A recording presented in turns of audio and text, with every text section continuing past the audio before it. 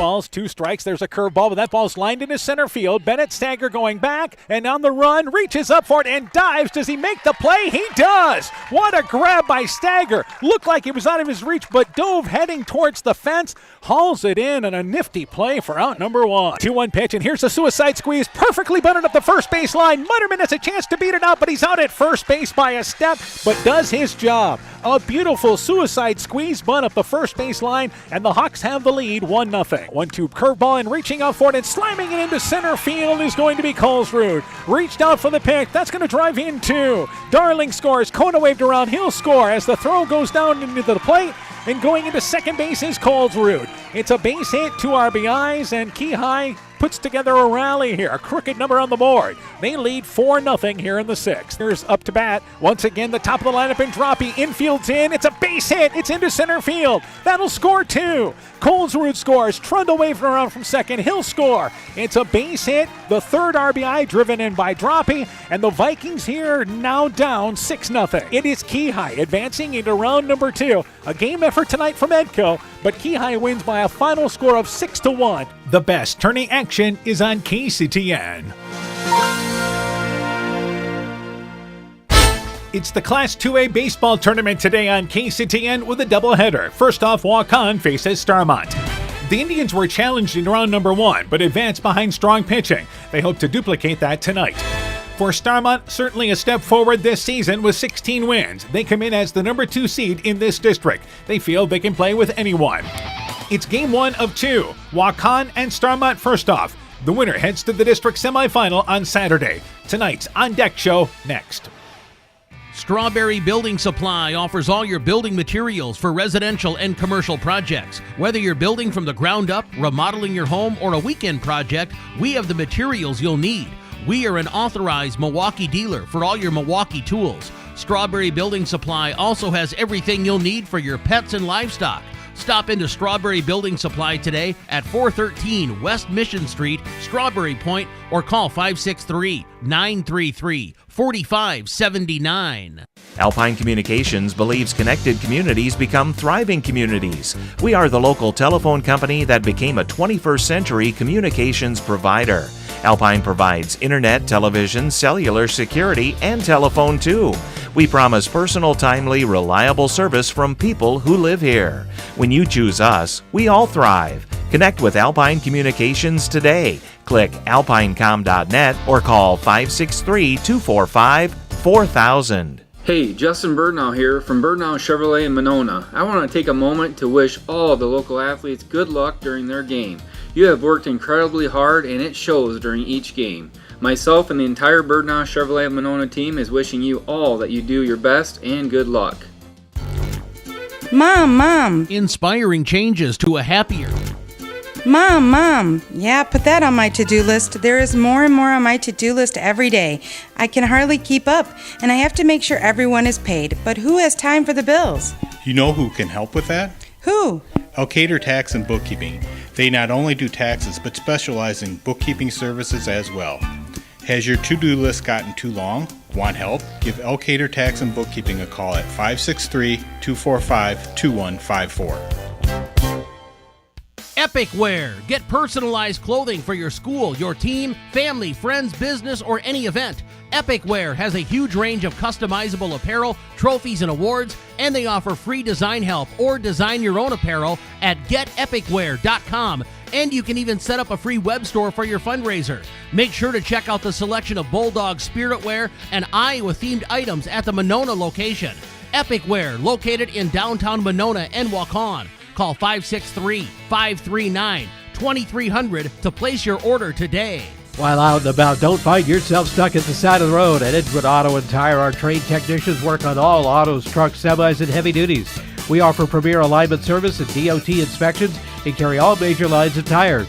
Call or ask about our current tire rebates. If you're in a bind and need a tow, give Edgewood Auto and Tire a call at 563-928-7333. Available 24 hours a day, 7 days a week. We offer a mobile tire repair service to get you back up and going, either on your farm or on the road.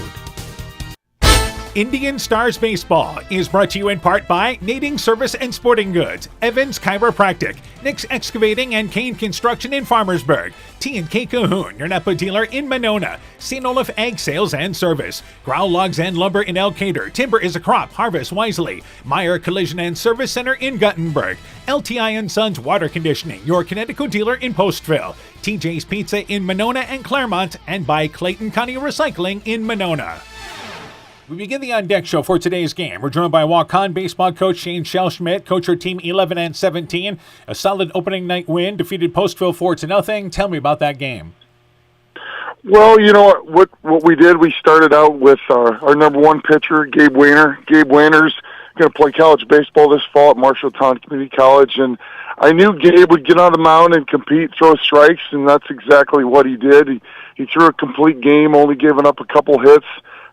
Commanded the strike zone, and you know, offensively, sometimes it takes a little while for us to get going, and playoff baseball, the last thing you want to do is start slow. So our plan, our approach to that game was throwing a future college pitcher to, you know, give us a little sense of ease as we started, and that's what he did. All right, let's talk about this year's team for the Indians. Who's contributing for you offensively? Well, right now, Colton O'Neill, sophomore, the guy that's going to be starting for us this evening, has been our leading hitter since the start of the season, batting second in our lineup. He's that type of hitter that loves to lay the ball down, but also hits the ball hard on the line. It's few and far between that you see some you know, easy fly balls. He's a hitter that makes guys have to work on the mound, and Jack O'Neill, Jack is our leadoff senior. All season has batted over 400. Just recently, it's kind of dipped below 4, but still, that's a pretty solid batting average. Jack can run. He can do some wonderful things, and those have been our top two, basically spark plugs this year. Mason Watson's been batting third for us, and Brody Gress is batting fourth, and they've kind of, you know, moved into those roles of late. But those are the four guys that pretty much have kept our offense moving thus far this season. All right, you mentioned Colton O'Neill starting on the mound for you. Tell me a little about him pitching-wise. Colton, he works out there. He's a grinder. You know, I think he's deceiving. He's only a sophomore. He keeps the ball in the strike zone. He's able to mix and move it. He's got a pretty good changeup, which, if you look at his strikeout count, he strikes hitters out. He's kind of deceiving. He gets out there, and I think hitters think, well, he's a young pitcher. He's a young guy in the roster, and before you know it, you're down 0-2, 1-2, and he makes you compete. So, you know, the one positive is that he's left-handed, so I think he does a pretty good job of keeping runners close.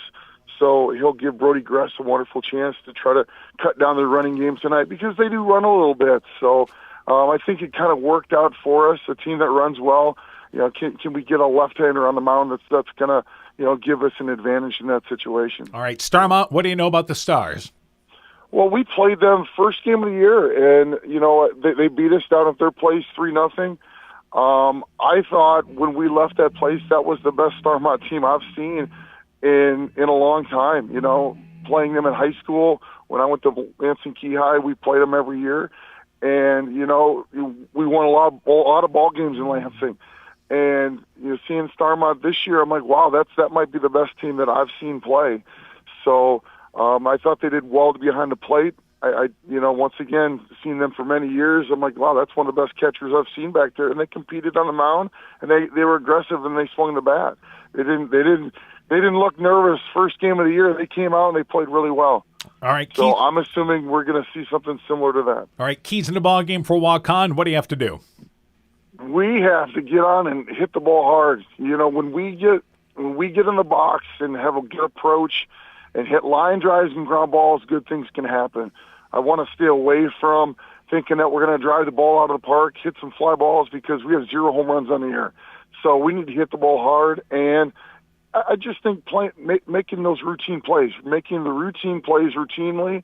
And I don't care about the web jams, but I want to make all of the the basic plays that are expected. All right, Coach. I think if we do that, we'll be competitive. All right, Coach. Good luck to you in the ball game. We look forward to talking to you afterwards. I appreciate it. Thank you, Tom. Have a good day. You bet. Waukon baseball coach Shane Shell-Smith on his Indian team. The On Deck show continues after this.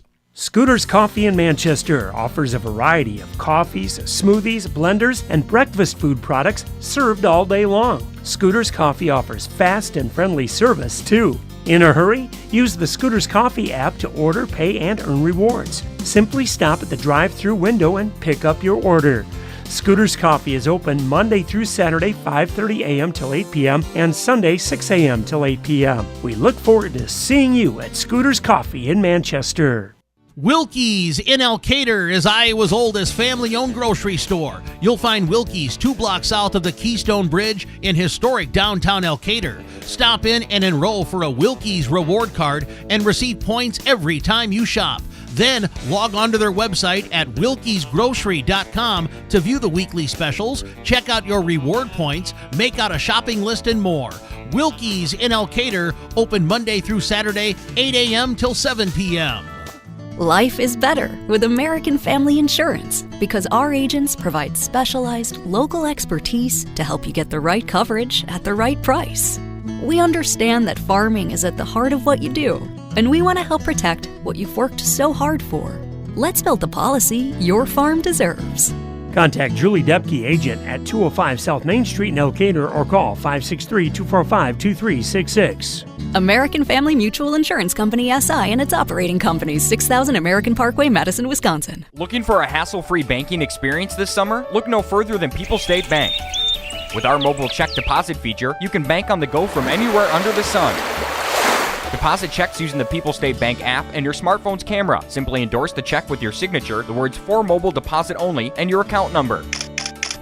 Deposit done in seconds, leaving you with more time to enjoy the sunshine. Experience the freedom of banking at your fingertips with People State Bank. Download our app today and make this summer one to remember. People State Bank, member FDIC. Brought to you by locally owned and operated NEAT, proudly providing high-quality internet, television, and telephone services at the speed of light to businesses and homes in Northeast Iowa. NEAT also provides computer and network services as well as business phone system sales and service. For more information, visit NEITEL.com or call 877-638-2122. NEAT, connecting you now. Northern Country Co-op and Viafield are now Nexus Cooperative, your full-service ag partner supplying all your agronomy, energy, feed, grain, and lumber needs. Our highly knowledgeable and experienced team utilizes the latest technology in feed manufacturing, agronomy services, precision ag, plant and animal nutrition, energy products, and grain marketing to keep our customers ahead of the rest. Stop in today at any of our 26 locations across northern Iowa and southern Minnesota, or visit us online at nexus.coop. Indian Stars Baseball is brought to you in part by Hill Country Convenience Store, Every's Auto and Tire in Colesburg, Citizen State Bank of Monticello, Hopkinton, Ryan, Manchester, Winthrop, Strawberry Point, Springville, and New Vienna, member FDIC and equal housing lender, Thompson Construction and Monona Overhead Door, Dean Family Chiropractic in Claremont, Myers Auto Service in Monona, Culligan Water Conditioning in Elkader, Fisk Farm and Home in Monona, Cresco, and Decorah, KAR Auto Group, and by Bacon Concrete in Postville. We continue the On Deck show for today's game. We're joined by Starmont baseball coach Vinny O'Deffer. Coach, her team finishing up the regular season 16-8. A good win to close the regular season. Beat Sumner Fred 3-2. Tell me about that game. Yeah, that was a fun one. We had Sumner Fred out at our place, and it was a couple rainy days like we've had all year, so we were hoping we'd get the diamond ready, but we did, and I'm glad we did because they're a good ball team, and that's really going to help us for this postseason, playing a good team. But they got up on us early. I think it was 2-0, and we battled. I know we talked to the guys about our offense. If we keep people in striking distance, we have a good chance. And the guys did that. They played well together, and we ended up putting up 3 runs, I think, in the 5th inning. And we went ahead and made a pitching change, which Elliot Francis came in for us after Wyatt started, and he did a great job shutting them down. Our defense was great behind him. Jace Thomason, our left fielder, had a couple of great catches out there, which helped shut down their offense, and then we ended up pulling it out. So that was a fun one, and like I said, great for our momentum for the end of the year. All right, let's talk about offensively. Who are some of the kids contributing for the Stars this season? Well, it's been all over the place. We like our lineup, 1 through 9. We feel very confident that anybody can put the ball in play and get on, and once they do, they run the bases aggressive. But Anthony King has scored a lot of runs for us this year, our center fielder. He's one of our seniors, kind of the heart of our defense out there, runs a lot of stuff down, but he's really helped us out on offense, just getting on base, finding ways to get on, and he's pesky once he gets on there. Pitchers got to check on him a lot, so he kind of wears pitchers down once he gets on, and he's done a great job. But also, Elliot Francis has done a good job at the plate. He's batted in some runs for us. And then Milton Cushion, another one of our outfielders, he's one of our West Central kids, has really helped us out. He's batted in a lot of runs for us. I think 14 or 15 runs that he's batted in throughout the season. But everybody's done a good job at the plate. When it's their time, they get it done, and I'm really proud of everybody. All right, let's talk about pitching-wise. Who do you look to throw in today's ball game? We're going to start out just like we did against Sumner. We're going to start out with our 2 freshmen. So Wyatt Opitz is going to start on. We'll take him as far as we can, and then Elliot Francis is going to come in after that and hopefully shut it down. All right, turning our attention to Waukon, what do you know about the Indians?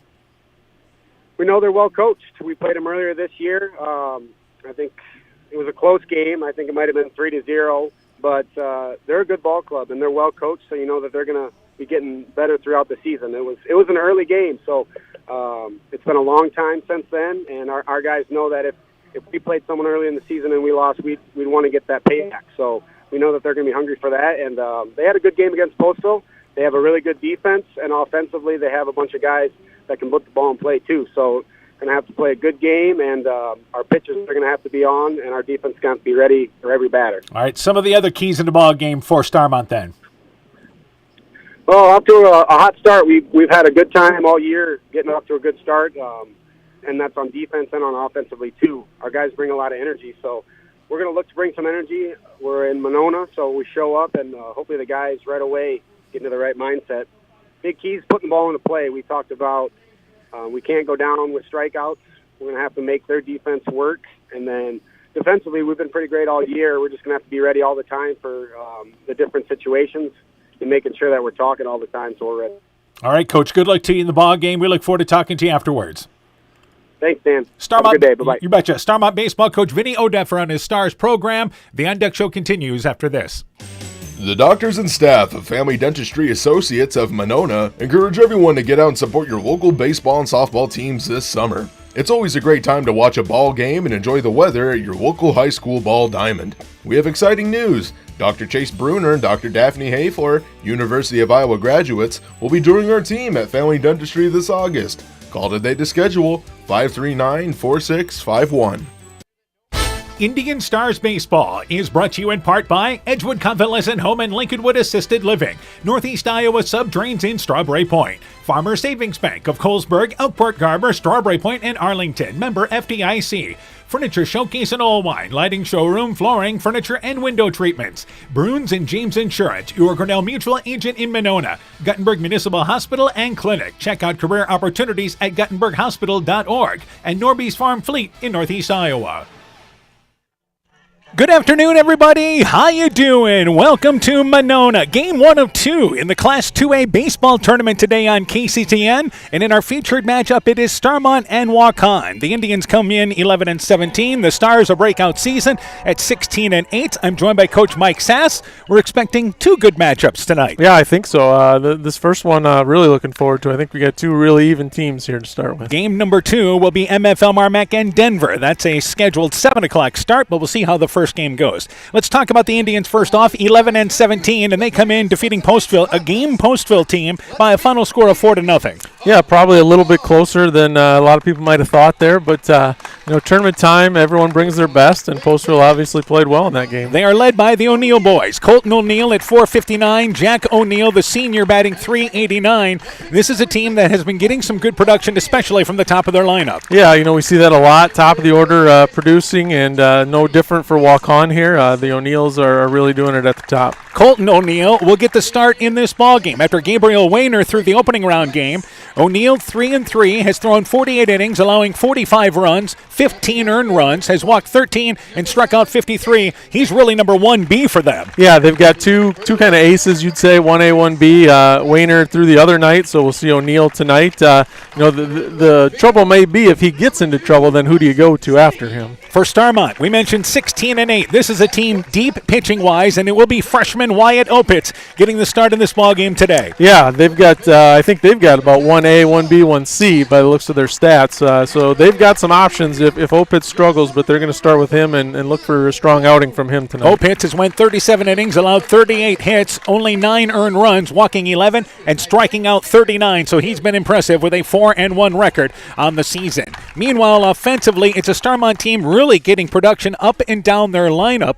They've got a number of hitters here that have over 20 RBIs on the season. Again, the stats for them, solid. Yeah, I was looking at that as well. We haven't seen them in person this year, but looking at their stats, I was impressed. They, like you said, they've got guys hitting over 300 from the 1 through the 8 spot here. They are led by freshman Elliot Francis, batting .360, one of their leaders, along with freshman Wyatt Opitz. He's batting .381.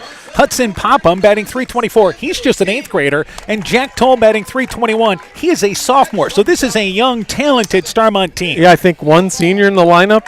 But as we mentioned, they're hitters all the way up and down there. Let's see about keys in this ball game. And this is about which team can throw strikes consistently and really can they avoid the big inning in this game. Yeah, I think that's the key for Waukon. You want to keep O'Neill in the game as long as possible. And Starmont, they want to get the bats going and try and get his pitch count up. And we figure that the way Starmont has played this year, that this figures to be a lowest scoring game with at least the pitching they have. So let's see how Waukon, and they're a relative young team, can they put the ball in play consistently? Yeah, that's going to be a big key here. I don't think we're going to see a lot of runs from either side here. We'll take a break. When we return, the first pitch, and we'll set the starting lineup. Starmont and Waukon, the 2A baseball opener, coming up next from KCTN Sports.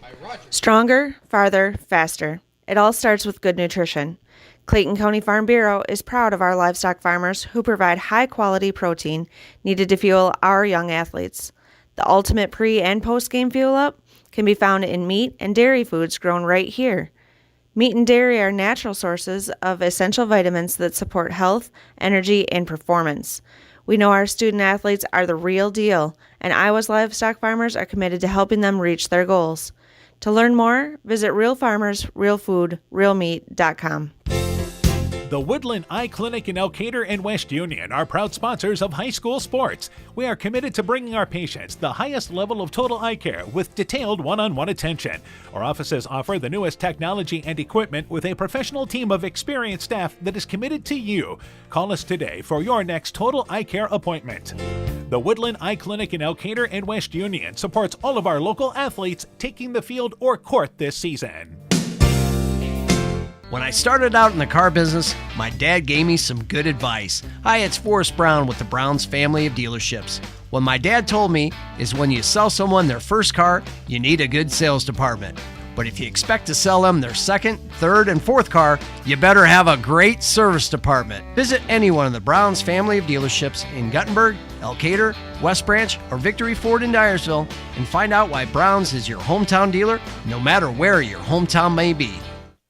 Indian Stars Baseball is brought to you in part by Bloom's Flowers, Gifts, and More in Edgewood, Adverse Weather Insurance, Jim Furman of Volga, your independent crop insurance agent, J&J Land Solutions in Edgewood, Innovative Ag Services in Elkader, Monona, and Waukon, the Lowena Savings Bank, member FDIC, and by Rivals Inc., custom gear, screen printing, embroidery, and online shopping at rivalsinc.com. You're listening to the Boys District Baseball Tournament on KCTN, Garnavillo, Elkader, Iowa. Waukon, the visiting team. Let's go through the lineup for the Indians. Jack O'Neill, the third baseman, bats leadoff. Colton O'Neill, the pitcher, bats second. Mason Wasson is the second baseman. He'll bat third. Brady Gress, the catcher, bats cleanup. Gabe Wayner is the designated hitter, batting fifth. He's DHing for the right fielder, Sawyer Breitsbecker. Karsten Steggy, the left fielder, bats in the number 6 position. James Stigler is the shortstop, batting 7th. Sean Martin, the first baseman, bats 8th. And Connor Cahoon, the center fielder, bats in the number 9 position. That's your your starting lineup for the Indians, wearing their white bottoms, the black tops, and the Indians there in orange across the front. Meanwhile, for Starmont, let's line them up defensively. Jace Thomason is in left field, Anthony King in center, Milton Cushion is in right field, Elliot Francis is at third base, Nick Wilfong is short, Hudson Popham is the second baseman, Caden Bumgartner plays first, Jack Toll does the catching, and right-hander Wyatt Opitz is on the mound. Stars wearing their black bottoms and the yellow tops with Starmont there in black, and actually Waukon has Waukon across the front of their jerseys and not the Indians as we get a closer look. So we're ready to go here for this ball game here on KCTN FM 100. Our umpires for both games, Eric Pasker and Denny Broadbeck doing the ball game. I believe it is Pasker behind the plate for the first game here today. Jack O'Neill, Colton O'Neill, and Mason Wasson to lead things off here now in the top of the first inning for Waukon. Colton O'Neill batting .459 of the season, 33 of 85. He also has driven in 15 runs this year. That is among the leaders. And Jack O'Neill, the third baseman, this season is just a senior, one of the more experienced players. His younger brother is just a sophomore. He's a senior. First pitch of the ball game, a curveball, and it's lined to the shortstop. Wilfong moves to a step to his right, gets it on the hop, throw across the diamond to Bumgartner, and O'Neill bounces out to short on pitch number 1, and we are underway here in Monona tonight. Yeah, nice play by shortstop there. I think he thought he caught that out of the air, but good thinking, throwing it across the diamond strong to make sure he got that out. And we are sitting behind home plate tonight. We should get a good look at what pitches are coming in, and that was a curveball from Wyatt Opitz. Yeah, nice break on that one. Colton O'Neill is up to bat, the pitcher, and the left-handed hitting Colton O'Neill. And he is on this season 35 of 90. Lays down a bunt up the third base line. Charging is Francis. Throw to first, not in time. O'Neill on his first pitch lays down a beautiful bunt up the third base line and a one-out infield single for Waukon. Yeah, placed that just perfectly down the third base line. No chance for Starmont with Brings up Mason Wasson. Wasson is the second baseman. Wasson this season has 24 hits, 78 at-bats, just a little over 300 at 308. We'll see Opitz from the stretch, and he throws to the first baseman, Bumgartner, to try to keep O'Neill close. And we will work here. As far as stealing-wise, you expect Opitz to work to keep the runner safe, and here's a fastball swinging through it there as Wasson, and the count is 0-1.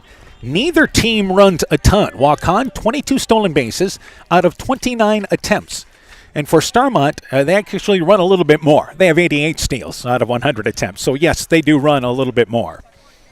And Wasson is up to bat here with a count 0-1. Short lead by O'Neill. Here's a fastball, and that's lined into center field. Moving over to his left as Anthony King goes to one knee, slides down and makes a nice play in center field as Wasson's line drive was certainly headed down in the outfield, and a good job by King tracking it down for out number 2. Yeah, hit that ball hard, and just a great play by King out there to go get that. Brings up Brody Guess, who is the catcher.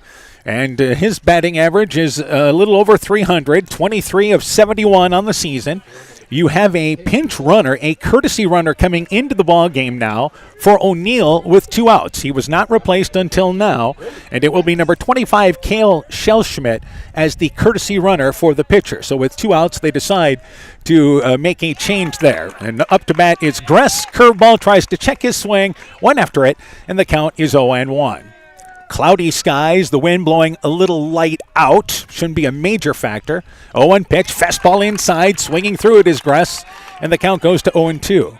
But we start with the lights off. I would think that they would be coming on fairly shortly. I think so. If it stays cloudy, we'll see him shortly. 0-2. The 0-2 curveball, and chasing the pitch is Gress. Pops it up. Third baseman right on the bag there, and that is Francis. Calls for it, moves a couple of steps to his left, makes the play for the third out of the inning. So for the Indians, no runs a hit. They leave 1. We've played 1 half inning. No score here in Monona. It's pretty unusual for a bank to be 100% employee-owned, and Freedom Bank wouldn't have it any other way. Employee-owned means we're not just your bank, we're your friends and neighbors. We value being active community partners, and we believe in donating generously to local causes. We empower success, not just for our customers, but for our communities as well. Visit Freedom Bank in Elkader, Monona, Postville, Waukon, or online at freedombnk.com. Member FDIC.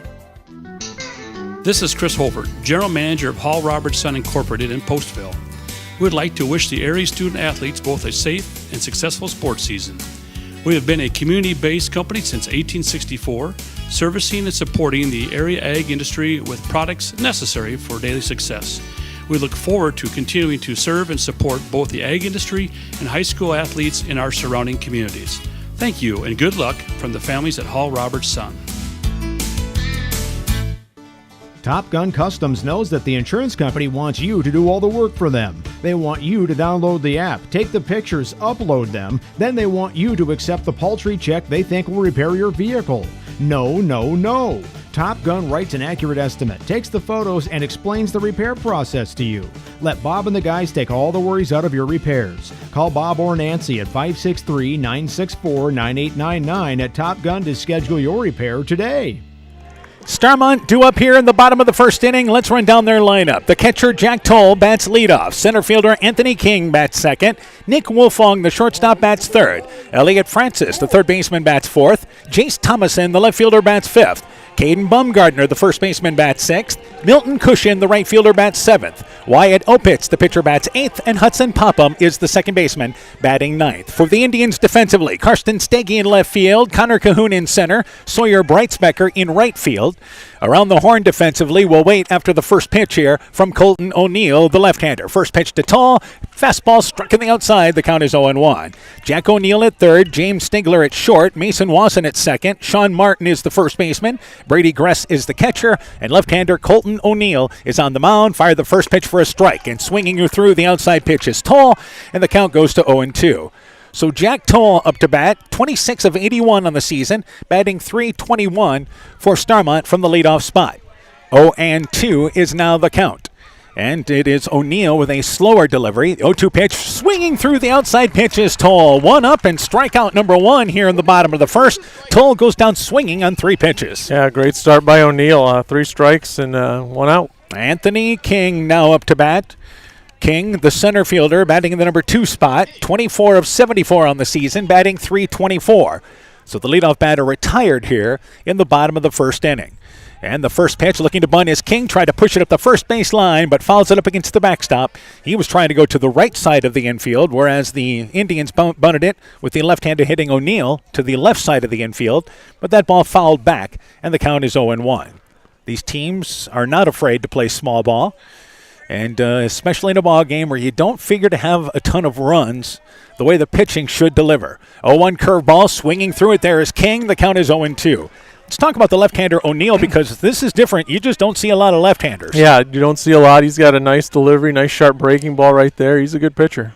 And quickly ahead, he's throwing 5 strikes. The 0-2 curveball, King hits a bouncing ball. Shortstop Stigler fields it at the edge of the infield, got a nice high hop, throw to first, and just in time. King flying down the line, nearly beat it out as that ball for Stigler kind of held up on him a little bit. But it's out number 2, recorded at first base. Yeah, he almost got a little too nonchalant there, but does get the out. But King can sure get down that line. And we saw him as a running back in football this past season. Nick Wilfong is up to bat now, the number 3 hitter in the lineup with 2 quick outs for Starmont. Nick Wolfong, 23 of 80, batting .288. Takes a pitch outside. Missing away is O'Neill, and the count is 1-0. That is the first ball O'Neill has thrown 3 batters into this game.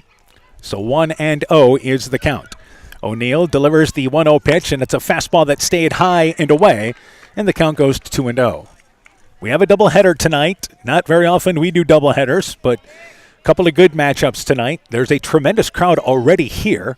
2-0 pitch, trying to work outside. It's O'Neill, and 3 times in a row he's missed outside, and the count goes to 3-0. Yeah, I don't know if they're trying to stay away from Wolfong a little bit here or just lost a little control after the first 2. O'Neill bluffing to bunt is Wolfong. He takes it all the way, and that is the first walk issued by O'Neill. After firing 6 straight strikes, he throws 4 balls in a row, and that brings up Elliot Francis, now the third baseman. Francis this season, his batting average is 27 of 75, so that is a .360 batting average, and he is the third baseman for Starmont. And it's actually Starmont West Central is how we should list the team. Yep, their right fielder is one of my golfers from West Central. Moving on over to first base there was the pitcher O'Neill. Martin's tag not nearly in time. Getting back to having a left-handed pitcher, this makes it a little tougher for the base runners. Absolutely harder to run on a lefty. And he looks to deliver the first pitch to Francis.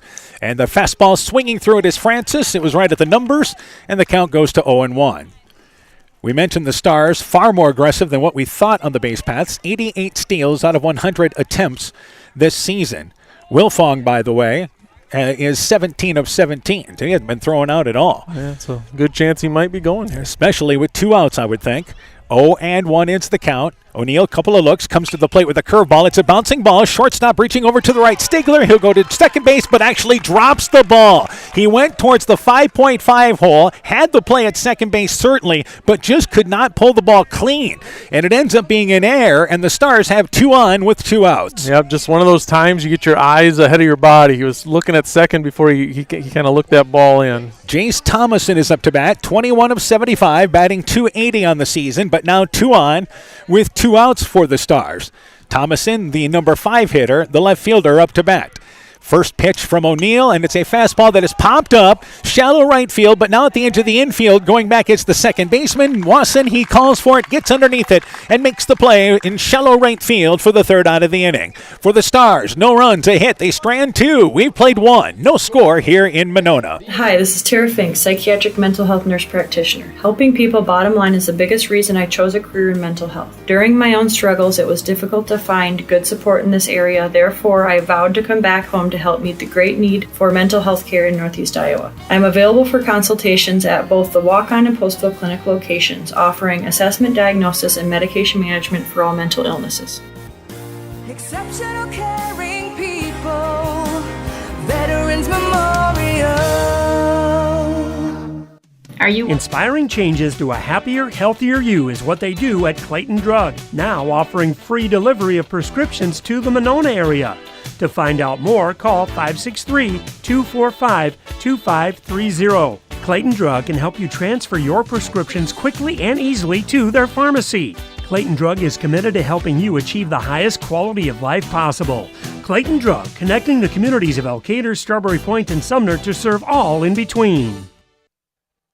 In the top of the 2nd inning, it'll be Gabe Wayner along with Kirsten Staggy and James Stigler to lead things off in the top of the 2nd inning with no score. There's a curveball, and that ball's roped into left center field. On the run is the left fielder, cannot get to it in Jace Thomason, and Wayner has the second hit for Waukon, blooping it into left center field for a leadoff single here in the 2nd. Yeah, nice piece of hitting. Just waited on that curveball and dropped it into left center. And that now brings up left-handed hitting Kirsten Staggy. Staggy is the number 6 hitter in the lineup. We mentioned that Wayner, one of the more experienced hitters, has 11 hits on the season, so that is his 12th hit. Karsten Staggy now up to bat. He is 8 of 32 on the season. Like many teams, Waukon being young, bottom of the lineup, they're just looking for some production. And they squared a bunt. Staggy bunts it. Third baseman Francis charges in, looks at second, but instead goes to first base. Covering the bag is Popham, and Staggy does his job. A sacrifice bunt, put it to the left side of the infield, and Wayner moves over into scoring position with 1 out. Yeah, good job by Staggy getting that bunt down, getting the runner over. Did his job there. James Stigler now up to bat. Stigler is 12 of 55 on the season. So both teams, we mentioned, not afraid to play small ball. That's the 3rd bunt attempt we've seen already in this game. Fastball pitch to Stigler. It's a called strike on the outside. The count is 0-1. So quickly in the top of the 2nd inning, and yet to have a serious threat in this game. Curveball and ball popped out of play. Late swing there by Stigler. Fouls it over the backstop, and the count goes to 0-2. Both these pitchers delivering strikes for the most part here. And we don't expect a 9-8, 10-9 ball game. 0-2 count, fastball, bouncing ball. It goes off the glove of the pitcher, Popham, to the right. Picked up by the second baseman there. Popham actually picks it up. It went off Opitz's glove. The throw to first, and it is just in time. Nice recovery there by Popham, charging it after it went off the glove. Opitz reached to his left off the mound, and Popham makes the play. Advancing to third is Wayner, but a big out number 2 at first. Yeah, huge out there, and a good play by Popham to really charge that and throw it hard to first. Just got the runner there. But 2 outs, a runner at third base. First threat here early in this ball game for Starmont. Sean Martin is now up to bat. So Martin is 21 of 90, and we have a balk here. Yep. We have a balk called on Opitz, who apparently did not set working out of the windup there. So scoring from third is Wayner, and the Indians take the first run of the lead here, take the first score, and they do it via a balk. Did you have a good look at what he did there? I didn't. I'm guessing, like you said, he didn't come set there, but the whole Indian dugout was yelling for it, so they definitely saw it. You can see Opitz, and Coach Odeffer comes out to the first base umpire to have a conversation. Opitz had a conversation with his shortstop, Nick Wilfong, who came in, and Opitz, you could see, was disappointed there in that. And Opitz, of course, works exclusively from the stretch. Here's a bouncing ball. Popham reaches for it to his right, and it scoots into center field. It's a 2-out base hit for Martin. Second hit of the inning. Would have brought in the run anyway. And a runner on first base with 2 outs here for the Indians. Yeah, that balk becomes less important now with that base hit. Connor Cahoon, the number 9 hitter, has 5 base hits on the season. 5 of 35 on the season. Cahoon, the 9 spot in the lineup. They throw to first base. Back in there safe is Martin. If you're talking about Martin, a threat to run with 2 outs, Martin does not have a steal this season. We mentioned they only have 22 steals as a team. Both these teams played in pretty good baseball conferences this year. From the stretch, Opitz delivers. It's a fastball high, and chasing after it there is Cahoon. Could not get to it. Up above the eyes, and the count is 0-1. Waukon's head coach, Shane Schellschmidt, former University of Dubuque coach. And 0-1 is the count as he gives the signs down the third base line. 0-1 pitch. There's another high fastball from Opitz. Cahoon again chased it. And the count is 0-2. If you're Opitz, I don't see any reason to throw anything else. Stay right there. He's chased 2 of them. See if he can get him to chase a third here. 0-2 is now the count. Short lead at first base. Again by Martin. And here's the 0-2 pitch, reaching out for it. Fouling it away is Cahoon. It was a pitch that was low and outside. Got a piece of it to stay alive with a count at 0-2. So the Stars, you like to see the middle infield. They're moving on throws back from the catcher, heading in the direction of second base after a pitch is caught. 0-2 pitch. There's a high fastball, curveball rather. Cahoon reaches out for it but cannot get to it. First strikeout recorded by Opitz, and that does it for the Indians in the top of the second. But they score a run. They do it on 2 hits. They leave 1. We've played an inning and a half. Waukon strikes first, leading 1-0. Hi, this is Cody from Torkelson Motors in Elgin and Waukon. At Torkelson Motors, we believe that student involvement in activities is a great way to help grow our communities, and we are proud to help sponsor this game for your enjoyment. We've been serving Northeast Iowa since 1926 and appreciate the business that our customers have given us and the support they provide to our area schools and communities. So the next time you are in need of a new or used vehicle or a repair, stop into Torkelson Motors. We've been selling cars the old-fashioned way with a friendly smile and a handshake right here next door in Elgin and Waukon. Indian Stars Baseball is brought to you in part by Nading Service and Sporting Goods, Evans Chiropractic, Nick's Excavating and Kane Construction in Farmersburg, T&K Cahoon, your Napa dealer in Monona, St. Olaf Ag Sales and Service, Growl Logs and Lumber in Elkader, Timber is a Crop, Harvest Wisely, Meyer Collision and Service Center in Guttenberg, LTI & Sons Water Conditioning, your Connecticut dealer in Postville, TJ's Pizza in Monona and Claremont, and by Clayton County Recycling in Monona. We go to the bottom of the second inning. Starmont will send up Caden Bumgartner, Milton Cushion, and Wyatt Opitz. That is 6, 7, and 8 in the lineup for Starmont. So Caden Bumgartner, the first baseman, is up to bat. Bumgartner, 10 of 64 on the season. He'll be from the number 6 spot in the lineup to lead things off against the left-hander in Colton O'Neill. After Waukon, benefit of a balk, ends up scoring a run in the top of the second inning. Curveball right away to Bumgartner, swings right through it, and the count is 0-1. So we're moving along fairly quickly in the bottom of the second inning. Good to see both pitchers throwing strikes here early. Yeah, that's a big key. And here is now the 0-1 pitch. Fastball, bouncing ball right back to the mound. Gloved there by O'Neill. Did a good job. He kind of backed away. It was hit hard right at him. He runs it halfway on over to first base, flips it to Martin, and it's 1 up and 1 down here in the second as Bumgartner bounces back to the mound. Yeah, hit that hard. If that gets past the pitcher, that's a base hit. So that now brings up Milton Cushion, the right fielder. We mentioned this is Starmont West Central. Cushion is the one player in this lineup. I think last year there was 3 or 4 kids from West Central that played on this team. Milton Cushion is a freshman and is 20 of 70 on the season. Fastball, there's a strike outside. The count is 0-1. So this is the number 7 spot in the lineup. And with 1 out, Cushion falls behind.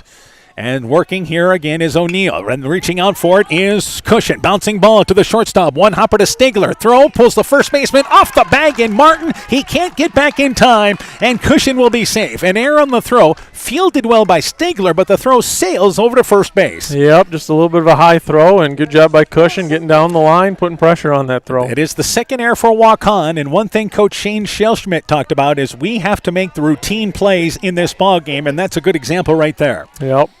Wyatt Opitz, the number 8 hitter, now up to bat with a runner at first base. Opitz is 24 of 63 on the season, having a great year as a freshman at .381. And there's a fastball that stays high and away, and the count is 1-0. Waukon played Saturday night. Starmont's been off since they closed the regular season. 1-0 is now the count. O'Neill from the stretch, delivers the 1-0 pitch. It's a fastball called strike outside, and the count is 1-1. We are directly behind the backstop area. Nobody in front of us. We've got a great look at the ball in strike call, and that outside corner is being called consistently. 1-1 is the count. 1-1 fastball, bouncing ball right side of the infield. Wasson, the second baseman, bobbles it, goes to second base for the force out, and they just get a sliding cushion there. They couldn't turn 2 after the bobble, but they get the leadoff runner at second, and that's out number 2. Yeah, real close play at second. Again, good hustle by Cushion, and but good play to stay with and get that lead runner. Opitz safe on the fielder's choice, brings up Hudson Popham now up to bat. Hudson is an 8th grader. 11 of 34. We will have a runner brought in for Starmont. Number 29, Isaiah Maker, will be the courtesy runner for Wyatt Opitz. And if you're talking about speed on the base pass, that would certainly be the case there with Maker. And he is the courtesy runner in this ball game. He has certainly seen time in the lineup for them this year as well. But coming off the bench in this game. And 2 outs, a runner at first base. And the first pitch to Popham, fastball outside, just misses away, and the count is 1-0. I wonder if our home plate umpire heard us talking about that outside pitch being called there. Yeah, I think that one was just a little bit more outside. 1-0 is the count. 1-0 pitch from O'Neill. It's inside. Nice job dropping to his knees. Gress kept that ball right below him. That keeps the runner Maker at first base, but the count goes to 2-0. So falling behind is O'Neill, who pretty much through this part of the lineup, the first 8 hitters, has been ahead on 6 of the first 8 hitters. 2-0 the count. 2-0 fastball fouled down the first base line. That'll clear the dugout, Starmont side. At the end of the dugout, it goes out of play. The count is 2-1. So Maker often moving on contact there, but we haven't seen a lead that would indicate that he's looking to try to run here.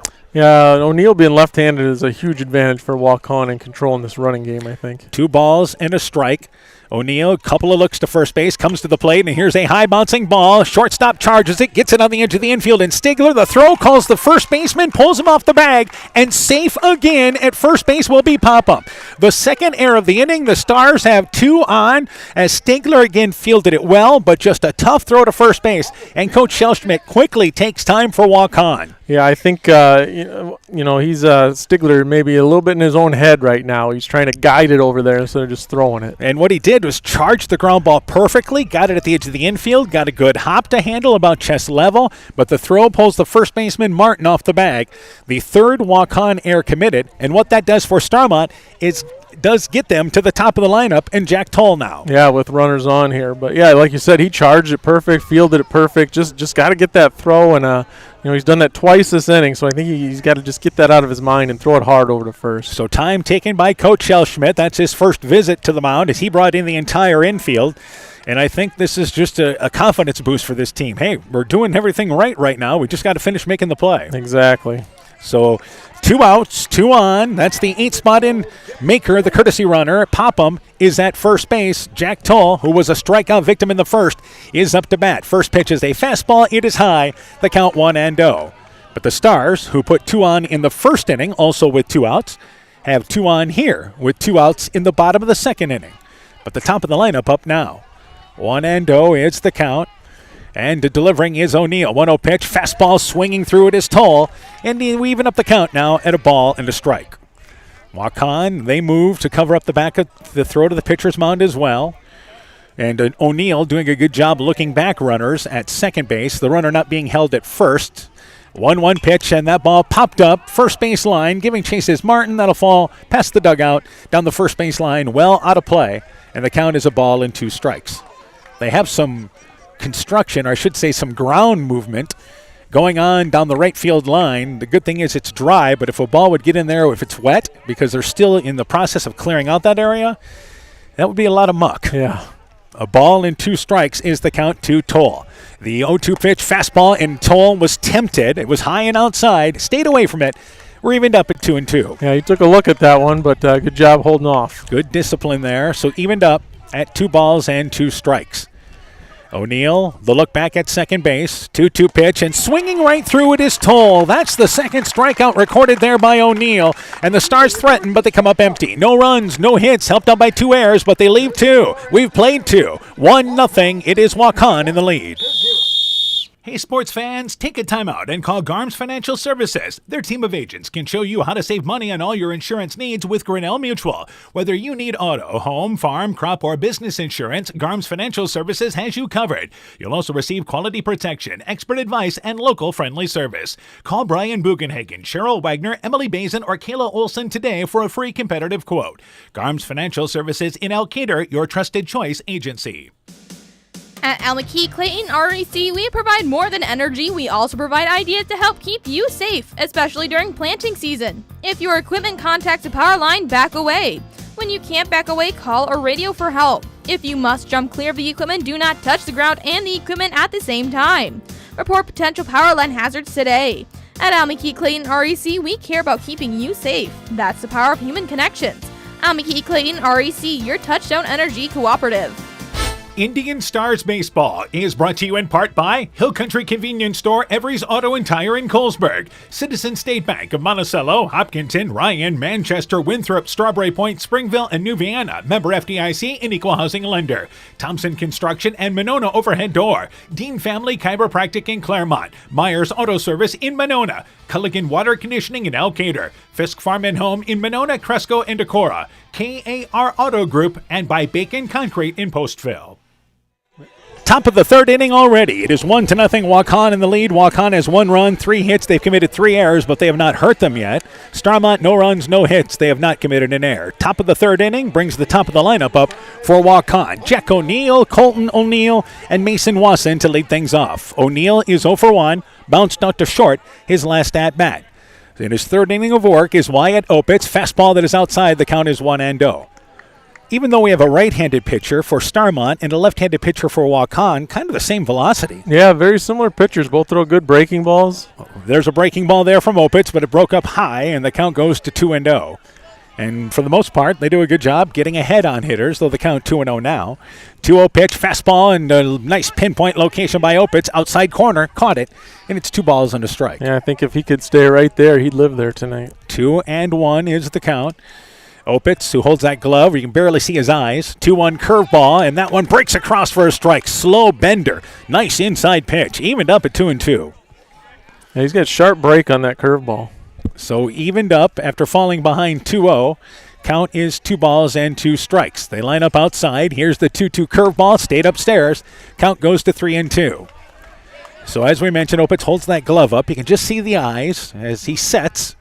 Working out of the windup, some stretch earlier. 3-2 pitch, swinging through the pitch there is O'Neill. Ball dropped by the catcher in Toll. He'll have to go to first base and record the strikeout there, and the throw down to Bumgarner is time. It is strikeout number 2 for Opitz, and the first out here in the third. Yeah, good job getting the leadoff hitter there by Opitz.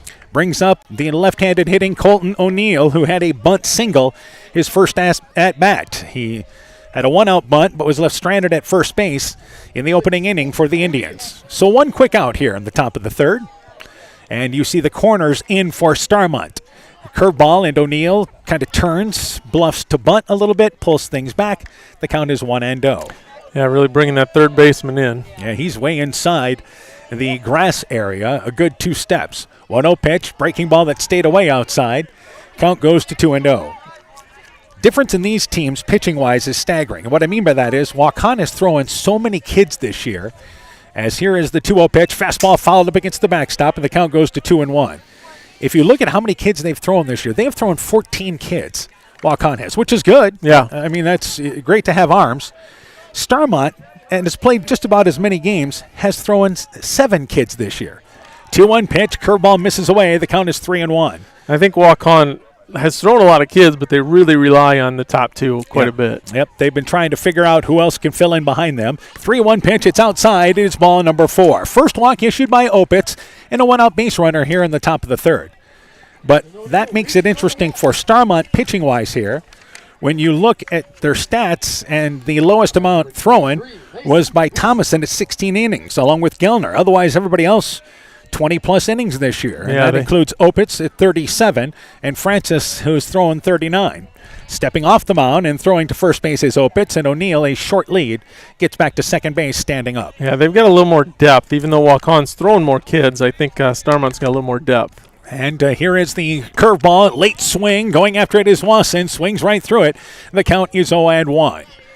So Opitz gets ahead, back from the stretch with a runner at first base. And Wasson lined out sharply to center field his last at-bat. Opitz again steps off the mound to throw it to first base, but back in there standing up is O'Neill. So we yet to see the spin move from the pitcher Opitz as he's stepping off and throwing to first base. Decent lead by O'Neill at first, and again they step off and throw to first base, and again O'Neill is back in there standing up. So O'Neill can probably go out another step or two. Yeah, he could get a little bit more of a lead on there. 0-1 is the count. He's off and running. 0-1 fastball. Wasson swings through late to protect him. Here's the throw to second base, and sliding in head first safe is O'Neill. Ball scooted by Popham, covering second base. They didn't have him anyway. A late swing by Wasson puts him in an 0-2 hole, but he was doing that to protect the base runner in O'Neill, who steals second. Yeah, good jump there by O'Neill and into second easily. And Colton O'Neill, now 4 of 4 stolen base-wise this year. That's only the 23rd stolen base. Throwing down to second base is Toll, who just launched it from the crouch stance, and covering the bag was Wilfong, but back in there standing up is O'Neill at second base. First pitch, the last pitch there was a ball, making it the first ball thrown to Wasson. 1-2 is now the count. Opitz delivers the 1-2 curveball, and it's a high fly ball. This is to right center field. On the run is Cushion. Cushion makes the play on the run in right center field. Quickly back into second base there is O'Neill, who had to make sure that ball got down, and he played it right as the base runner gets back after a nice track down by Cushion for out number 2. Yeah, good job by Cushion. Good jump on that, and good awareness by O'Neill to get back to second base. Brady Gress now up to bat. We see once again with 2 outs, O'Neill replaced by the courtesy runner in once again Schellschmidt. They did this in the first inning when he was at first base. So they want to get their pitcher just a little rest if they can before the bottom of the third. Yeah, my guess is that's why they're doing it. Gress popped out to third base, hits one off the end of the bat. Bouncer right side of the infield. Second baseman Popham gets a nice high hop to handle, waist level, picks it up, throws it to Bumgardner for the third out of the inning. So for Waukon, no runs, no hits. They leave 1. We've played 2.5, and it's 1-0 Waukon. When making up a to-do list, don't forget to include servicing your car at Edie's AC Delco Service Center in Garnavillo. Your car should have the best care, and Edie's will make sure of it. Stop in or call 964-2186 to make an appointment. Tires worn out? Well, Edie's can replace them. Need a tow? Call Edie's at 964-2186. Kay, Lynn, and Todd invite you to stop by and fill your car's tank with fuel at Edie's AC Delco Service Center in Garnavillo. Edie's open 7 a.m. Mondays through Saturdays. Strawberry Building Supply offers all your building materials for residential and commercial projects. Whether you're building from the ground up, remodeling your home, or a weekend project, we have the materials you'll need. We are an authorized Milwaukee dealer for all your Milwaukee tools. Strawberry Building Supply also has everything you'll need for your pets and livestock. Stop into Strawberry Building Supply today at 413 West Mission Street, Strawberry Point, or call 563-933-4579. Indian Stars Baseball is brought to you in part by Edgewood Convalescent Home and Lincolnwood Assisted Living, Northeast Iowa Sub-Drains in Strawberry Point, Farmer Savings Bank of Colesburg, Elkport Garber, Strawberry Point, and Arlington, member FDIC. Furniture Showcase and Allwine, lighting showroom, flooring, furniture, and window treatments. Bruins and James Insurance, your Grinnell Mutual agent in Monona. Guttenberg Municipal Hospital and Clinic. Check out career opportunities at guttenberghospital.org. And Norby's Farm Fleet in Northeast Iowa. Bottom of the third inning, 1-0 Waukon in the lead. Anthony King, Nick Wilfong, Elliot Francis to lead things off. 2, 3, and 4 in the Stars lineup here in the bottom of the third. King with a infield single his first at-bat, takes a fastball, it's a strike outside, and the count is 0-1. Brady Gress, the catcher for Waukon has an interesting way that he lines up behind the plate. He puts that right foot way out as King hits a bouncing ball, hit to the shortstop. It's a liner that dives shortly, and Stigler able to take a step in and catch it right off the ground. Good job by Stigler. Got a good jump on it. King lines out to shortstop for out number 1. Yeah, just soft looper right there to shortstop. With King's speed, I think he wants to put that ball on the ground and run. Getting back to how the catcher lines up for Brady Gress. An interesting way to line up, isn't it? Like a major league catcher. Yeah, he's a little bit taller back there, so that's probably a little bit easier on his knees. And that brings up now Nick Wilfong. Wilfong walked in the first inning, fouls the first pitch away, and the count is 1-0. So here, bottom of the third inning, Gress, and it is Brody Gress, by the way, and one of the more experienced players. Here's a curveball fouled up against the backstop. Reaching out for it was Wilfong, and the count goes to 0-2. Both these pitchers, we mentioned same velocity, but sharp breaking curveballs. Yeah, they both have nice curveballs. Two really good pitchers here. So far, those guys getting it across the plate pretty routinely for the most part. 0-2 is now the count. And here is Colton O'Neill with the 0-2 pitch. Fastball too far outside. Wilfong was not tempted, and it goes to a ball and 2 strikes. We mentioned good crowd on hand, and we still have a second game to go tonight. Yeah. But Waukon side up the third base line full, lots of lawn chairs. 1-2 pitch, too far outside, 2-2 the count. Same way over on the Starmont side as well. Our bleachers getting full here. Be interesting to see how many Denver brings. And MFL MarMac should bring a crowd, being the home team. 2-2 curveball, caught looking is Wilfong. A nasty bender there by the left-hander O'Neill. Strikeout number 3, and it's out number 2 here in the third. Yeah, that backdoor curveball just froze Wilfong there. And with 2 outs, that brings up Elliot Francis, the third baseman. Francis safe on an error. His previous at-bat. That's when the Stars put 2 on in the first, 2 on in the second, but left them stranded on. And here with 2 outs, Francis, the cleanup hitter, up to bat. Takes a curveball that's inside and low, and the count goes to 1-0. So an early start here. Game number 2 is MFL MarMac in Denver. The Bulldogs are the top seed in this district. Starmont the 2 seed. 1-0 pitch, fastball outside. The count goes to 3-0. Waukon the 3 seed in this district. Denver would be your 4 seed. They beat North Fayette Valley, who was the 5 seed. And, of course, Waukon beat Postville, which was the 6th seed in this district. 2-0 is the count. 2-0 fastball fouled up the first base line, but it'll head towards the on-deck circle up the first base line, and the count goes to 2-1. And on the other side, New Hampton is the top seed, and everybody looks at that, and they remember that MFL MarMac in New Hampton had quite a district championship game a season ago at New Hampton, when MFL MarMac rallied to win, scoring in the 7th. 2-1 curveball, bouncing ball, shortstop Stigler charges it, fields it, the good throw to first base, nice stretch by Martin. Stigler fires it across the diamond for the 3rd out of the inning. Stars go down in order. We go to the top of the 4th inning, still 1-0 Waukon. Alpine Communications believes connected communities become thriving communities. We are the local telephone company that became a 21st century communications provider. Alpine provides internet, television, cellular security, and telephone too.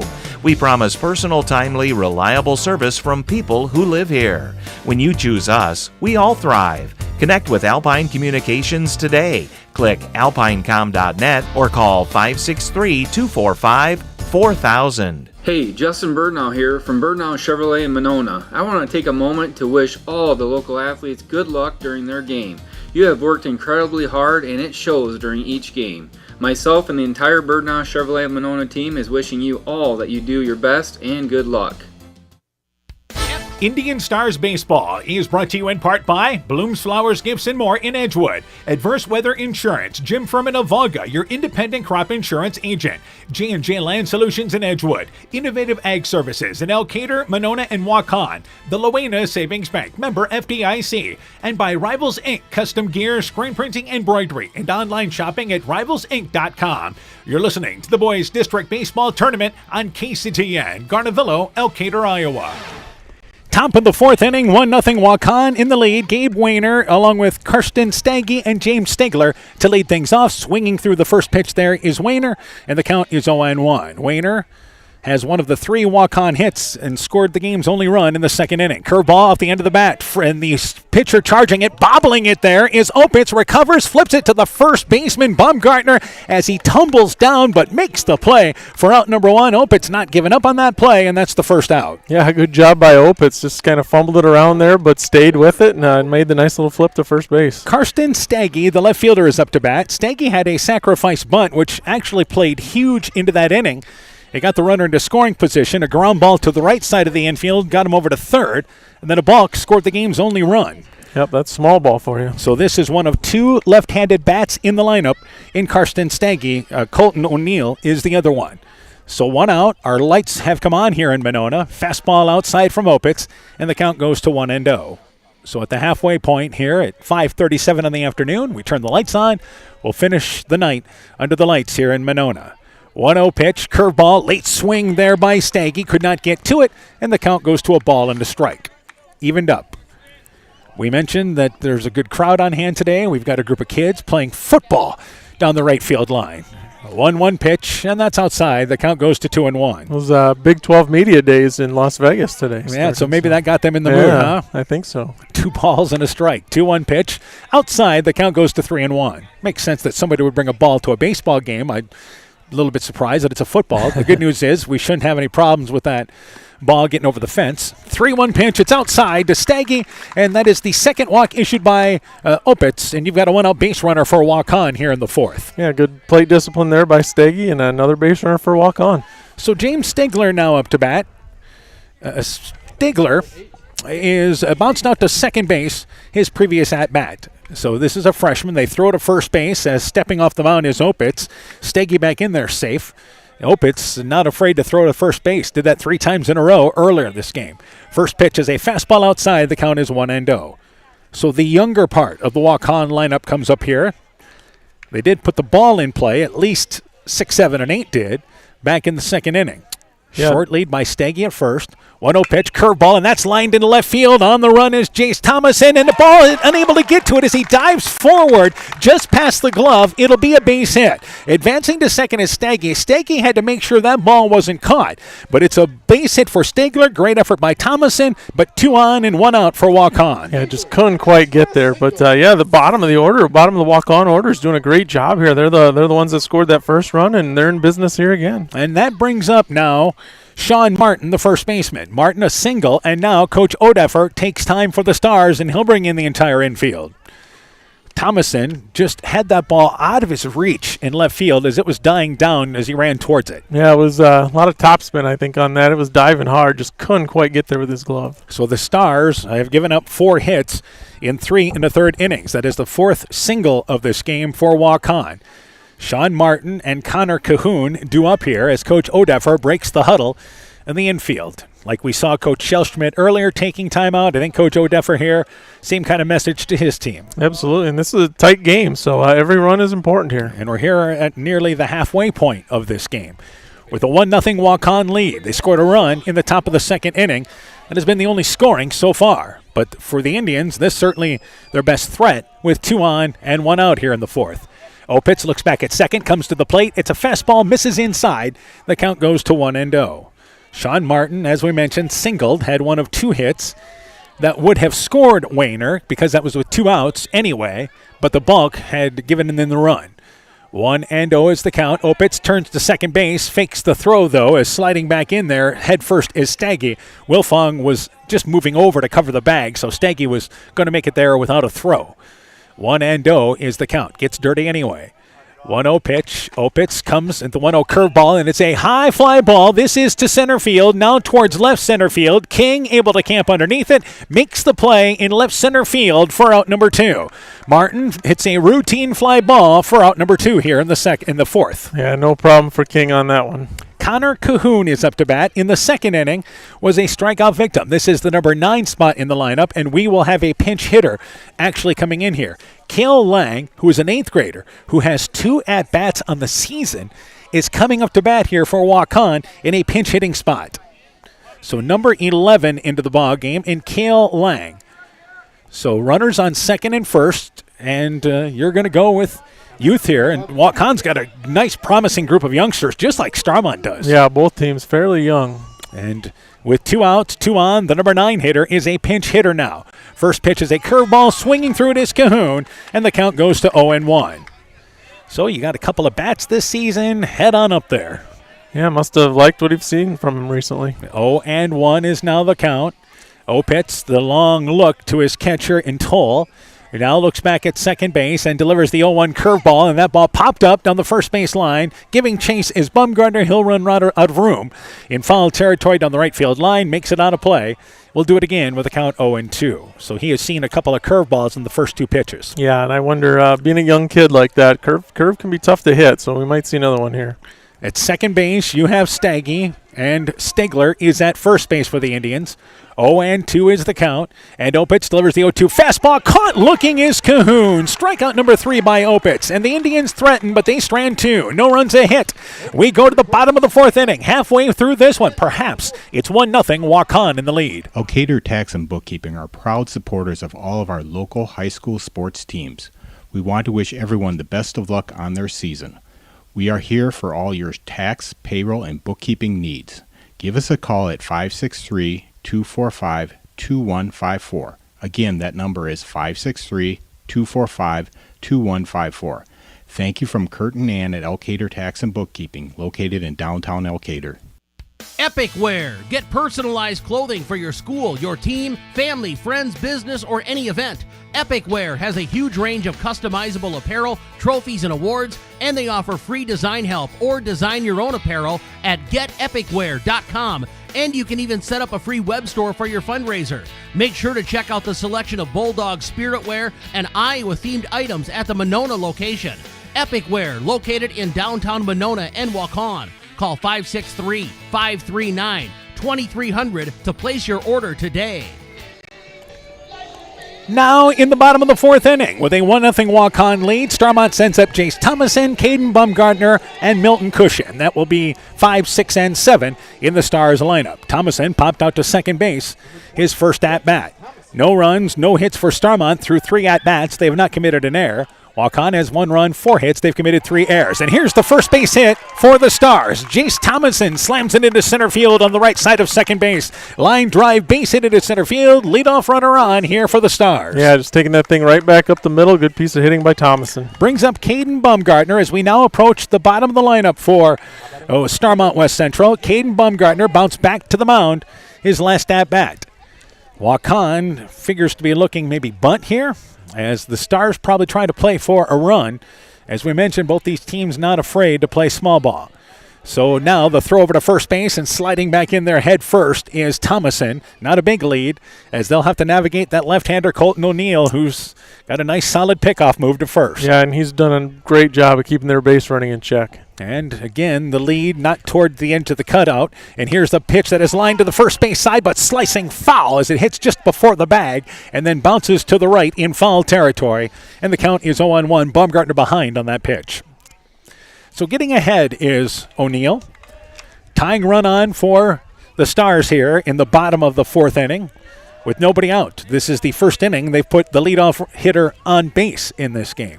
0-1 pitch, fastball outside, tried to check the swing was Bumgardner, but he went far enough. It's a called strike, and the count is 0-2. So now with 2 strikes, takes the threat away of bunting. Yep. And he had shown no signs of squaring anyway. So 0-2 is now the count. O'Neill, the look at first base, the look into catcher, looks back at first base, now comes to the plate. 0-2 fastball outside, count goes to 1-2. I mentioned the way that Gress catches with that right foot way out, down, crouched on the ground, but when there's runners on the base paths, he's in the normal catching stance. Able to get out of the hop a little quicker. A ball and 2 strikes, 1-2 curveball. Caught looking is Bumgardner. Strikeout number 4 recorded there by the left-hander O'Neill. And it's out number 1 here in the 4th. Yeah, good curveball right on the inside corner there. And that brings up now Milton Cushion, the right fielder. Thomason at first. Cushion safe on an error. The Stars have had now 5 in a row retired in this ballgame before the base hit by Thomason.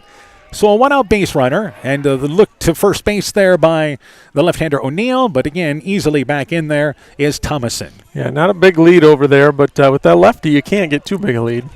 And Cushion, the number 7 spot in the lineup up here for the Stars, takes a fastball, and Cushion lines that into left center field, and on the run is the left fielder, Staggy, reaches up for it, makes the play on the run, coming in towards left center field. Great jump on the ball by Staggy, tracks it down for out number 2 here in the 4th. Yeah, hit hard, but great job by Staggy. Almost too good a jump there, just about overran it, but nice play by Staggy out there. So after that leadoff single, Thomason still sits at first with 2 outs in the bottom of the 4th, and Wyatt Opitz is up to bat. Opitz, the number 8 hitter, was safe on a fielder's choice in the 2nd inning. And time taken here by O'Neill. I'm not sure exactly. O'Neill stepped off the mound. Are we waiting for something here? We have a conversation, and the time taken there? Yeah, I'm not sure what that was. Our umpire pointed towards time and pointed towards the Starmont dugout, so maybe the Stars took time there for a moment. And here's a pickoff move to first base, but Thomason back in there once again. So again, Wyatt Opitz, the pitcher, number 8 hitter in the lineup, up here for Starmont. With 2 outs and lead at first base by Thomason. That ball is fouled back, goes off the mask of Gress, bounces to the right, and the count is 0-1. On deck hitter, quick to respond. Our on deck hitters have that duty to go pick up any foul ball that's up against the backstop or close enough where they can go get it, and they're right on top of things. 0-1 is the count to Opitz. Thomason hasn't changed his lead much at first base, by the way. 0-1, and O'Neill, couple of looks at first base, delivers the 0-1 curveball, but that one's high upstairs. Count goes to 1-1, and it is a sharp breaking slow curve for both these pitchers. Makes that fastball, give it a little more hop. Yeah, very similar pitchers. A ball and a strike now here. Evened up to the number 8 hitter. 1-1 fastball, reaching out for it is Cushion. Hits it, Opitz rather. Ground ball, right side of the infield. Wasson fields it, runs it halfway to first base, flips it underhand to the first baseman Martin, and that does it for Starmont West Central in the bottom of the 1st as Opitz bounces out to second. No runs a hit, they leave 1. We've played 4, and it's 1-0 Waukon. While out and about, don't find yourself stuck at the side of the road. At Edgewood Auto and Tire, our trained technicians work on all autos, trucks, semis, and heavy duties. We offer premier alignment service and DOT inspections and carry all major lines of tires. Call or ask about our current tire rebates. If you're in a bind and need a tow, give Edgewood Auto and Tire a call at 563-928-7333. Available 24 hours a day, 7 days a week. We offer a mobile tire repair service to get you back up and going, either on your farm or on the road. Scooter's Coffee in Manchester offers a variety of coffees, smoothies, blenders, and breakfast food products served all day long. Scooter's Coffee offers fast and friendly service, too. In a hurry? Use the Scooter's Coffee app to order, pay, and earn rewards. Simply stop at the drive-thru window and pick up your order. Scooter's Coffee is open Monday through Saturday, 5:30 a.m. till 8 p.m. and Sunday, 6 a.m. till 8 p.m. We look forward to seeing you at Scooter's Coffee in Manchester. Indian Stars Baseball is brought to you in part by Nading Service and Sporting Goods, Evans Chiropractic, Nick's Excavating and Kane Construction in Farmersburg, T&K Cahoon, your Napa dealer in Monona, St. Olaf Ag Sales and Service, Growl Logs and Lumber in Elkader, Timber is a Crop, Harvest Wisely, Meyer Collision and Service Center in Guttenberg, LTI & Sons Water Conditioning, your Connecticut dealer in Postville, TJ's Pizza in Monona and Claremont, and by Clayton County Recycling in Monona. So here in the top of the 5th inning, and the Stars have made a pitching change as Wyatt Opitz goes 4 innings, allows 4 hits, a run, walked 2, and struck out 3. Elliot Francis will be the new pitcher. Francis is just a freshman, but he's been outstanding. 6-2 on the season, 39 innings, 32 hits, allowed 11 earned runs, 18 walks, and 43 strikeouts. A sparkling ERA of 1.97. Wyatt Opitz takes over at third base. They just switched positions on the field. First pitch, top of the lineup up for Waukon, Jack O'Neill, Colton O'Neill, and Mason Wasson. And the first pitch to O'Neill is a fastball outside. The count is 1-0. Offering now to O'Neill. Fastball swings right through that one. The count is 1-1. O'Neill is 0 for 2, bounced out to short, and struck out in the 3rd inning. So the Stars, this was their game plan. We've got arms. We can keep everybody fresh as long as we go. That's right. Yep, they can not let each hitter see a pitcher more than a couple times. And 1-1 pitch misses, so the count 2-1. There's a fastball that is high. The count is 3-1. Francis, a tall, lanky kid, pitching-wise. I'd say 4 or 5 inches taller than Opitz. 3-1 is the count. Brings the ball with a good fastball. 3-1 fastball catches the outside corner. Count goes to full at 3 balls and 2 strikes. Yeah, a little more pop on his fastball, I think. And we have yet to see a sharp breaking curve from him. 3-2 pitch. There's a fastball reaching out for it as O'Neill spoils it. It was close enough to definitely try to put it in play, and he reached out for it and fouls it away, so will remain with a full count. 1 run, 4 hits for Waukon, 3 errors. Starmont, no runs, 1 hit. They have not committed an error. 3-2 pitch, top of the 5th inning is a curveball that breaks high, and it is ball number 4. So that's the first walk issued by Francis. Leadoff runner on for the Indians here in the top of the 5th. And that brings up Colton O'Neill, who we know can bunt. He has a bunt single in this game and also walked back in the 3rd. So he has been on base twice, the number 2 hitter for the Indians, the left-handed hitting Colton O'Neill. Decent lead at first base by O'Neill. Looks to square to bunt and pulling things back there, and hit by the pitch is O'Neill. So the O'Neill boys are on for a walk-on. The fastball came inside. O'Neill squared to bunt but pulled things back. Got hit there what looks like maybe on the shoulder area. And there's 2 on, and there's nobody out for a walk-on here in the top of the 5th. Yeah, they're in business now. So Francis has walked the first batter, hit the second batter of the inning, and there's nobody out. Mason Wasson, the number 3 hitter, is up to bat. He is 0 for 2 in this ball game, and they look to second base for a pickoff move. Covering the bag late is Wilfong. The throw was towards the second base side. They did not have a chance to get Jack O'Neill at second base as he slides in safe. Wasson lined out sharply to center field, and a nice play by Anthony King. Then flew out to right field, squares to bunt at one that's above the eyes, but he lays it down. Francis fields it, waits for a second baseman to cover the bag. The throw not in time.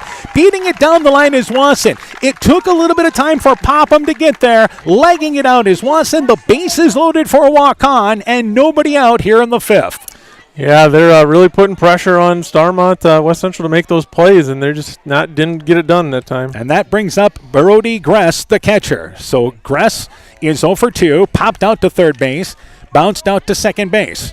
We mentioned that Gross is a senior, one of the more experienced players on the team for Waukon, and a bases-loaded situation, and there is nobody out. Stars bring the infield in at the edge.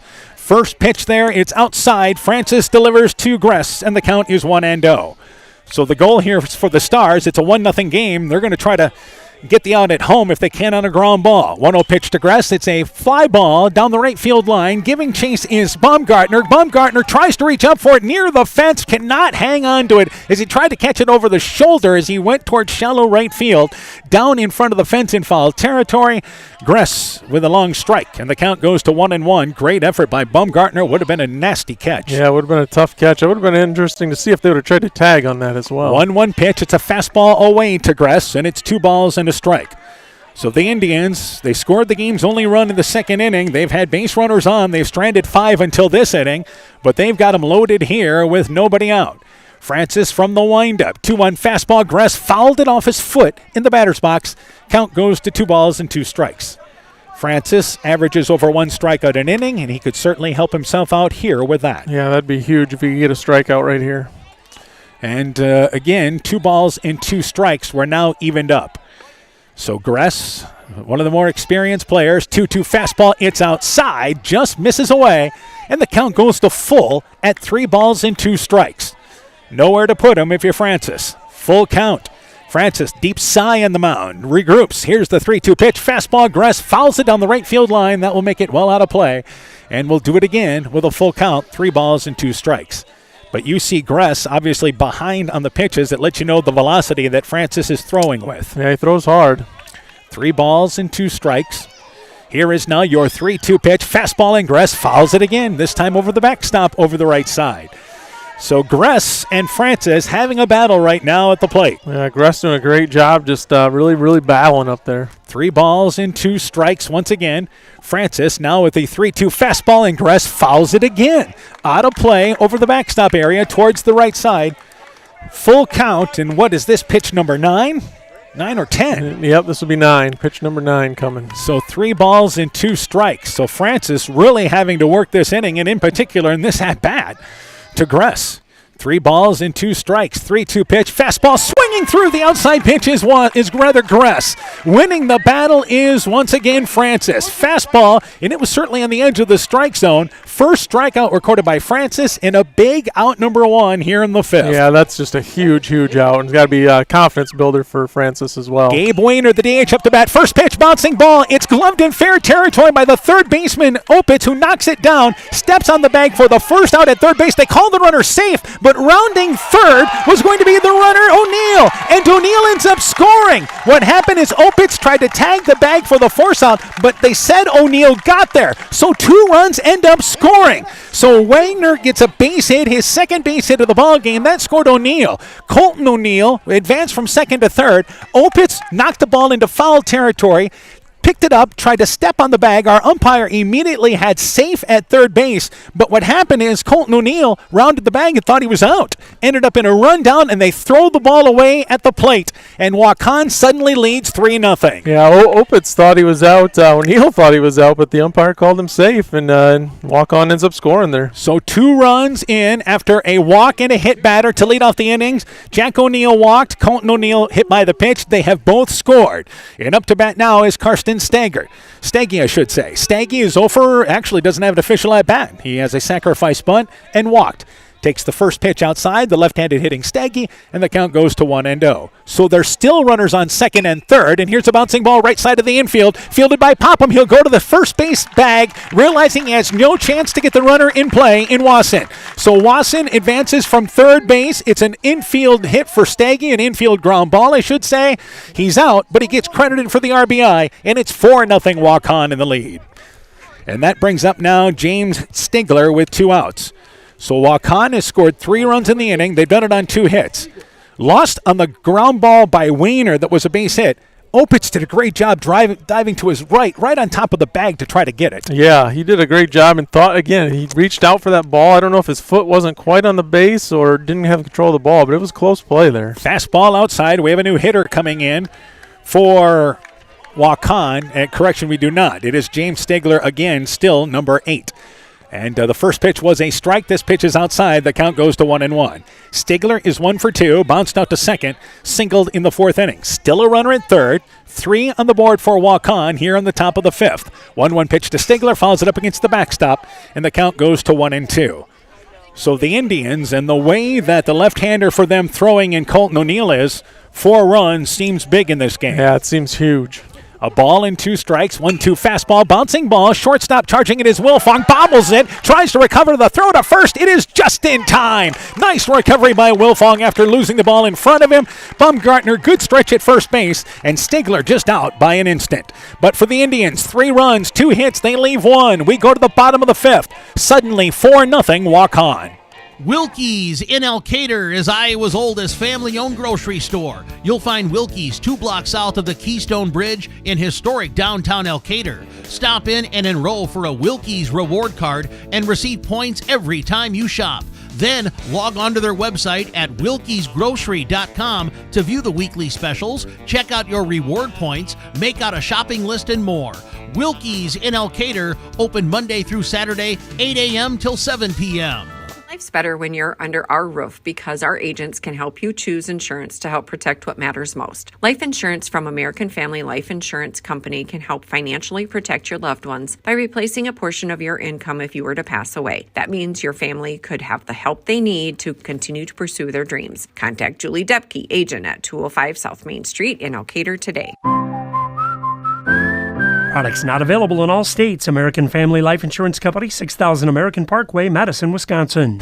Indian Stars Baseball is brought to you in part by Hill Country Convenience Store, Every's Auto and Tire in Colesburg, Citizen State Bank of Monticello, Hopkinton, Ryan, Manchester, Winthrop, Strawberry Point, Springville, and New Vienna. Member FDIC and Equal Housing Lender. Thompson Construction and Monona Overhead Door. Dean Family Chiropractic in Claremont. Myers Auto Service in Monona. Culligan Water Conditioning in Elkader. Fisk Farm and Home in Monona, Cresco, and Decorah. KAR Auto Group, and by Bacon Concrete in Postville. Now here in the bottom of the 5th inning, 4-0 Waukon in the lead. Up to bat is Hudson Popham. Bouncing ball, bobbled by the shortstop Stigler. He cannot recover in time, and the leadoff runner on. Popham, who was safe on an error to the shortstop earlier, the number 9 hitter reaches base on a leadoff error committed by the Indians. And that brings up now Jack Toll in the top of the lineup. Toll is 0 for 2. He has struck out twice. Keep an eye on pitch count in this ball game, but for Waukon, O'Neill really hasn't had a tiring inning as far as a high pitch count inning yet. Yeah, I think he's only at 50 pitches right now. And here's a curveball. Off and running, by the way, is Popham. Here's the throw to second base. It's in plenty of time, and Popham throwing out as the shortstop Stigler covers the bag. What a strike by Gress, easily getting out the runner. Popham at second base for out number 1 here in the 5th. Yeah, great throw by Gress. Ball beat him by a ways there. He got a fastball to handle, and taking the pitch was Toll. So the pitch there was a called strike, I believe. And the count is 0-1 to Toll. Here's a curveball, high bender, and that's a called strike. And I believe our count goes to 0-2. So the first pitch, I believe, was a strike. Scoreboard's not caught up yet. They have the count at 0-1, and our home plate umpire isn't giving us what the count is. So we'll say it's 0-2. And here is now the offering. 0-2 fastball inside, scoots by the catcher, and the count now goes to a ball and 2 strikes. You have the first pitch for a strike there? I didn't see it either.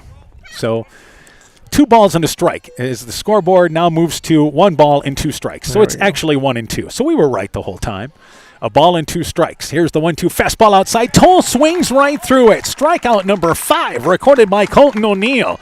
And that is out number 2 here on the bottom of the 5th. A fastball too far to reach for Toll. Brings up Anthony King now, the center fielder. King is 1 for 2. Single and then lined out in his previous at-bat. So he is, again, 1 for 2. But with 2 outs, nobody on here for the Stars. There's a fastball outside, bouncing ball right back to the mound, and able to glove it to O'Neill, reaching over to his right, throws it to the first baseman, Martin, and just like that, a very quiet 1-2-3, bottom of the 5th inning. Starmont goes down in order. We go to the top of the 6th. Still 4-0. It is once again Waukon in the lead. Attention business owners. Are you tired of monthly fees eating into your profits? Look no further than People's State Bank. People's State Bank's business checking account has no monthly service charge. Yes, you heard that right, 0 monthly service charges. But that's not all. Enjoy free ATM and debit cards, free online and mobile banking, and free bill pay services. With People's State Bank, managing your business finances has never been easier or more affordable. Stop wasting your hard-earned money on unnecessary fees. Switch to People's State Bank today and take care of your business finances. People's State Bank, member FDIC.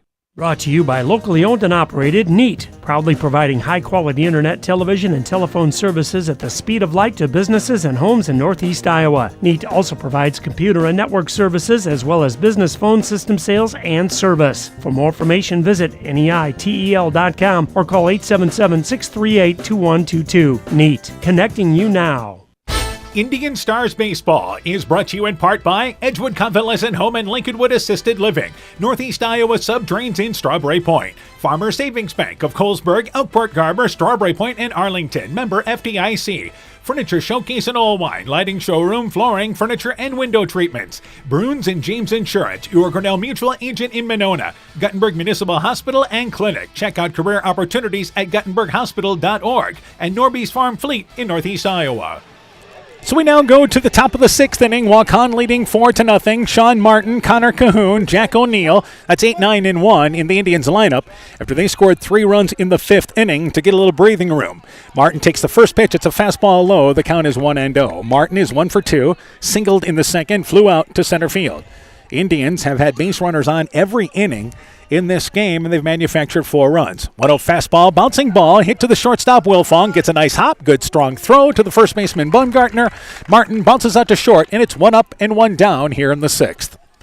Connor Cahoon now up to bat. Cahoon is 0 for 2. He has struck out twice. Starmont offensively going to have to try to figure out here Colton O'Neill. Yeah, O'Neill's really kept him in check this game. And with 1 quick out, Francis in his 2nd inning of relief, working to the number 9 hitter. Fastball, and that ball fouled over the backstop area out of play. Count is 0-1. So this is game 1 of 2. Winner of this ball game advances Saturday night, and as far as location-wise, that'll depend what happens in the second game. 0-1 pitch, fastball striking the outside. The count goes to 0-2. If MFL MarMac would win game number 2, they would host on Saturday night. But if Denver would win that ball game, changes whoever wins this game. 0-2 pitch, checking the swing and fouling it back is Cahoon. And our home plate umpire took that off the mask, and he's all right. And the count goes to 0-2 once again. That was a defensive swing by Cahoon. Umpire's been rattled a couple times in the face mask there. 0-2 pitch and a curveball swinging through the high pitch is Cahoon. Couldn't get to it. Second strikeout recorded there by Francis, and it's out number 2 here in the 6th.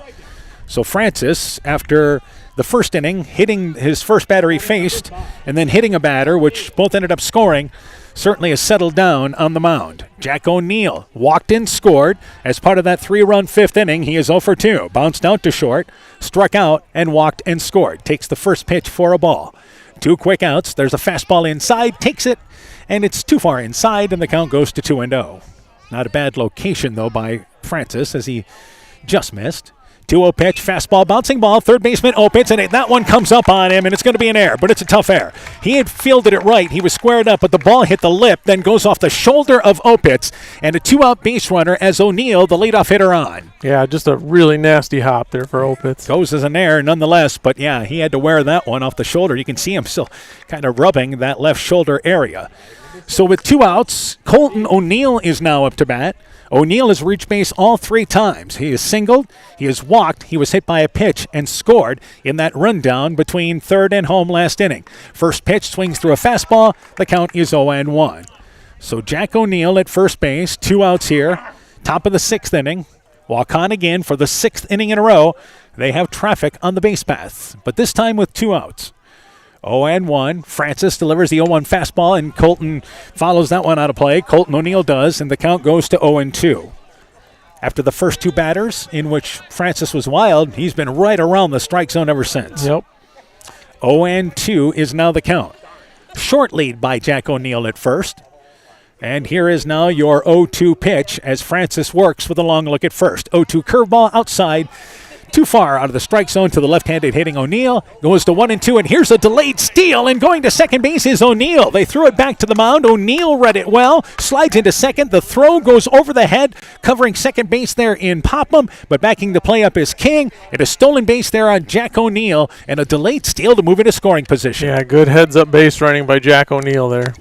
1-2 is now the count. That's the second base that the Indians have stolen tonight. Time taken by Jack O'Neill at second base as he wipes himself clean as he brought up a pile with him of the lime on the field. So a ball and 2 strikes is the count. Runner in scoring position now for the Indians. Francis, the look at second, delivers the plate. 1-2 fastball, bouncing ball. Shortstop Toll reaches over to the right, gets it. Long throw across the diamond. Nice play by the shortstop Wilfong towards the 5.5 hole. O'Neill thrown out by a step at first base for the 3rd out of the inning.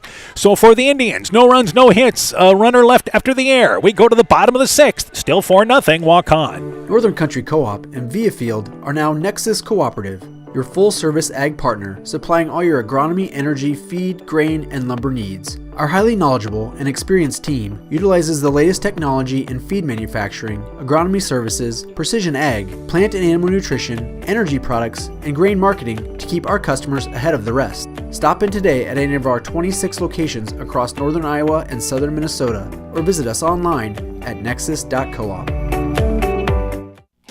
The doctors and staff of Family Dentistry Associates of Monona encourage everyone to get out and support your local baseball and softball teams this summer. It's always a great time to watch a ball game and enjoy the weather at your local high school ball diamond. We have exciting news. Dr. Chase Bruner and Dr. Daphne Hayfler, University of Iowa graduates, will be joining our team at Family Dentistry this August. Call today to schedule 539-4651. Stronger, farther, faster. It all starts with good nutrition. Clayton County Farm Bureau is proud of our livestock farmers who provide high-quality protein needed to fuel our young athletes. The ultimate pre- and post-game fuel-up can be found in meat and dairy foods grown right here. Meat and dairy are natural sources of essential vitamins that support health, energy, and performance. We know our student athletes are the real deal, and Iowa's livestock farmers are committed to helping them reach their goals. To learn more, visit realfarmersrealfoodrealmeat.com. Bottom of the 6th inning, Waukon leads 4-0, leading things off Nick Wilfong, followed by Elliot Francis and Jace Tomlinson. That will be 3, 4, and 5 in the Starmont lineup. First pitch fouled back by Wilfong. Wilfong is 0 for 1. Walked in the first and a strikeout victim back in the 3rd. Left-hander Colton O'Neill in his 6th inning of work, curveball outside, and the count goes to a ball and a strike. Starmont has 1 hit through the first 5 innings. Yeah, Colton O'Neill just doing a tremendous job on the mound. 1-1. The short left-hander for the Indians. 1-1 fastball, fouled back again, and the count is 1-2. Not an overly short, but he's a short, strong left-handed pitcher for the Indians. A ball and 2 strikes is the count.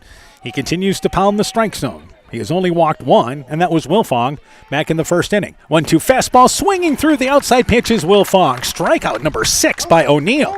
And it's out number 1 here in the bottom of the 6th. He continues to deal. And that now brings up Elliot Francis, the third baseman. Francis is 0 for 2, safe on an error, and bounced out to short. Should remind you, after this ball game, we do plan on talking to the coaches. It'll probably be a very short conversation, but hoping to talk to the coaches from game number 1, and we will have the on-deck show then for game number 2 following that. We still have MFL, MarMac, and Denver still to come. First pitch, it's a curveball to Francis, takes it low. The count is 1-0. This game has been well played and a fast-moving game, and pitchers throwing strikes. Let's hope for the same in game number 2. Yeah, when they throw strikes, it moves pretty quick. We know we'll get that from MFL MarMac, much like Starmont. They're pretty deep pitching-wise. 1-0 pitch outside, try to breaking ball away, and the count goes to 2-0. Denver, they have some arms available there, but it's a team that has, they're going to lean on a youngster that has thrown strikes from them as they look to advance. 2-0 pitch, that's lined down the third baseline, but foul just on the left side of the bag. Getting around it was Francis, but lined it foul. 2 balls and a strike, now the count. Yeah, good cut there. Just barely foul off that left field line. One of the hardest hit balls by the Stars in this game tonight. So the count goes to 2-1. Waukon, a run in the second, 3 in the 5th, and right now it is 4-0. 2-1 curveball, bouncing ball, shortstop Stegler charges it, fields it, the long throw across the diamond, makes the play to Martin for out number 2. So Stegler, after a couple of errors early, fielding his position well, and Francis bounces out to short for out number 2 here in the 6th. Yeah, much better job by Stegler on that one. Jace Thomason is up to bat. Thomason, the left fielder, is 1 for 2. Popped out to second base and singled in the 4th inning. He has the lone Starmont hit. So there's 2 outs here in the bottom of the 6th inning. Starmont just trying to get something going offensively. And the first pitch is a curveball that is low. The count is 1-0. Gress knocked that pitch away. The on-deck hitter, Caden Bumgardner, kind enough to go get it for him and flip it back to the catcher, Gress. So falling behind is O'Neill. 1-0 is the count. O'Neill, pitch count-wise, no issues at all. 1-0 pitch is low. The count is 2-0. He just hasn't had, what's the highest pitch count been per inning? 16 is the most in the second inning. So, yeah, he's had low-stress innings here. He's had a couple of single-digit innings, too, hasn't he? The last 2, 9 and 6. 1-0 is the count. 1-0 fastball, that's outside. The count goes to 2-0. So you always like to think if you can average around 13 pitches an inning, which in a 7-inning ball game would be 91, and he is going well below that. 2-0 pitch, bluffing to bunt, and taking the pitch all the way is Thomason. And late in the ball game, takes a strike 2-0, and the count goes to 2-1. He was hoping to disrupt O'Neill a little bit. 2-1 pitch, there's a fastball away. It is ball number 3, and heading down to first base is Thomason. I have that as ball number 3. Is that ball number 4? I think it's 4. I think it was 4. So the scoreboard never even put up the balls and strikes. Yep. So that's just the second walk issued by the left-hander O'Neill, and now time taken out by Coach Schelschmidt here to have a conversation with his left-hander. And I think with 2 strikes here, we don't think a pitching change is coming, do we? I think, just remind him, hey, we've got a 4-run lead. 2 outs in this inning. Let's throw strikes. Let's get out of this. And, maybe just settling everyone down, making sure that everyone knows where to go with the ball, that kind of thing. Caden Bumgardner is the number 6 hitter up to bat. Coach Schelschmidt, breaking time, he brought in the entire infield to have that conversation. And Bumgardner is 0 for 2. Bounce back to the mound and a strikeout victim. So a 2-out base runner as Thomason walks, and you're now at the bottom part of the lineup. So Starmont would like to get something going because if the inning ends here, they'll send 7, 8, and 9 up to the plate in the bottom of the 7th inning, trailing by 4 runs. So you'd like to get the lineup turned around if you can to give those guys a chance in the 7th inning. There's a fastball, and Thomason hits a high fly ball. This is Bumgardner. Shallow center field. Shortstop going back there, and Stegler, shallow center field, reaches up for it, makes a nice play on the run in center field for the 3rd out of the inning, robbing Bumgardner of a blue pit. For the Stars, no runs, no hits. They leave 1. We've played 6, and it's still 4-0 Waukon. The Woodland Eye Clinic in Elkader and West Union are proud sponsors of high school sports. We are committed to bringing our patients the highest level of total eye care with detailed one-on-one attention. Our offices offer the newest technology and equipment with a professional team of experienced staff that is committed to you. Call us today for your next total eye care appointment. The Woodland Eye Clinic in Elkader and West Union supports all of our local athletes taking the field or court this season. When I started out in the car business, my dad gave me some good advice. Hi, it's Forrest Brown with the Brown's family of dealerships. What my dad told me is when you sell someone their first car, you need a good sales department. But if you expect to sell them their second, third, and fourth car, you better have a great service department. Visit any one of the Brown's family of dealerships in Guttenberg, Elkader, West Branch, or Victory Ford in Dyersville and find out why Brown's is your hometown dealer, no matter where your hometown may be. Indian Stars Baseball is brought to you in part by Blooms Flowers Gifts and More in Edgewood, Adverse Weather Insurance, Jim Furman of Volga, your independent crop insurance agent, J&J Land Solutions in Edgewood, Innovative Ag Services in Elkader, Monona, and Waukon, the Loena Savings Bank, member FDIC, and by Rivals Inc. Custom Gear, Screen Printing, Embroidery, and online shopping at rivalsinc.com. You're listening to the Boys District Baseball Tournament on KCTN, Garnavillo, Elkader, Iowa. Top of the 7th inning, and Waukon sends up Mason Wasson, Brody Gress, and Gabe Weiner. First pitch there to Wasson, followed up against the backstop. The count is 0-1. Wasson is 1 for 3, lined out to center field, flew out to right field, singled and scored, takes that pitch for a ball, and the count is 1-1. Waukon, 4 runs in this game, 6 hits. They've committed 4 errors.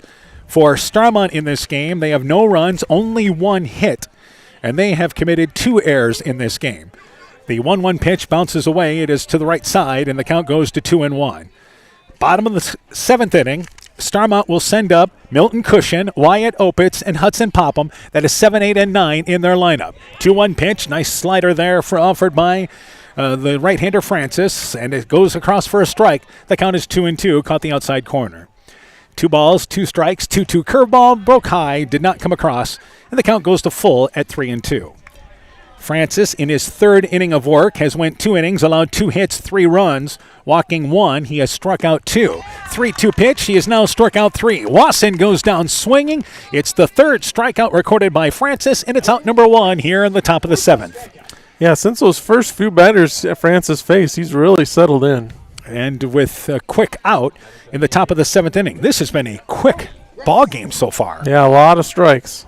Which is great to see. So up to bat now is Brody Gress. Gress is 0 for 3. Popped out to 3rd, bounced out to 2nd, and a strikeout victim. Takes the first pitch for a strike. And Weiner is waiting on deck here. And the pitch in the curveball that's down low, trying to dig it out of the dirt was Gress. Couldn't get to it. And the count goes to 0-2. Waiting on deck is Weiner. Weiner has scored a run in this ball game and also driven in a run. Back in the 5th inning. And here's a Grass bouncing ball. Shortstop Toll. Step to his right. Fields it. The throw pulls the first baseman. Bumgartner off the bag. Bumgartner cannot squeeze it in. Safe at first base will be Grass. An error charged on the throw and a 1-out base runner for Starmont. And I believe we'll see a courtesy runner coming in for Grass. And sure enough, we will. Yep. And we'll find out who that is. It is number 18 coming in, Gabe McCormick. So this is the first time Grass has reached. McCormick will be his courtesy runner. 1-out base runner for Waukon. Gabe Weiner, designated hitter up to bat. We mentioned he is 2 for 3. He singled and scored in the 2nd, bounced back to the mound in the 4th, singled in a run in the 5th inning, part of that 3-run 5th inning. And 1 out, a runner at base on the base paths is now McCormick. So that substitution is made. McCormick, short lead at first base. Francis with some runners on. That ball goes by the catcher there. It's going to be a pass ball. Toll didn't squeeze it in. And advancing to second base will be McCormick. Don't have to worry about him stealing now. He's just been given second base on a pass ball. And Weiner took the pitch for a ball outside. That's our first pitch to Weiner, correct? Yes, 1-0. Scoreboard says it's 2-0. So we need to quit watching that. 1-0 pitch, late swing and a fastball outside from Weiner. Count goes to a ball and a strike. But a runner in scoring position for Waukon. They have had base runners on all 7 innings of this game. 2-1 pitch. There's a fastball missing low and away. Count goes to 2 balls and a strike. And they've done it with small ball. I don't know that we've hardly seen a ball hit to the outfield here. The hardest hit ball they had was the Wayner base hit. 2 balls and 2 strikes the count. And here is now your 2-2 pitch in the dirt, and that's going to be a wild pitch. Hit behind the plate, scoots by the catcher Toll, and McCormick advances to third now here with 1 out. So an insurance run just 90 feet away for Waukon with 1 out. Yeah, 4 runs is going to be tough enough. Starmont West Central can't let that run get in. Gabe Wayner, he's been involved in a couple of the runs for Waukon. 2 of the 4 runs and a chance to pick up something here. Infield starts to come in for Waukon. Or for Starmont, I should say. 3-2 pitch. It's ball number 4, and here's a wild pitch. Going to the backstop is Toll. The throw to the plate. It is not in time, and it goes past Francis and goes up the third base line. McCormick got a tremendous jump. A wild pitch scores the run from third, and it's 5-0 Starmont in the lead as Wagner draws the walk. Yeah, Francis just having a little control issues right here to this hitter. That is the second walk issued by Francis, and Coach Odeffer takes his second timeout of the ballgame to go to the mound to talk with his right-hander, Elliot Francis. So reaching base 3 times in this ballgame is Gabe Wayner. So he is singled twice and now walking. So a 1-out base runner. Karsten Staggy is up to bat. Staggy is 0 for 1, but had a nice at-bat. In the 5th inning, he bounced out to second base, but it was to the right side of the infield, which helped bring in a run in for third. So he does have an RBI in this game. And Coach Odeffer, that conversation wasn't long at the mound. Yeah, just trying to settle Francis down, I think, make sure he throws strikes and try and get out of this inning. And that brings up the left-handed hitting Karsten Staggy, as we mentioned. James Stigler waiting on deck. So Staggy, sacrifice bunt, walk, and a bounce out to second base. Lead of first base there by Wayner stays in as the DH to run. Here's a bouncing ball right side of the infield. Second baseman Popham goes to second base. They get 1. Bobbled it short. The turn to first just in time. Great job by Will Fong. Bobbled it for a second but recovered. And Staggy out on the double play in the 4-6-3. But for the Indians, 1 run, a hit. They leave nobody. We go to the bottom of the 7th. 5-0 Waukon in the lead. For generations, local farmers have trusted Freedom Bank to provide the financial backing they need to succeed. We have a long tradition of empowering success, and that continues today. We offer competitive financing options at competitive rates, whether for equipment purchases, building construction, land purchases, or operating capital. Visit one of Freedom Bank's experienced ag loan professionals in Elkader, Monona, Postville, and Waukon, or online at freedombnk.com. Member FDIC, Equal Housing Lender. This is Chris Holbert, General Manager of Hall Roberts Son Incorporated in Postville. We would like to wish the area student athletes both a safe and successful sports season. We have been a community-based company since 1864, servicing and supporting the area ag industry with products necessary for daily success. We look forward to continuing to serve and support both the ag industry and high school athletes in our surrounding communities. Thank you and good luck from the families at Hall Roberts Son.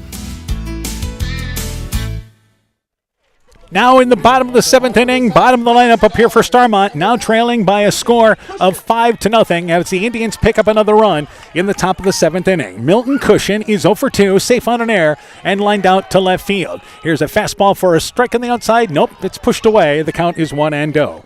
Colton O'Neill has allowed just 1 hit in his 6 innings of work, so he's trying to finish off a gem for the Indians. 1-0 pitch, bouncing ball, high chopper, shortstop unable to get to it in Stegler, and that's going to be a bad hop and goes into center field. It'll be an air charge on the play, but a good job by Stegler getting to it. It just had him eat him up at the short hop there. Couldn't get it on the big hop, and the leadoff runner on for the Stars here in the bottom of the 7th. Yeah, it was deep in the hole and had to get it on the short hop. Definitely a tough play there. And he would have had to come up and throw a strike across the diamond. You can almost argue maybe an infield single for Milton Cushion, but I still think you got to go with an error there. Yeah, pretty close. Wyatt Opitz is up to bat. He is 0 for 2. Safe on a fielder's choice. Bounced out to second. Bottom of the lineup trying to get on here for Starmont, trying to get back to the top as they try to rally from a 5-run deficit. That pitch fouled out of play. Opitz safe on a fielder's choice. Bounced out to second. Hudson Popham is waiting on deck. 0-1 is the count. You expect the Stars to just play base to base here. Down by 5 runs. Can't be aggressive in this situation. Curveball breaks across. It's a called strike. And the count goes to 0-2 to Opitz. Again, O'Neill has just dumped in that curveball continuously tonight. He's got great control of that thing. And the count goes to 0-2. He has struck out 6 through the first 6 innings. 0-2 the count. Fastball outside. Not tempted was Opitz. He stayed away from it. And the count goes to a ball and 2 strikes. So Waukon riding the arm of their left-hander into the 7th inning to try to finish this off. And 1-2 is the count to Opitz. Here's the 1-2 curveball that breaks outside. Tried to bring it back towards the outside corner, but just missed catching the corner of the plate. And the count goes to 2 balls and 2 strikes. Yeah, we've seen him try to use that backdoor curveball a few times. Just missed on that one. MFL, MarMac, and Denver starting to warm up down the sidelines in foul territory as they get ready for Game 2. 2 balls, 2 strikes. There's a curveball caught looking is Opitz. Strikeout number 7 and a nifty curveball from O'Neill. It's out number 1 here in the 7th. Brings up Hudson Popham, the second baseman. Popham has reached base twice on 2 errors. And again, there was that sharp breaking curveball by Cushion. Yeah, he throws that well. I should say by O'Neill. By O'Neill, yeah. Controls it really well on that outside corner against right-handers. Cushion is over at first base, by the way. So this is the number 9 hitter up to bat with 1 out. Popham trying to get to the top of the lineup with another chance. And this ball fouled over the backstop. The count is 0-1. Starmont's lone hit came in the 4th inning. Jace Thomason led off in the 4th inning with a single. That is only the second time. That was the first time they had put the leadoff runner on. This is only the second time here in the 7th inning. Curveball, tough pitch to get to. Popham swings through the inside pitch. And the count goes to 0-2. That was a pitch that was inside. He maybe got a piece of it, but he's behind on the count. Yeah, that one broke in on his hands there and just wasn't able to do anything with that one. Starmont, a 16-win team, really taking a step forward. This is a team that has a great future. When you look at the guys that have thrown in this ballgame, the guys that are playing in this game, for Starmont, there's been some years of struggle, but certainly heading in the right direction. Yeah, future looks bright. 0-2 is the count to Popham. 0-2 curveball, breaks outside. The count is 1-2. Have you noticed here in the later stages that O'Neill has tried to locate that curveball on the outside more? Yeah, especially against all the right-hand batters. He likes to break that thing in on the outside corner. 1-2 pitch. There's a fastball swinging through the outside pitches. Popham snap throw down to first base, but Cushion is back in there. Strikeout number 8 recorded by O'Neill. And with 2 outs, that brings up Jack Toll, the catcher. Toll is 0 for 3 in this ball game. He's been a strikeout victim 3 times in this game. Stars are down to their final out right now. And once again, the top of the lineup up to bat here. And Toll with a runner at first base and 2 outs. And O'Neill working on finishing off just an outstanding performance on the mound, giving the Indians everything they had hoped for and more. So from the stretch, delivers the first pitch to Toll. It's a curveball, slow bouncing ball. First baseman comes off the bag. The second baseman fields it to Wasson. Covering the bag is the pitcher O'Neill, and it's only appropriate. Fields his position well, too. Gets the throw from second baseman Wasson. Steps on the bag for the 3rd out of the inning, and that does it. It is Waukon and Colton O'Neill tossing a 1-hit gem. Waukon advances to the district final coming up on Saturday night. They defeat Starmont by a final score of 5-0. With the win, Waukon 12-17. Starmont closes a step forward season at 16-9. In the bottom of the 7th, Stars had no runs, no hits, and they leave 1. When we return, game stats, coaching interviews, your post-game show is coming up. You're listening to high school baseball from KCTN Sports. Top Gun Customs knows you can fill the deer tag well out of season. If you've tagged that prize buck, pull up to the stoplight at Top Gun in Garnavillo. That's it. Bob and his technicians have been repairing vehicles for over 45 years. We write the estimates, take the photos, and deal with the insurance company for you to ensure your vehicle is repaired quickly and, most importantly, safely. We also have free loaners or rental vehicles. Call Bob or Nancy at Top Gun to schedule your repair today. 563-964-9899. Hi, this is Tara Fink, psychiatric mental health nurse practitioner. Helping people bottom line is the biggest reason I chose a career in mental health. During my own struggles, it was difficult to find good support in this area. Therefore, I vowed to come back home to help meet the great need for mental health care in Northeast Iowa. I'm available for consultations at both the Waukon and Postville Clinic locations, offering assessment, diagnosis, and medication management for all mental illnesses. Exceptional caring people, Veterans Memorial.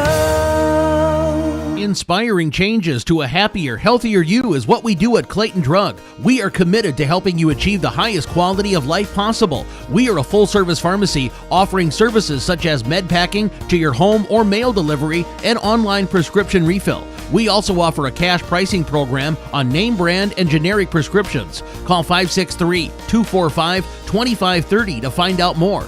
Clayton Drug, connecting the communities of Elkader, Strawberry Point, and Sumner to serve us all in between. Hi, this is Cody from Torkelson Motors in Elgin and Waukon. At Torkelson Motors, we believe that student involvement in activities is a great way to help grow our communities, and we are proud to help sponsor this game for your enjoyment. We've been serving Northeast Iowa since 1926 and appreciate the business that our customers have given us and the support they provide to our area schools and communities. So the next time you are in need of a new or used vehicle or a repair, stop into Torkelson Motors. We've been selling cars the old-fashioned way with a friendly smile and a handshake right here next door in Elgin and Waukon.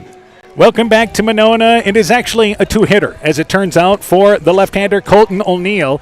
After discussion, we decided to give Cushion a base hit, and what would have been a tough play in the top of the 7th inning. It's probably one of those plays that Waukon has it as an error, Starmont has it as a base hit.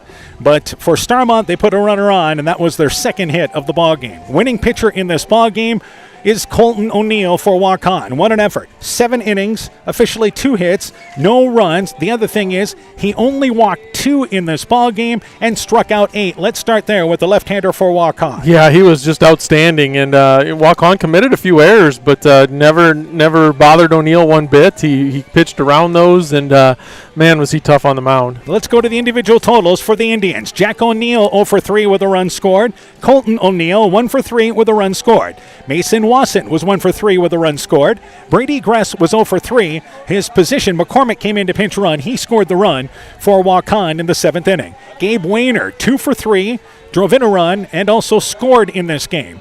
Karsten Stagge was 0 for 2 with an RBI. James Stigler was 1 for 3. Sean Martin 1 for 3. Connor Cahoon was 0 for 3. For Waukon, 5 runs, 6 hits, just enough offense. They committed 4 errors, though none of them come back to hurt them. Yeah, they didn't crush the ball to the gaps or down the line or anything like that, but they put the ball in play. They did the right things. Great base running by the Indians, and just made winning plays on the base paths and did enough to get those runs across. Here's the totals for Starmont. It is Opitz taking the loss on the mound. He went 4 innings, allowed 4 hits, 1 run, walked 2, and struck out 3. Elliot Francis came in and threw the final 3 innings, went 3 innings, 2 hits, 3 runs, walked 2, and struck out 2. Starmont offensively, again, held to just 2 hits. Jack Toll 0 for 3. Anthony King was 0 for 3 in this game. Nick Wilfong 0 for 2. Elliot Francis 0 for 3. Jace Thomason 1 for 2. Caden Bumgardner 0 for 3. Milton Cushion 1 for 3. Wyatt Opitz was 0 for 3, and Hudson Popham was 0 for 3. Starmont, no runs, 2 hits. They committed 3 errors. They ended up stranding 8 runners on the base paths. They did have an opportunity early in this ball game in the 1st and 2nd inning. They had 2 on with 2 outs, but it was, again, the inability to get that timely hit in this ball game. The Stars team that doesn't score a ton of runs, and they ended up needing to manufacture tonight, as it turns out, 5 runs as Waukon put 5 up on the board. Yeah, and they just weren't able to do it and couldn't get their base running going. O'Neill did a great job holding guys at first base, so a lot of credit to Colton O'Neill in this game. So again, our final score, Waukon defeats Starmont West Central by a final score of 5-0. Again, the winner of this ball game now goes to Saturday night, and Waukon will face the winner of game number 2, which will be Denver and MFL MarMac, and we'll still have that broadcast for you coming up here on KCTN FM 100. Let's take a break. When we return, still hoping to talk to the coaches of game number 1. We hope to have a quick conversation with them. That and more when the postgame continues after this.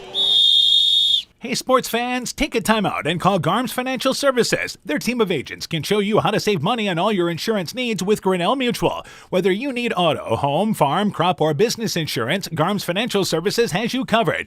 You'll also receive quality protection, expert advice, and local friendly service. Call Brian Bugenhagen, Cheryl Wagner, Emily Bazin, or Kayla Olson today for a free competitive quote. Garms Financial Services in Elkader, your trusted choice agency. Alameda Clayton REC provides more than just energy. They also provide ideas to help keep you safe. Nearly 2 in 5 U.S. homeowners will put themselves and others at risk this year by digging without calling 811 beforehand. Always contact 811 before digging to avoid service disruptions caused by damaged buried utilities. At Alameda Clayton REC, they care about keeping you safe. That's the power of human connection. Alameda Clayton REC, your Touchstone Energy Cooperative. When making up a to-do list, don't forget to include servicing your car at Edie's AC Delco Service Center in Garnavillo. Your car should have the best care, and Edie's will make sure of it. Stop in or call 964-2186 to make an appointment. Tires worn out? Well, Edie's can replace them. Need a tow? Call Edie's at 964-2186. Kay, Lynn, and Todd invite you to stop by and fill your car's tank with fuel at Edie's AC Delco Service Center in Garnavillo. Edie's open 7 a.m. Mondays through Saturdays. Post-game show gets underway here for game number 1 is Waukon over Starmont by a final score of 5-0. We're joined by Starmont coach Vinny O'Deffer. Coach, first off, a tough night for your team facing the left-hander offensively. Yeah, credit to Waukon. They were rolling all night. They looked good on defense, and on offense they put the ball in play and really put the pressure on, so credit to them. All right, let's talk about pitching-wise here. Obviously, this was your game plan. You were going to split up the innings, and I think you're pleased with the effort on the mound. Yeah, things go unexpected in the postseason. We put Elliott in, and right away I think we ended up with they got the bases loaded with no outs. So we really weren't planning on having that happen as soon as we had him going to the game. He's been pretty tough for us, so like I said, credit to them. They made it tough right away with him going in there, and then that kind of changed things. All right, seems like early in the ball game, had a couple of opportunities in the first and second inning. Yeah, we got runners on. I think we had first and second, 2 innings, and couldn't capitalize with those guys in scoring position, which is tough with a good baseball team. You got to capitalize when you can. All right, let's talk a little bit about this team. This is a very young team. Any seniors on this team? We did. We had two seniors, Anthony King and Isaiah Maker. King was our center fielder. He did a lot for us, so we are really going to miss him. We'll miss Isaiah as well. But, yeah, we're a young team. There's a lot of talented young kids, and they like to work, so it's going to be a big offseason. Well, I think that's the big thing. They've taken a step forward. Now the challenge is to keep moving in that direction, right? Absolutely, yep. They got to see some of the pressure that gets put on a lot of those freshmen today. They had the pressure, and so that's good for the experience going forward in their careers. All right, Coach, congratulations on a big step forward season. We look forward to catching up with you in the future. Good luck to you guys. Thanks a lot. Appreciate it. Again, Starmont baseball coach Vinny O'Deffer as we continue to roll through our post-game show. We're going to be joined by Waukon baseball coach Shane Shellschmidt here. Coach Shellschmidt, first off, let's talk on the mound, and let's start on the mound, and it was an outstanding effort. First off, for Colton O'Neill for you on the mound. If you give a hit in the 7th inning, he throws a 2-hitter. Tell me about the job Colton did on the mound. That's what I've seen all season. I've seen Colton. He competes. He's around the zone. He doesn't give up much. So when they put up a couple on him throughout the year, I tip my hat to the opponent. So he competes. He tries to work quick. But as you see, there weren't a lot of balls in the middle half for them to truly turn on and drive. A lot of balls middle away, off the plate, changing speeds. So he does a lot of positives. All right, you had a big at-bat in the ball game as well. Gabe Waynard, an outstanding job in this ball game. He was 2 for 3, drove in a run and scored a run. Tell me about Gabe. Gabe is pushing. He's going to have some fun at Marshalltown this coming fall, but he turned his ankle early in the year. He was our starting shortstop, and he's just competing in the box. He's that line drive type of hitter, but I love the fact that he's putting the ball on the ground, making them have to make a play. But stepping in, senior doing what he's supposed to do. Great kid. Let's talk about in the 5th inning. That was a big story. You score 3 runs in the inning. What exactly happened on the play at third base that Connor ended up Colton scored on? Very tough play. Third baseman left his feet, got dirty. I think he jumped up right away, assuming it was a foul ball, and which deservingly so. It was a tough play. A lot of motion going on right now, and I think it kind of, just didn't go his way. And Colton slid past the bag. Third baseman tried touching with his foot, but, from my viewpoint, I didn't think he had control of it. But Colton, being an athlete, just jumped up and kept playing and forced them to make a play. And I think there was a little confusion, and the ball just happened to roll our way at that moment in time. All right, now obviously you guys get ready for Saturday night. We don't know where you're playing, but we know who you're going to play, or at least we'll find out tonight. What do you look to do into that ball game on Saturday night? Is your pitching lined up for you? Right now Gabe Waynard's going to come out. He's been our number 1 this year, and they have not, either of these teams have not seen him, and he competes. There's a lot of emotion, and I know he'll be around the plate, and if we can find a way and scratch and claw to get a few runs, hopefully that'll hold up and help us out and move on. All right, Coach. If MFL MarMac wins tonight, we'll see you on Saturday night. Congratulations on the win. Good luck to you guys. Appreciate your coverage. You betcha. Again, Waukon baseball coach Shane Schellschmidt has his team's victorious by a final score of 5-0. A quick break. When we return, the On Deck Show for game number 2 with MFL MarMac and Denver. It is Waukon advancing, defeating Starmont West Central by a final score of 5-0. Our On Deck Show for game number 2 coming up next. Strawberry Building Supply offers all your building materials for residential and commercial projects. Whether you're building from the ground up, remodeling your home, or a weekend project, we have the materials you'll need. We are an authorized Milwaukee dealer for all your Milwaukee tools. Strawberry Building Supply also has everything you'll need for your pets and livestock. Stop into Strawberry Building Supply today at 413 West Mission Street, Strawberry Point, or call 563-933-4579. It's time now for Game 2 tonight on KCTN. MFL MarMac hosts Denver. The Cyclones put together one of their best performances of the year in the opening win over North Fayette Valley. They'll need that same kind of effort tonight.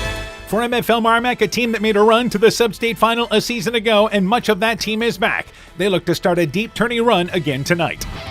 The winner advances to the district final on Saturday night. Denver and MFL MarMac tonight on Deck Show for Game 2 coming up next. Alpine Communications believes connected communities become thriving communities. We are the local telephone company that became a 21st century communications provider. Alpine provides internet, television, cellular security, and telephone too. We promise personal, timely, reliable service from people who live here. When you choose us, we all thrive. Connect with Alpine Communications today. Click alpinecom.net or call 563-245-4000. Mom, yeah, put that on my to-do list. There is more and more on my to-do list every day. I can hardly keep up, and I have to make sure everyone is paid. But who has time for the bills? You know who can help with that? Who? Elkader Tax and Bookkeeping. They not only do taxes, but specialize in bookkeeping services as well. Has your to-do list gotten too long? Want help? Give Elkader Tax and Bookkeeping a call at 563-245-2154. Epic Wear. Get personalized clothing for your school, your team, family, friends, business, or any event. Epic Wear has a huge range of customizable apparel, trophies, and awards, and they offer free design help or design your own apparel at getepicwear.com. And you can even set up a free web store for your fundraiser. Make sure to check out the selection of Bulldog Spirit Wear and Iowa-themed items at the Monona location. Epic Wear, located in downtown Monona and Waukon. Call 563-539-2300 to place your order today. TNT Power Sports sells and services all makes and models of UTVs and ATVs. We have a nice selection of clean used units available along with new units. Contact Brian, Sawyer, or Tracy for your next UTV or ATV purchase. To keep your UTV or ATV in top-notch condition for work or play, schedule your service work with Brian or Nathan by calling 563-245-1100 or stop into TNT Power Sports north of Elkader on Highway 13 for all your sales or service work. Scooters Coffee in Manchester offers a variety of coffees, smoothies, blenders, and breakfast food products served all day long. Scooters Coffee offers fast and friendly service, too. In a hurry? Use the Scooters Coffee app to order, pay, and earn rewards. Simply stop at the drive-thru window and pick up your order. Scooters Coffee is open Monday through Saturday, 5:30 a.m. till 8 p.m. and Sunday, 6 a.m. till 8 p.m. We look forward to seeing you at Scooters Coffee in Manchester. MFL MarMac Tournament Baseball, brought to you in part by Outdoor Creations, Landscape Garden Center Floral in Monona, Nathan Welch Excavating in Monona, Havlicek Trucking in Monona, Deb Moon Licensed Massage Therapist, Simple M Trucking, Adverse Weather Insurance, Jim Furman of Volga, your independent crop insurance agent, Innovative Ag Services in Elkader, Monona, and Waukon, Norby's Farm Fleet in Northeast Iowa, Guttenberg Municipal Hospital and Clinic, and by Grow Logs and Lumber in Elkader. Timber is a crop, harvest wisely. We begin the On Deck Show for game number 2. We're joined by Denver head baseball coach Dustin Rewerts. Coach, her team 5-19. Good opening night win. Defeated North Fayette Valley 11-1. Tell me about that game. An early start. I think we're up 4-0, and which is always good when you can get an early lead. And they had some chances, got some guys on base, but luckily our pitching and defense was able to shut them down. And then we got towards the end of the game and had a couple big innings to kind of close the deal. All right, so a good win for you guys. Let's talk about this team offensively. Who's been contributing for the Cyclones? We got our leadoff hitter, Logan Hanlon. I think he's hitting like 470 on the season. Just constantly on base. You know, he's very good at hitting the ball up the middle and just hitting hard line drives to the outfield, and always willing to take a pitch, hit by pitch, walk, you know, whatever we need to try to get him on base. And then Chase McEwen's our other one that's been a pretty big contributor for us. He actually hit a home run against North Fayette Valley the other night, which was, you know, a spark that we needed at that point in the game. So those two contribute quite a bit to what we're trying to do offensively. All right, let's talk about pitching-wise. I know a number of kids have thrown for you. Who do you look to start in today's ball game? We're going to start Lincoln Rattler. He's a freshman for us. He's closed the season out really well for us. I think his last 2 or 3 starts were really, really good. He just has done a really good job of throwing strikes, not, you know, giving the other team free bases with walks and hit by pitches. And, you know, at the end of the day, I know it's pretty simple baseball, but if you can limit the amount of free bases that you give the other team and make them earn them with hits, you're going to be in good shape. So we're looking for him to kind of keep doing that tonight, just like he's done his last few starts, and, you know, use the defense behind him, and hopefully we can make some plays behind him to back him up. All right, MFL MarMac, what do you know about the Bulldogs? You know, their record's really good. I've talked to a few people that know a little bit about them, and it sounds like they're pretty athletic and can hit the ball pretty well. So, you know, we're gonna have to play really good baseball. Like I said, it starts on the mound, and, you know, hopefully Lincoln can just make them put it in play, and hopefully our defense is ready to go and can make plays behind them. We played a pretty good defensive game on Saturday, so we're looking for another one of those tonight. All right, some of the other keys in the ball game for Denver. What else do you want to see? We've been really hammering offense and offensive execution in practice the last couple of days. Just working on hitting line drives, you know, not trying to do too much. We just need base runners so that we can hopefully execute some sack bunts and move guys around and put some added pressure on the other team. And, you know, I think if we can get guys on base early in the game, I think we can create a little bit of pressure and, you know, hopefully force a few errors and get them a little flustered, and I think that'll be big for us. All right, Coach, good luck to you in the ball game. We look forward to talking to you afterwards. Sounds good. Thank you much. Yes, Denver baseball coach Dustin Rewerts on his Cyclone program. The On Deck Show continues after this. Wilkie's in Elkader is Iowa's oldest family-owned grocery store. You'll find Wilkie's 2 blocks south of the Keystone Bridge in historic downtown Elkader. Stop in and enroll for a Wilkie's reward card and receive points every time you shop. Then log on to their website at wilkiesgrocery.com to view the weekly specials, check out your reward points, make out a shopping list, and more. Wilkie's in Elkader, open Monday through Saturday, 8 a.m. till 7 p.m. Life is better with American Family Insurance because our agents provide specialized local expertise to help you get the right coverage at the right price. We understand that farming is at the heart of what you do, and we want to help protect what you've worked so hard for. Let's build the policy your farm deserves. Contact Julie Depke, agent at 205 South Main Street in Elkader, or call 563-245-2366. American Family Mutual Insurance Company SI and its operating companies, 6000 American Parkway, Madison, Wisconsin. Looking for a hassle-free banking experience this summer? Look no further than People's State Bank. With our mobile check deposit feature, you can bank on the go from anywhere under the sun. Deposit checks using the People's State Bank app and your smartphone's camera. Simply endorse the check with your signature, the words "for mobile deposit only," and your account number. Deposit done in seconds, leaving you with more time to enjoy the sunshine. Experience the freedom of banking at your fingertips with People's State Bank. Download our app today and make this summer one to remember. People's State Bank, member FDIC. Brought to you by locally owned and operated NEAT, proudly providing high-quality internet, television, and telephone services at the speed of light to businesses and homes in Northeast Iowa. NEAT also provides computer and network services as well as business phone system sales and service. For more information, visit NEITEL.com or call 877-638-2122. NEAT, connecting you now. Northern Country Co-op and Viafield are now Nexus Cooperative, your full-service ag partner, supplying all your agronomy, energy, feed, grain, and lumber needs. Our highly knowledgeable and experienced team utilizes the latest technology in feed manufacturing, agronomy services, precision ag, plant and animal nutrition, energy products, and grain marketing to keep our customers ahead of the rest. Stop in today at any of our 26 locations across northern Iowa and southern Minnesota, or visit us online at nexus.coop. The doctors and staff of Family Dentistry Associates of Monona encourage everyone to get out and support your local baseball and softball teams this summer. It's always a great time to watch a ball game and enjoy the weather at your local high school ball diamond. We have exciting news. Dr. Chase Bruner and Dr. Daphne Hayfler, University of Iowa graduates, will be joining our team at Family Dentistry this August. Call today to schedule 539-4651.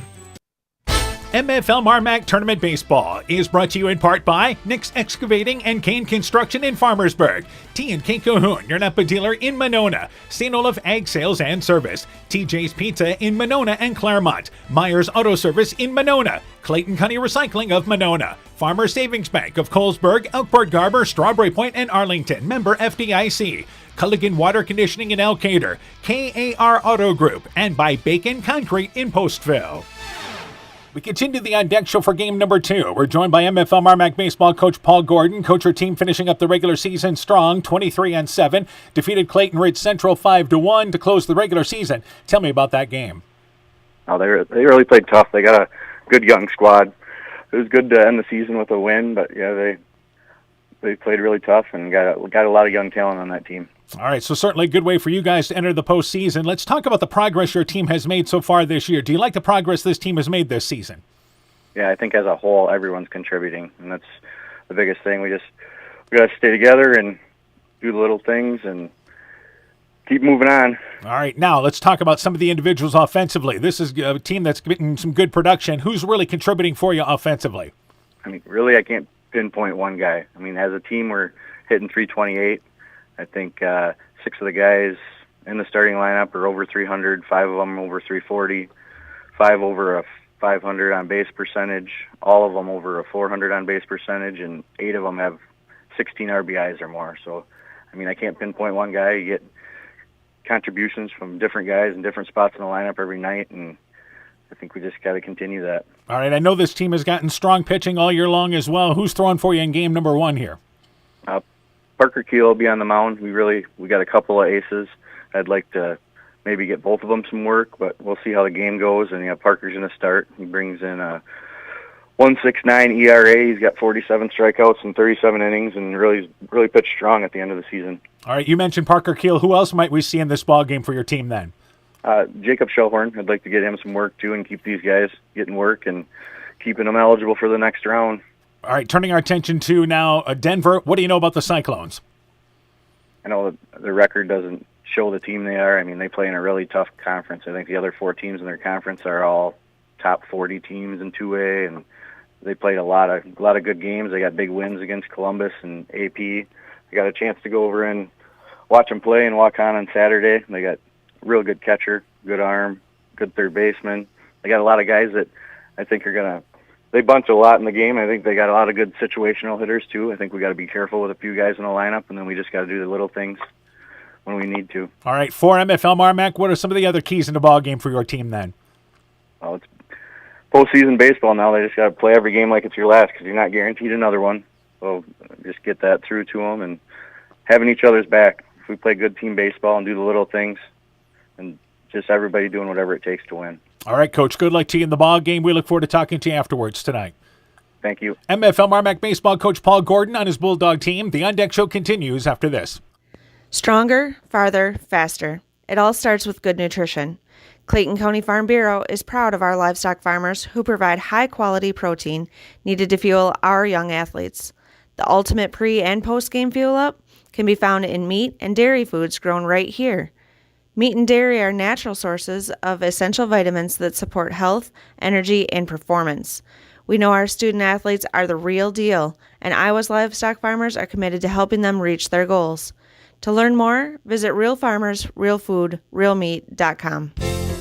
The Woodland Eye Clinic in Elkader and West Union are proud sponsors of high school sports. We are committed to bringing our patients the highest level of total eye care with detailed one-on-one attention. Our offices offer the newest technology and equipment with a professional team of experienced staff that is committed to you. Call us today for your next total eye care appointment. The Woodland Eye Clinic in Elkader and West Union supports all of our local athletes taking the field or court this season.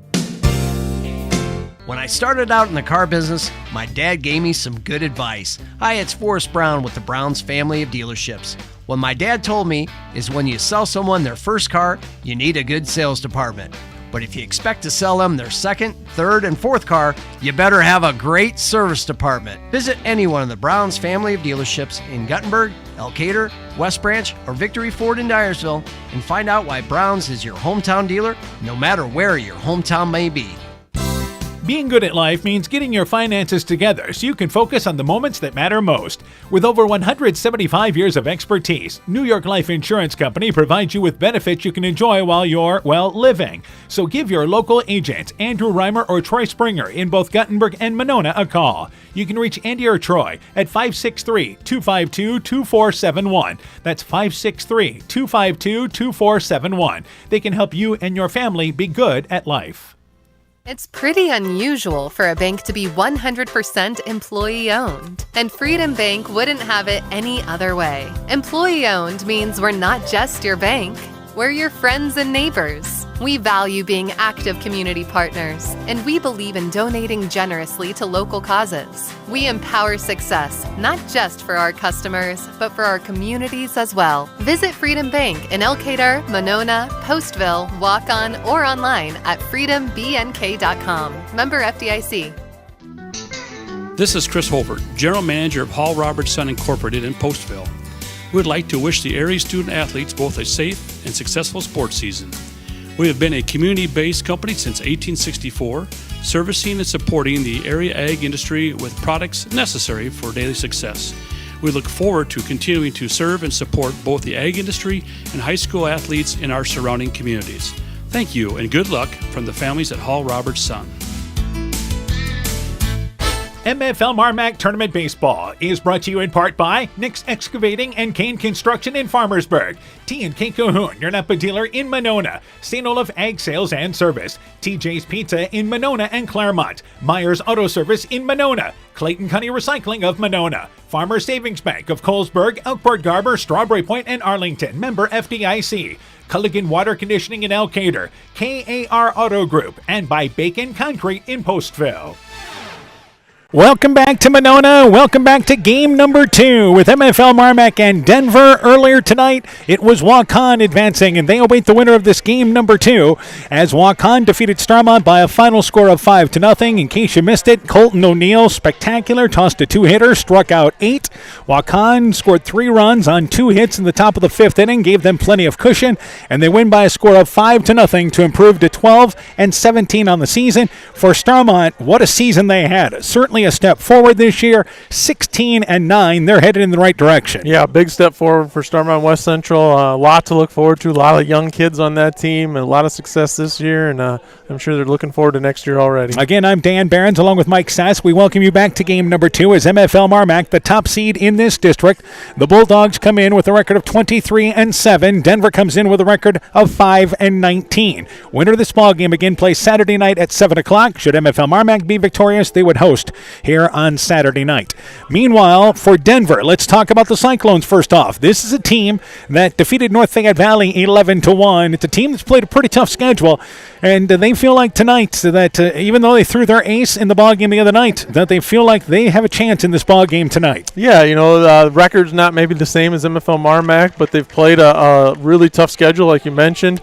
So, they're coming in confident. They're expecting to win tonight. As far as offensively, they're led by junior Chase McEwen. He's batting .375 on the season. Ryan Law is a junior. He's batting over .300 on the season.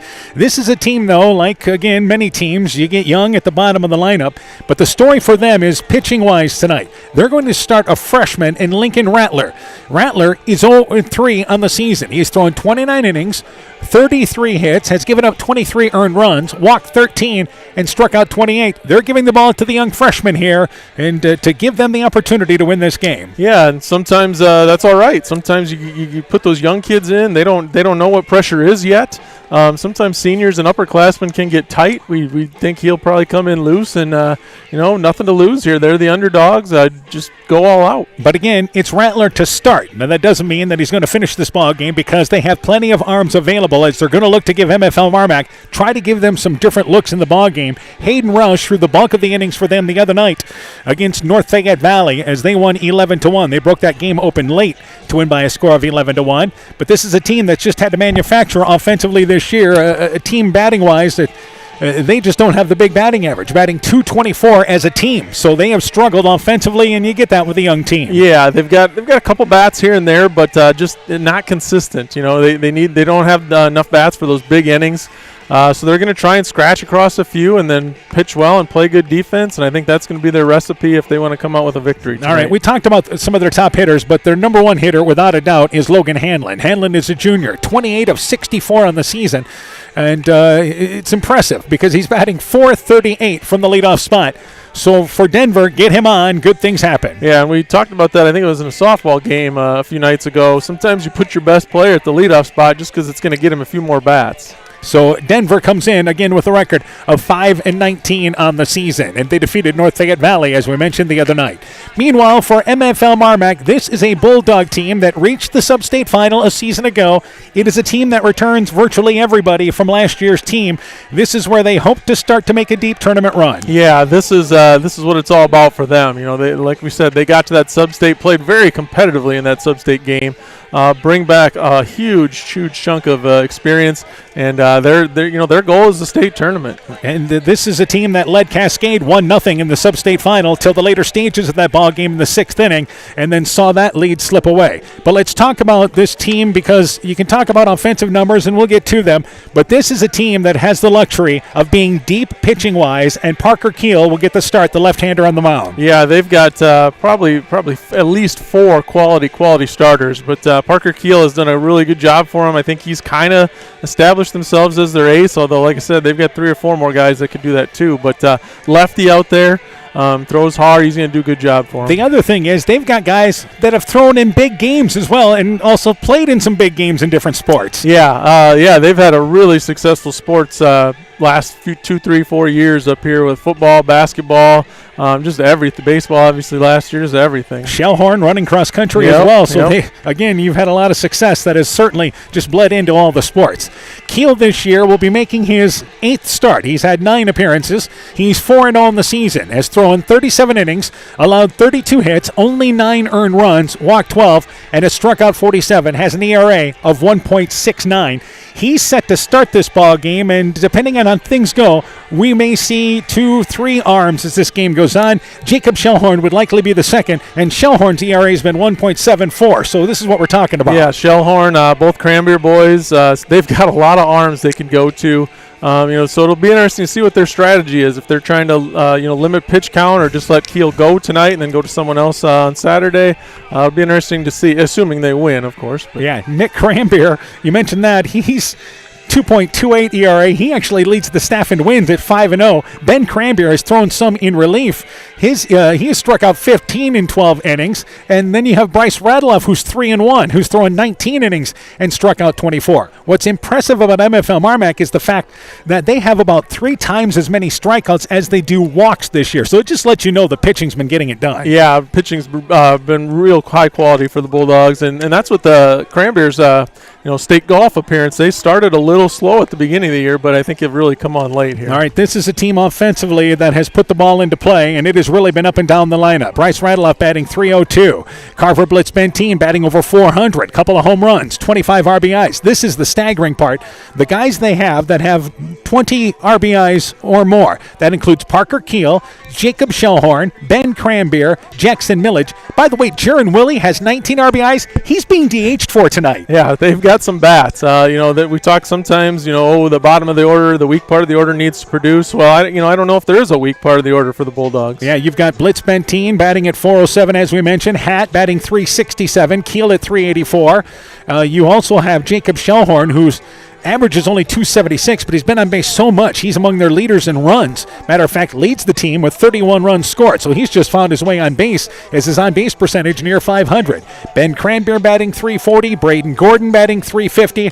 Those are the averages that stick out for you. Even the poorest batting average in their lineup, you would say is like 289 or 246 clip. I mean, just the hitters they have up and down the lineup. That's been the improvement for MFL MarMac this year to last year is what they've done offensively. Absolutely, yeah. We didn't see that from their bats last year. They had good pitching, they had good fielding, good defense last year. They still have that this year, but the big jump has been in their offense. Last year, they needed to claw and scratch runs. This year, they can get them in bunches. Let's go through the lineup. First off for the Denver Cyclones. Logan Hanlon, the shortstop, bats leadoff. Jordan Nuss, the third baseman, bats second. Lincoln Rattler, the pitcher, bats third. Chase McEwen is the catcher, batting cleanup. Kinnick Iverson, the first baseman, bats fifth. Tyler Nuss, the second baseman, bats sixth. Hayden Roush is the right fielder, batting seventh. Ryan Lau is the DH. He'll bat eighth, DHing for Miles Mathias, the left fielder. And Hudson Marcado is the center fielder, batting in the number 9 position.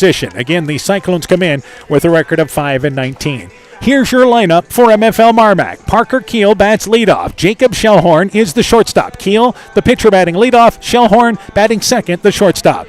Ben Cranbeer, the third baseman, bats third. Carver Blitzbentine DHing in the cleanup spot. He's DHing for catcher Jaron Willie. Braden Gordon, the right fielder, bats in the number 5 spot. Elias Hatt, the center fielder, bats 6th. Jackson Millage is the left fielder, batting 7th, plays position number 7. Dustin Larson, the first baseman, bats 8th. And Bryce Radeloff is the second baseman, batting in the number 9 position. The Cyclones wearing their white bottoms and maroon tops there with the Denver highlighted in yellow. And for MFL MarMac, they'll play with the white bottoms and they'll wear the yellow vest with the blue sleeves underneath. And again, they've got Bulldogs across the back of their jersey with the logo there and MFL MarMac across the front. What do you see as keys in this ball game today? I think if you're Denver, you want to keep this a low-scoring game. Play good defense, limit your errors. Try and scratch across a few runs. If you're MFL MarMac, you want to score early. Sometimes these games they get late in the game, close games. The favored team feels a little bit more pressure, which would be the Bulldogs tonight. So they want to jump on them early. So MFL MarMac, important to not overlook Denver as well. As we mentioned, Denver plays in a good Northeast Iowa Cedar League there, and they've got East-West Central divisions there. They've played a really good schedule, as has MFL MarMac. MFL MarMac was the runner-up team in the Upper Iowa Conference this year. So there's the lineups. We'll take a break. When we return, the opening pitch with game number 2. Waukon advances. Who's going to join them in the district final coming up on Saturday night? You've been listening to the On Deck Show and MFL MarMac Sports from KCTN Sports. At Top Gun Customs, we know that cars are complicated. We can handle all the complex new features of any vehicle, foreign or domestic.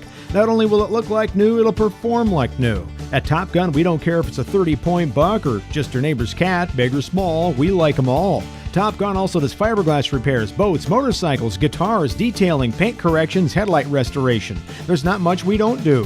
Call Bob or Nancy at Top Gun for details and to schedule your repairs today. 563-964-9899.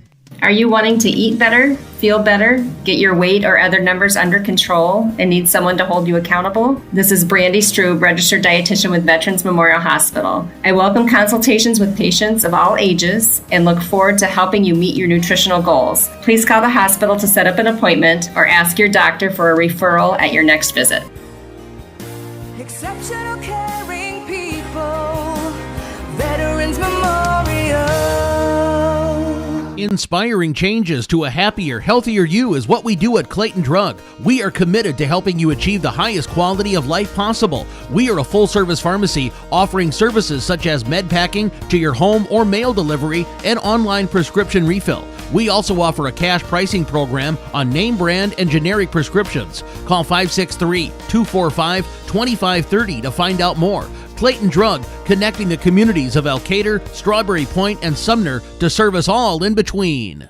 Hi, this is Cody from Torkelson Motors in Elgin and Waukon. At Torkelson Motors, we believe that student involvement in activities is a great way to help grow our communities, and we are proud to help sponsor this game for your enjoyment. We've been serving Northeast Iowa since 1926 and appreciate the business that our customers have given us and the support they provide to our area schools and communities. So the next time you're in need of a new or used vehicle or a repair, stop into Torkelson Motors. We've been selling cars the old-fashioned way with a friendly smile and a handshake right here next door in Elgin and Waukon.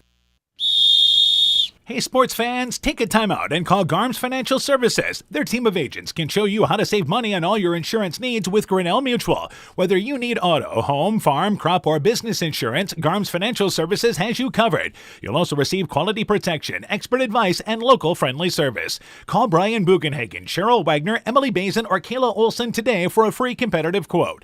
Garms Financial Services in Elkader, your trusted choice agency.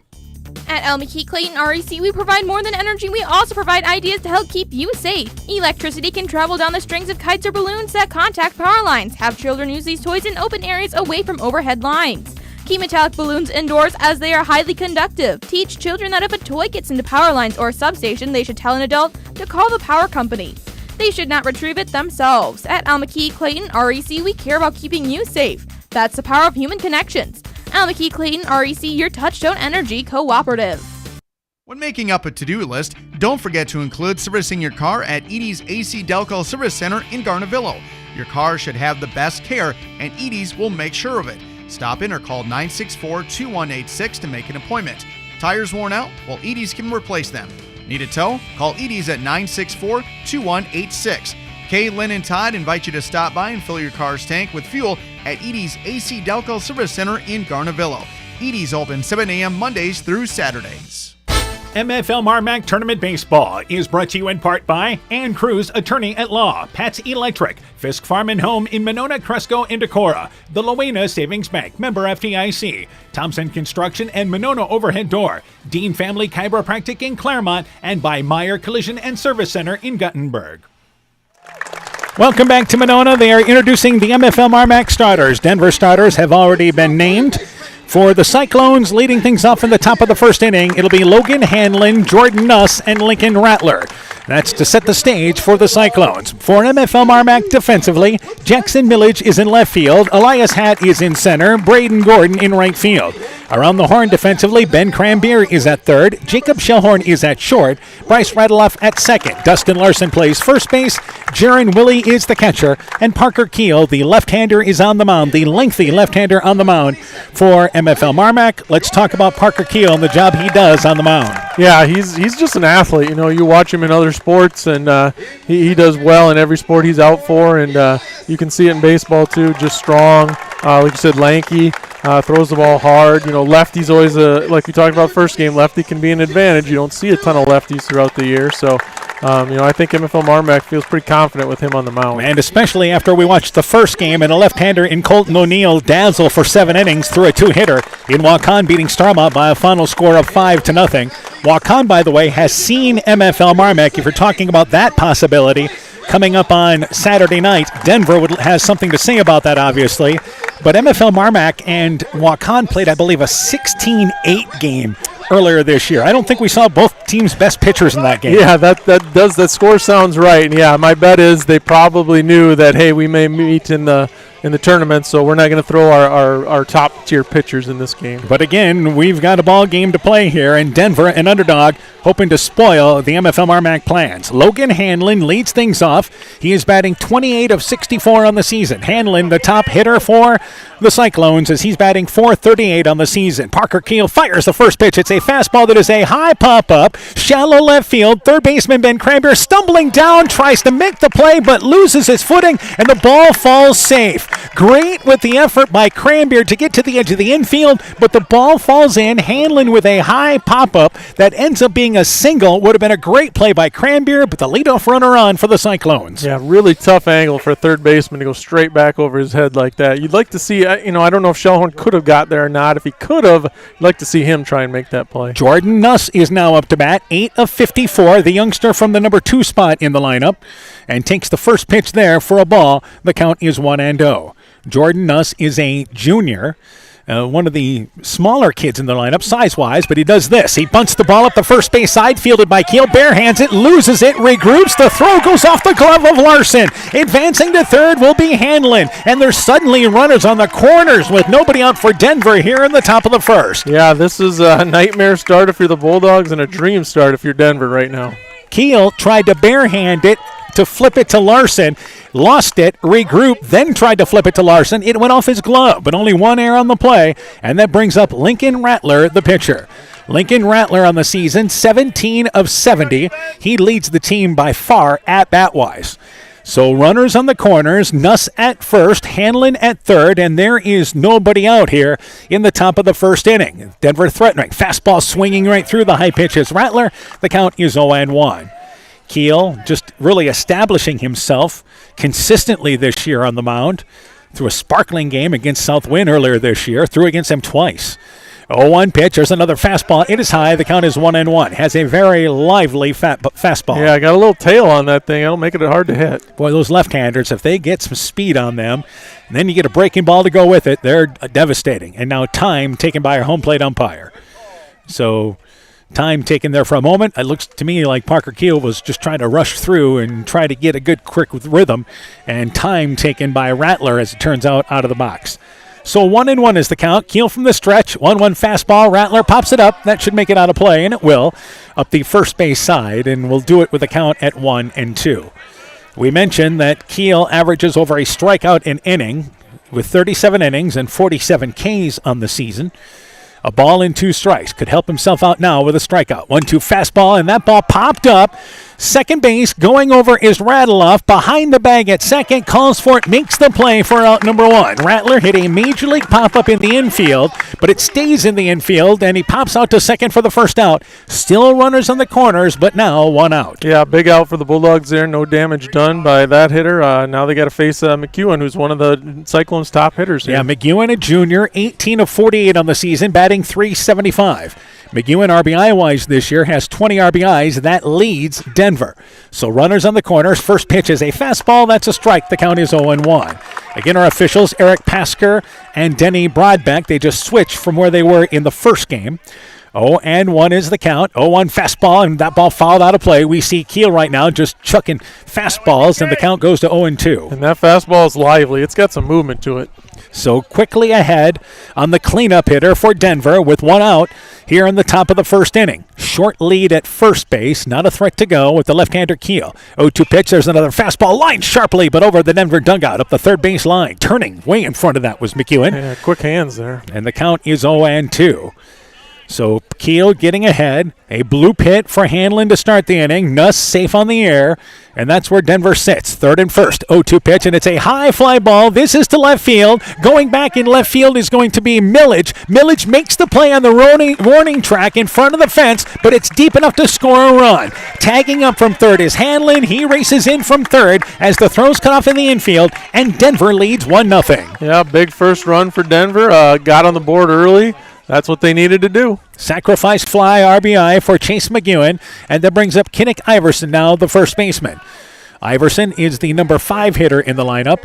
Iverson, 9 of 58 on the season. Still a runner at first base in Nuss. Fastball offside. Nuss off and going. Here's a late throw from Willie that goes to the second base side of the bag to Radeloff. I don't think there was communication that somebody was going there. Willie threw it, but it was well late. Stealing second base is Nuss. Yeah, he kind of sneaky there. No one even saw him go, I don't think. Willie was about halfway there before Willie let go of that ball. A Denver team that is only 30 of 33 steal-wise this year, but McEwen now 6 of 6. Hanlon actually leads them with 7 stolen bases. Time taken by our home plate umpire. That pitch to Iverson, by the way, was a strike. Yeah, Willie just didn't react like he realized that anybody was going. Here's now the 0-1 pitch. Fastball checking his swing is going to be Iverson, but they say it's a ball. And I don't know if you're MFL MarMac. Do you challenge that? They're going to challenge it, and our base umpire says no, he did not go. So just stopping there was Iverson checking his swing on a pitch that was close. 1-1 is now the count. 1-1 fastball inside, 2-1, scoots by Willie, but not far enough to let the runner Nuss advance from second base. So 2-1 is now the count. We're underway with game number 2. Clouds, wind, not an issue, but we're playing under clouds. The lights have been on since early in the first game tonight. 2-1 pitch, fastball swinging right through it is Iverson on the outside pitch. Missed it. We're evened up at 2 balls and 2 strikes. So pitch away from getting out of this inning without any further damage. And now again, a balk called by Keel. So our umpires, I think, gave him a little leeway there. He's really quick on the mound, but did not set. And that is a balk that moves the runner over to third. Yeah, I was noticing that earlier, that he was really pushing that balk. 2-2 fastball swinging right through it is Iverson. Strikeout number 1 by Keel, and that does it for Denver in the top of the first. But they pick up a run. They do it with a hit, helped out by an error. We've played 1/2 inning. Denver 1, MFL MarMac coming up to bat. Strawberry Building Supply offers all your building materials for residential and commercial projects. Whether you're building from the ground up, remodeling your home, or a weekend project, we have the materials you'll need. We are an authorized Milwaukee dealer for all your Milwaukee tools. Strawberry Building Supply also has everything you'll need for your pets and livestock. Stop into Strawberry Building Supply today at 413 West Mission Street, Strawberry Point, or call 563-933-4579. Alpine Communications believes connected communities become thriving communities. We are the local telephone company that became a 21st century communications provider. Alpine provides internet, television, cellular security, and telephone too. We promise personal, timely, reliable service from people who live here. When you choose us, we all thrive. Connect with Alpine Communications today. Click alpinecom.net or call 563-245-4000. Hey, Justin Birdnow here from Birdnow Chevrolet in Monona. I want to take a moment to wish all the local athletes good luck during their game. You have worked incredibly hard and it shows during each game. Myself and the entire Birdnow Chevrolet Monona team is wishing you all that you do your best and good luck. Bottom of the first inning, MFL MarMac will send up Parker Keel, Jacob Shellhorn, Ben Cranbeer to lead things off in the bottom of the first inning. For Denver defensively, Miles Mathias is in left field, Hudson Mercado is in center, Hayden Roush in right field. Around the horn defensively, Jordan Nuss is at third, Logan Hanlon the shortstop, Tyler Nuss is at second, Kinnick Iverson is at first base, Chase McEwen is the catcher, and Lincoln Rattler is on the mound. The freshman, looking for his first win of the season, gets the start in this ball game for Denver.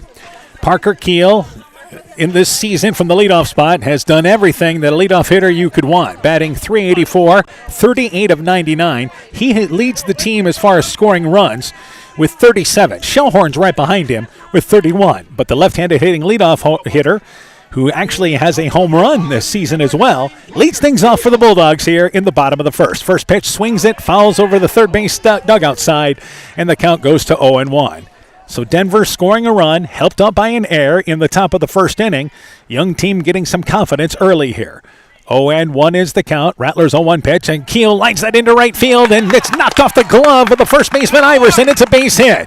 Ball was roped, and a great job by the first baseman Iverson to at least get up to it, but could not haul it in. Solid single into right field for Parker Keel. Yep, helping his own cause here, getting on base. Will be interesting to see if he takes off here. I know he's got good speed as well. Jacob Shellhorn, and your typical number 2 hitter. He is 24 of 87, has the ability to play small ball. The big thing has such a great look at balls and strikes. He's walked 27 times this season. On base percentage is again near 500. Takes the pitch inside. The count is 1-0. Yeah, he doesn't swing at many bad pitches. And the batting average is only .276, but I think you just look at what he does, and there's the reason he's your prototypic number 2 hitter. Snap throw to first base, and a nice move by Rattler. Diving back in there safe, though, is Keel. And you see Denver bringing the third baseman in Jordan Nuss, expecting Shellhorn to bunt. Keel certainly a threat to go. There's a curveball outside and misses for ball number 2. You're talking about MFL MarMac on the base paths, 135 steals. Parker Keel is 25 of 27. Elias Hatt actually leads the team. He is 28 of 29. They've got some good speed. 2-0 is the count. 2-0 fastball. That misses upstairs, and the count goes to 3-0 to Shellhorn. But 135 steals. Sometimes third and first they may give somebody a steal. That's a ton of steals. That's a lot. You're averaging over 4 a game. 3-0 is the count. 3-0 pitch. Fastball taking all the way is Shellhorn. It is outside for ball number 2. So the two-hitter does his job, gets the runner over to second base, no matter how that is. There's 2 on, nobody out. First walk issued by Rattler. Yeah, and that's what we talk about with Shellhorn. Like we said, maybe his batting average isn't where you might think it would be, but he gets on base no matter how it is. Ben Cranbeer batting .340 on the season, 35 for 103. He has 34 RBIs. It takes the pitch inside and almost hit as he moves towards the plate. It ends up back behind him, and the count goes to 1-0. Yeah, the catcher caught that behind him. It's important for this young kid on the mound for Denver to weather the early part of this ball game to find himself settling in a district tournament game. 1-0 pitch. Cranbeer fouls it over the MFL MarMac dugout, and the count goes to 1-1 up the first base side. I mentioned Rattler is a freshman throwing in this ball game tonight for Denver. So 1-1 is now the count. And working here to Ben Cranbeer. 1-1 pitch. Nice curveball from the youngster. Breaks across sharply. 1-2 is now the count. He gets that across like this tonight. He's going to be a tough kid. Yeah, that's the best pitch we've seen him throw. 1-2 is now the count. So sets, delivers the 1-2 fastball. It's outside. Nice backhand by McEwen. Moving over into the left-handed hitter's box to knock it down. Evened up at 2 balls and 2 strikes. But again, this is the reason why he got the start tonight, because he has the ability to throw that pitch, and if he can be consistent, keep the walks down, good things happen. 2-2 curveball, caught looking is Cranbeer. Another nasty bender from Rattler. Gets a big strikeout for out number 1 here in the bottom of the first. Yeah, if he can consistently get that curveball over, that's a nice pitch for him. Ben Cranbeer strikes out, brings up Carter Blitzbentine. Blitzbentine batting .407, 35 of 86 on the season. He's among their leaders RBI-wise at 25. It takes a fastball, swings right through it there. The count is 0-1. And we say this all the time. You establish that curveball like that, suddenly the fastball has more pop. Exactly. You start looking for that curve, and that fastball sneaks by you. 0-1 pitch, checking his swing is Blitzbentine, and it's low, and the count goes to a ball and a strike. We already see here the difference of game number 1, game number 2, umpire-wise, is we have I'd say a little shorter strike zone now. 1-1 curveball, that's a called strike there. The count is 1-2. But again, you've got to adjust. Yep, and it's consistent. We saw in the other game that outside pitch was there consistently, and it was a strike. 1-2 pitch, fastball, and Blitzbentine fouls it into the MFL MarMac dugout just outside of the fence area, and it remains a ball and 2 strikes. So Rattler, after a leadoff single and a walk, got a strikeout for out number 1. Still 2 on with 1 out. Here's the 1-2 curveball. Blitzbentine takes it inside, just misses, and the count is 2-2. That kid has a nasty bender. Yeah, he's trying to, again, starts it at the hitter and then bends into that inside corner. 2 balls and 2 strikes. And here's now your 2-2 fastball. Bouncing ball up the first baseline, but foul. Coach Walter there in the on-base box, able to knock it down. And the first baseman, Iverson, will get it back to his pitcher. Still 2 balls and 2 strikes. You can see Blitzbentine not exactly settled in the box. Yeah, he's had a couple defensive swings up there, but Rattler throws a really nice curveball. And Blitzbentine certainly has home run pop. We did a game against North Fayette Valley, hit a home run up there, second year in a row. He homered at NFV. 2 balls and 2 strikes. He has 2 home runs on the season. Here's now your 2-2 pitch. Fastball outside. Blitzbentine caught looking at the outside fastball. Back-to-back K's recorded by Rattler. And suddenly 2 outs here in the bottom of the first. Yeah, great job by Rattler after letting the first 2 hitters on. He's come back with 2 strikeouts. He didn't throw that curveball to the first 2 hitters. Yeah, I think he maybe should have. Braden Gordon now up to bat. The number 5 hitter in the lineup. Gordon, 28 of 80. Really improved as a hitter this year. Batting .350, the right fielder for the Bulldogs. Rattler from the stretch delivers a fastball. It is low. The count goes to 1-0. So the game number 2 here started about, I'd say, 15 minutes late or so, as the first game well played, and got it done in an hour and a half. 1-0 pitch and a good cut by Gordon, and he's got that uppercut there and misses it. The count goes to 1-1. But when he hits it, he's got some drive behind it. Yeah, like you mentioned, he's really an improved hitter from last year. A ball and a strike. And here's the 1-1 offering. It's a curveball and a late swing by Gordon up against the backstop, and the count goes to 1-2. Keels at second. Shellhorn is at first. They were there with nobody out. Now there's 2 outs, and the count is 1-2 to Braden Gordon. So trying to get out of trouble here is Rattler. The 0-2 curveball. 1-2 stays upstairs. The count is 2-2. But if this kid gets ahead in counts, he's going to be able to drop that curveball in whenever he wants. Absolutely. 2 balls and 2 strikes. Here's now your 2-2 fastball. Gordon swings right through it after allowing the 2 leadoff runner on. He ends up striking out the next 3. The Bulldogs threaten and they come up empty. No runs a hit, leaving 2. We've played 1. Denver 1, MFL MarMac nothing. Alcator Tax and Bookkeeping are proud supporters of all of our local high school sports teams. We want to wish everyone the best of luck on their season. We are here for all your tax, payroll, and bookkeeping needs. Give us a call at 563-245-2154. Again, that number is 563-245-2154. Thank you from Kurt and Ann at Alcator Tax and Bookkeeping, located in downtown Alcator. Epic Wear. Get personalized clothing for your school, your team, family, friends, business, or any event. Epic Wear has a huge range of customizable apparel, trophies, and awards, and they offer free design help or design your own apparel at getepicwear.com. And you can even set up a free web store for your fundraiser. Make sure to check out the selection of Bulldog Spirit Wear and Iowa-themed items at the Monona location. Epic Wear, located in downtown Monona and Waukon. Call 563-539-2300 to place your order today. So we go to the top of the second inning. It is 1-0. Once again, Denver in the lead. They'll send up Tyler Nuss, Hayden Roush, and Ryan Lau. That will be 6, 7, and 8 in their lineup. The left-handed hitting Tyler Nuss takes a pitch fastball strike outside. The count is 0-1. Tyler Nuss now up to bat, bottom of the lineup. He is 9 of 51 on this season. Keel, the 0-1 fastball. That's a ball that misses inside. I thought it was called a strike. Look good. The count goes to a ball and a strike. So we're evened up. And Keel now delivers the 1-1 pitch, fastball, and swinging through it. A looping cut there by Nuss, cannot get to it, and the count goes to a ball and 2 strikes.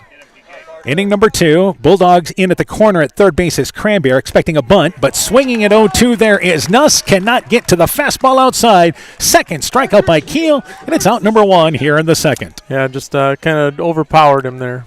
Brings up Hayden Roush, the right fielder.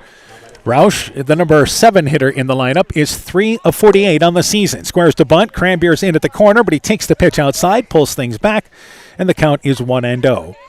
So a quick out here in the top of the second inning. Keel delivers the 1-0 pitch, fastball there for a strike, and the count is 1-1. And again, you saw Roush kind of square to bunt, but he takes the pitch. Waiting on deck is Ryan Lau, and Lau is 18 of 57 on the season. Does give them a solid bat at the bottom of the lineup. Fastball outside by Keel, and it's called a strike, and the count goes to 1-2. So Keel working quickly. He loves to move along on the mound. 1-2 pitch. There's a curveball swinging right through the outside pitch. There is Roush. The ball is dropped, but picked up by the catcher, Willie. He'll throw it at the first baseman, Larson. They'll record the strikeout there, and it's back-to-back Ks to start the second. 2 quick outs for MFL MarMac defensively. Yeah, Keel really dealing here in the bottom of the second. That brings up now Ryan Law, as we mentioned, the DH, another left-handed bat in the lineup. Cyclones, couple of left-handed bats in their lineup. We're lucky to see one in a lot of games. Takes a fastball, tried to check his swing, but hit it off the bat, and the pitch was upstairs. Goes up against the backstop, and you see Law kind of tip his bat down in a bit of frustration, and the count goes to 0-1. So getting ahead is Keel. Denver scoring a run, helped out by an error in the first inning. Bulldogs looking for a 1-2-3 inning. Fastball stays upstairs from Keel, and the count goes to a ball and a strike. We mentioned the great crowd we had on the first game, and what a great crowd here for game number 2 as well.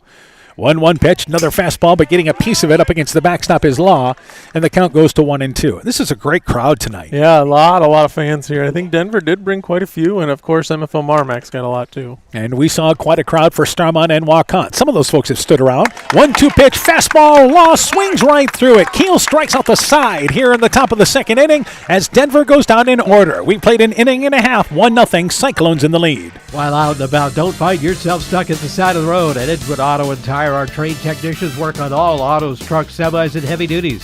We offer premier alignment service and DOT inspections and carry all major lines of tires. Call or ask about our current tire rebates. If you're in a bind and need a tow, give Edgewood Auto and Tire a call at 563-928-7333. Available 24 hours a day, 7 days a week. We offer a mobile tire repair service to get you back up and going, either on your farm or on the road.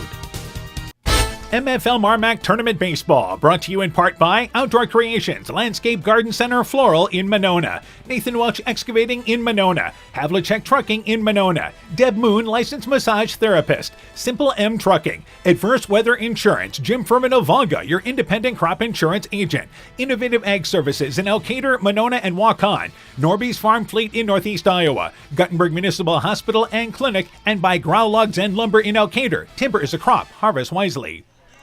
Now here in the bottom of the second. Again, our score, it is 1-0. MFL MarMac trailing here, and they will send up Elias Hatt, followed by Jackson Millage and Dustin Larson here. That will be 6, 7, and 8 in their lineup. Bulldogs put the first two on in the bottom of the first inning, but then the next three hitters struck out. Denver, their three hitters in the top of the second, all went down, striking out. So Elias Hatt to lead things off, the center fielder. Hatt, 22 of 60, batting .367. First pitch, bouncing ball over the mound, fielded by the shortstop Hanlon on the run. The throw to first just in time. Hatt, who hustles down the line quickly. Nice play by the shortstop Hanlon. It's out number one. Yeah, real good play. Strong throw to first. Hatt's got good speed down that line, but good strong throw by the shortstop. Jackson Millage now up to bat. Millage batting 22 of 76 this year. That is a .289 batting average. First out recorded here in the bottom of the second inning. And the first pitch there to Millage swings right through it. The count is 0-1. Millage, the number 7 spot in the lineup. Dustin Larson playing first base, batting 8th. He'll bat next. 0-1 pitch, and there's a fastball outside. The count is 1-1. We were talking about the curveball for Rattler, but for a freshman, pretty good fastball. Yeah, he throws it all right. And the count is 1-1. There's a curveball, and again, that breaks across for a strike. The count is 1-2. So a heavy dose of curveballs by the youngster, and he continues to deliver. A ball and 2 strikes now. Here's the 1-2 offering. Another curveball swinging right through it is Millage. The ball dropped by the catcher McEwen, but he's able to move inside the baseline. Throws it down to the first baseman Iverson. They'll record the strikeout there. The 4th strikeout recorded here by Rattler in 2 quick outs here in the bottom of the second. Yeah, he's got a good fastball, but that curveball is really good. Dustin Larson now up to bat. Larson 16 of 65 on the season, batting .246. And looks at the first pitch here. Van Rattler hits him, plunked him right on the back. Larson turns. He'll think about it for a second and then fights it off. And he'll head to first base after being hit by the pitch on the first offering from Rattler. Larson was hit on, looks like maybe the left elbow. Yeah, I'm not sure. Definitely stings a little bit. Yeah, he has walked his way to first base. And they'll give him a couple of seconds there, but looks like he's holding the left arm. So they'll take time for just a second here as our umpires will look things, and Larson is just going to walk it off. But I believe it was the left arm. Wasn't the funny bone, and if it was, it's not so funny. Yeah, it looks like he's trying to shake that arm out. But it looks to me like it was of the upper wrist area. So, yep, he's standing there back at first base. 2 outs, brings up Bryce Radeloff, who's just like a second leadoff hitter for MFL MarMac. 2 outs, and Radeloff looks at the first pitch, a fastball that sails high, and the count is 1-0. Radeloff just batting over .302, 19 of 63 on the season. Larson, more of a base-to-base runner out there. Count is 1-0. Fastball and a good cut by Radeloff. Cannot get to the outside pitch. Count goes to a ball and a strike. This is the 9 spot in the Bulldogs lineup, by the way. So Larson, short lead at first base, continues to clench that fist a little bit. 1-1 pitch, fouled out of play. Count goes to 1-2. After the Bulldogs put the first 2 on in the bottom of the first inning, you started to think, well, they're going to put up a crooked number here. Yeah. But boy, Rattler's really settled down early. 1-2. Here's a curveball that breaks inside and plucks Radeloff in the back. So one of the few times tonight we haven't seen the ability to drop that curveball in. Radeloff just turns, wears it, and now there's runners on second and first. Larson goes to second. Radeloff is at first base, and now the top of the lineup with Parker Keel up to bat. The left-handed hitting leadoff hitter singled back in the first inning. Yeah, and so, that's the danger of that curveball that he likes to start at the hitter and then break in. If it doesn't break, he's hit a couple guys in a row here now. And now we'll see a courtesy runner, a pinch runner rather, coming in for Larson. This is not a courtesy runner because Larson, of course, playing first base, so this will be a case there that somebody will re-enter, and I believe it is number Decker? 8 is who we have. You mentioned it is Cashton Decker? I believe so. All right. So looking at our lineup there, it is Cashton Decker. Plenty of speed with that kid at second base. So the first pitch to Keel takes a fastball high. The count is 1-0. I do not have Cashton Decker on my as far as stats this year, but he is on the game roster tonight. 1-0 pitch to Keel, swings right through it, fastball outside, count goes to 1-1. My guess would be maybe moved up to varsity postseason just for his speed. Yep, gives him another base runner, and again in a pinch running role. 1-1 pitch to Keel, hits a bouncing ball up the first base line. First baseman stays down on it. It's a slow roller. That's by Iverson. He's able to step on the bag for the third out of the inning. Bulldogs threaten, but again they leave 2. No runs, no hits, no errors. We've played 2. 1-0 Denver in the lead. Scooter's Coffee in Manchester offers a variety of coffees, smoothies, blenders, and breakfast food products served all day long. Scooter's Coffee offers fast and friendly service, too. In a hurry? Use the Scooter's Coffee app to order, pay, and earn rewards. Simply stop at the drive-thru window and pick up your order. Scooter's Coffee is open Monday through Saturday, 5:30 a.m. till 8 p.m. and Sunday, 6 a.m. till 8 p.m. We look forward to seeing you at Scooter's Coffee in Manchester. Wilkie's in Elkader is Iowa's oldest family-owned grocery store. You'll find Wilkie's 2 blocks south of the Keystone Bridge in historic downtown Elkader. Stop in and enroll for a Wilkie's reward card and receive points every time you shop. Then log on to their website at wilkiesgrocery.com to view the weekly specials, check out your reward points, make out a shopping list, and more. Wilkie's in Elkader, open Monday through Saturday, 8 a.m. till 7 p.m. So we go here to the top of the third inning. 1-0 Denver in the lead. They'll send up Hudson Mercado. Then the top of the lineup coming up for them, Logan Hanlon and Jordan Nuss. They manufactured a run in the first inning. First pitch there from Parker Keel. It is low. The count is 1-0. Mercado 9 of 44 on the season, so the bottom of the lineup been a work in progress for Denver. 1-0 pitch, fastball outside, scoots by the catcher Willie. Nobody on base. It just ends up being an errant ball outside, and the count is 2-0. Denver scored, have their 2 base runners reach to start this ball game and end up manufacturing a run, helped out by an error. 2-0 pitch, there's a fastball, catches the inside corner, and the count goes to 2-1. We've seen primarily Keel trying to pound the strike zone with fastballs. Yeah, a lot of fastballs, and he's got some movement on that fastball. 2-1 fastball, it's low and outside, count goes to 3-1. With the way Denver's bottom of the lineup has struggled hitting this year, it's important for Keel to go after him and just challenge them. But he's behind 3-1. There's a fastball inside. It is ball number 4. So that is the first walk issued by Keel, and the leadoff runner on for Denver here in the top of the third. Yeah, you don't want to walk their 9-hitter, but that's exactly what Keel's done here. Logan Hanlon singled and scored the game's only run. Did that back in the first inning for Denver. And that came on a sacrifice fly RBI. Runner at first base in Mercado. And here, nobody out. I don't think Hanlon's going to be bunting. I think you need him to swing away. Pickoff move to first base and a nice move by Keel. And they're going to call a balk. Yeah, Keel had the front foot headed to the plate and threw it on over to first base, and our home plate umpire right on top of it. Moving into scoring position is Mercado, who leaned towards second base on the pickoff move. Yeah, maybe you know why he was leaning now, if that front foot was coming forward. So Logan Hanlon up to bat here, now with a runner in scoring position. First pitch to Hanlon, fastball inside. The count is 1-0.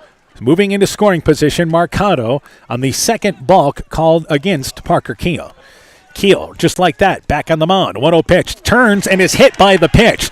So a walk. Now Hanlon hit by a pitch. There's 2 on. There's nobody out for Denver here in the top of the third inning. And that's going to lead Paul Gordon here, the head coach of MFL MarMac, to head to the mound to talk with his pitcher.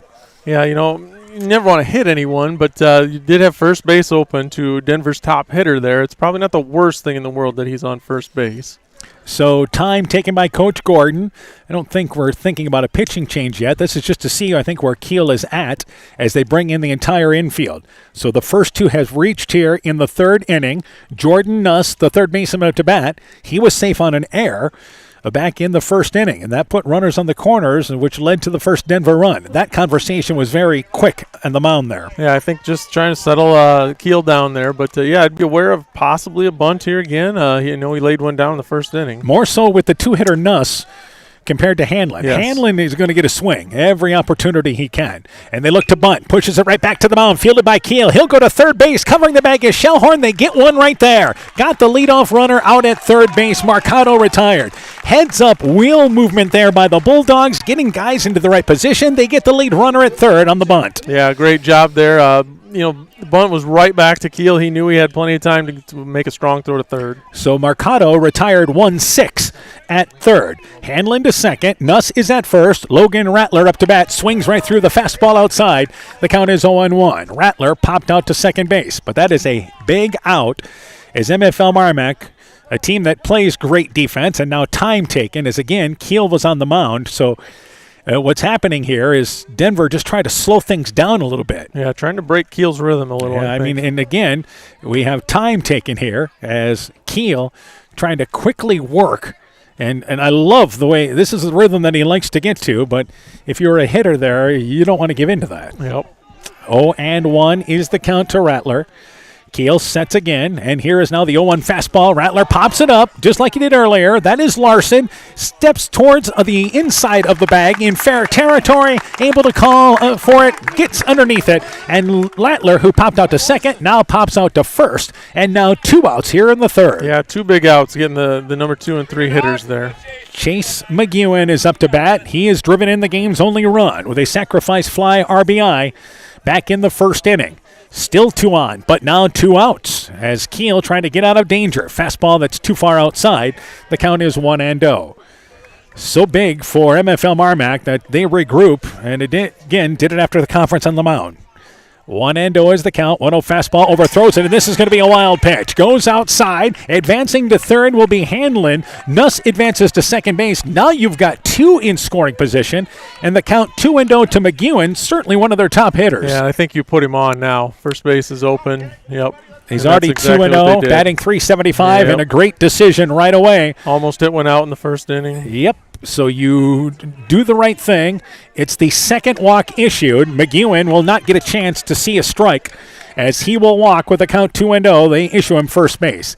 Kinnick Iverson now up to bat. The base is loaded for Denver, and 2 outs here in the third inning. And now time taken as we will see McEwen replaced by a courtesy runner. We'll let you know who that is for Denver coming in. I believe is at number 1 coming in. And that is going to be Sauerbrei. Braxton Sauerbrei coming in, and he is a courtesy runner. So Sauerbrei, again, the courtesy runner for Denver. Bases loaded for Denver, leading 1-0. This is a golden opportunity for the Cyclones. First pitch there inside, and that ball goots by the catcher, Willie. Scoots by him, and it's going to be a pass ball. Scoring from third is Hanlon. It's 2-0 Denver in the lead. Advancing to third is Nuss. Sauerbrei, the courtesy runner, advances to second, and it's 2-0 Cyclones in the lead. Yeah, that's just a disaster for the Bulldogs, giving another run to the Cyclones there. And Keel was wild at an inside pitch, but it went off the glove of Willie. That'll go as a pass ball. So still 2 in scoring position. Denver has found their way to putting some traffic on the base paths and making the most of those situations. Yeah, they're doing a nice job on the base paths. Time taken by our home plate umpire again. The first pitch inside to Iverson. Iverson, as we mentioned, 0 for 1, a strikeout victim. Keel has struck out 4. All of them were right in a row in the first and second innings. Fastball for a strike there. Swinging through it is Iverson. The count goes to 1-1.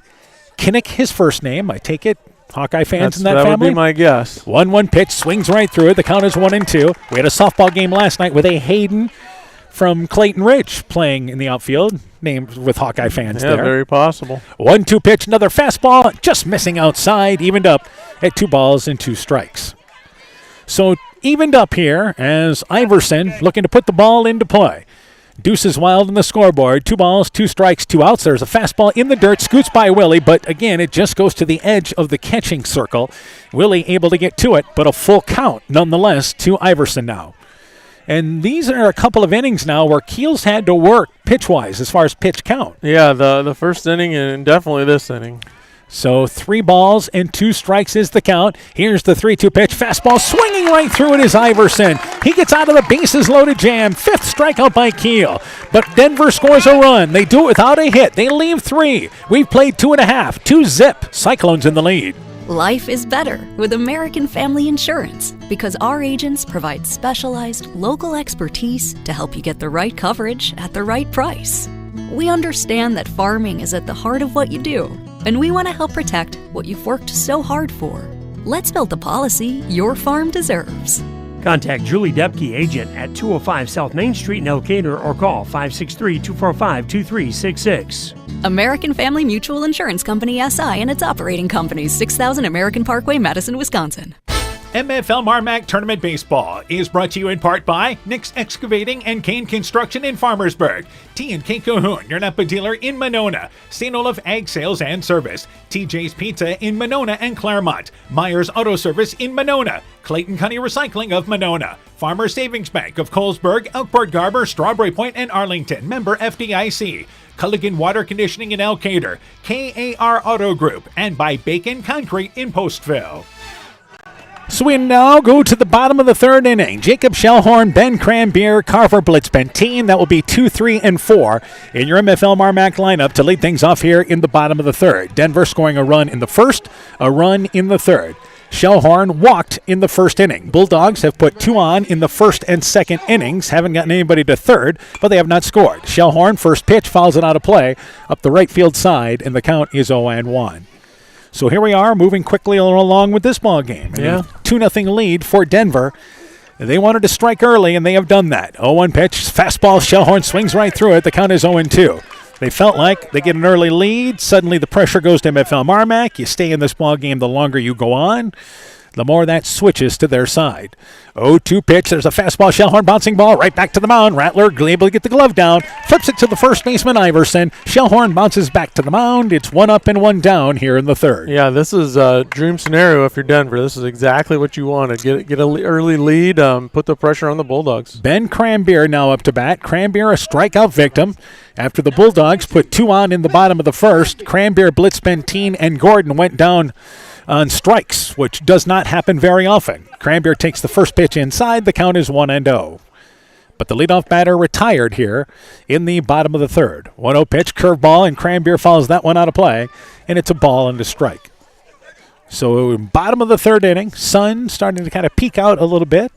First time we've seen that tonight, but a beautiful day to play two. 1-1 pitch, fastball outside, just misses. Trying to pull that pitch was McEwen. McEwen did a nice job trying to frame it. Outside, though, 2-1 the count. Yeah, real nice job by McEwen trying to pull that thing back in. 2 balls and a strike. And here's the 2-1 pitch to Cranbeer. Curveball, Cranbeer pops it up the line. The catcher diving for it, and just out of his reach is McEwen, about a quarter of the way up the line. Great effort by the catcher, diving forward, but just could not get to it as Cranbeer hit a soft little pop-up, and it's evened up at 2-2. Yeah, tremendous hustle there by McEwen. He almost got that thing. So we're evened up here now to Cranbeer at 2 balls and 2 strikes. And Rattler delivers the 2-2 pitch. Fastball, and Cranbeer hits a high fly ball. This is to center field. Going back in center field is Mikado. Got plenty of room. Calls for it near the warning track. Tracks it down in center field for out number 2. Long flyby, a fly ball out for Ben Cranbeer. Yeah, hit it hard, but Mercado playing deep in center. No problem with that one. Carver Blitzbentine is up to bat with 2 outs. Blitzbentine is 0 for 1 in this ball game. A strikeout victim back in the first. So 2 outs very quickly. And this is the heart of the MFL MarMac lineup. Rattler's curveball, and Blitzbentine pops it up right to the second baseman. Nuss, who took a step back. It falls in front of him, picks it up, gets the ground ball, flips it to the first baseman, Iverson, and the Bulldogs go down in order as Blitzbentine hops out to second base. We've played 3, still 2-0, Denver in the lead. Looking for a hassle-free banking experience this summer? Look no further than People's State Bank. With our mobile check deposit feature, you can bank on the go from anywhere under the sun. Deposit checks using the People's State Bank app and your smartphone's camera. Simply endorse the check with your signature, the words "for mobile deposit only," and your account number. Deposit done in seconds, leaving you with more time to enjoy the sunshine. Experience the freedom of banking at your fingertips with People's State Bank. Download our app today and make this summer one to remember. People's State Bank, member FDIC. Brought to you by locally owned and operated NEAT, proudly providing high-quality internet, television, and telephone services at the speed of light to businesses and homes in Northeast Iowa. NEAT also provides computer and network services as well as business phone system sales and service. For more information, visit NEITEL.com or call 877-638-2122. NEAT, connecting you now. MFL MarMac Tournament Baseball, brought to you in part by Elite DJ Service Monona, Exit Realty Driftless Group, Iowa, Wisconsin, and Minnesota, Luena Tap, home of the award-winning Philly, Great River Care Center, and Turner Point Assisted Living, Bruins and James Insurance, your Grinnell Mutual agent in Monona, Furniture Showcase and Old Wine, lighting showroom, flooring, furniture, and window treatments, LTI & Sons Water Conditioning, your Connecticut dealer in Postville, and Rivals Inc. Custom Gear, Screen Printing, Embroidery, and online shopping at rivalsinc.com.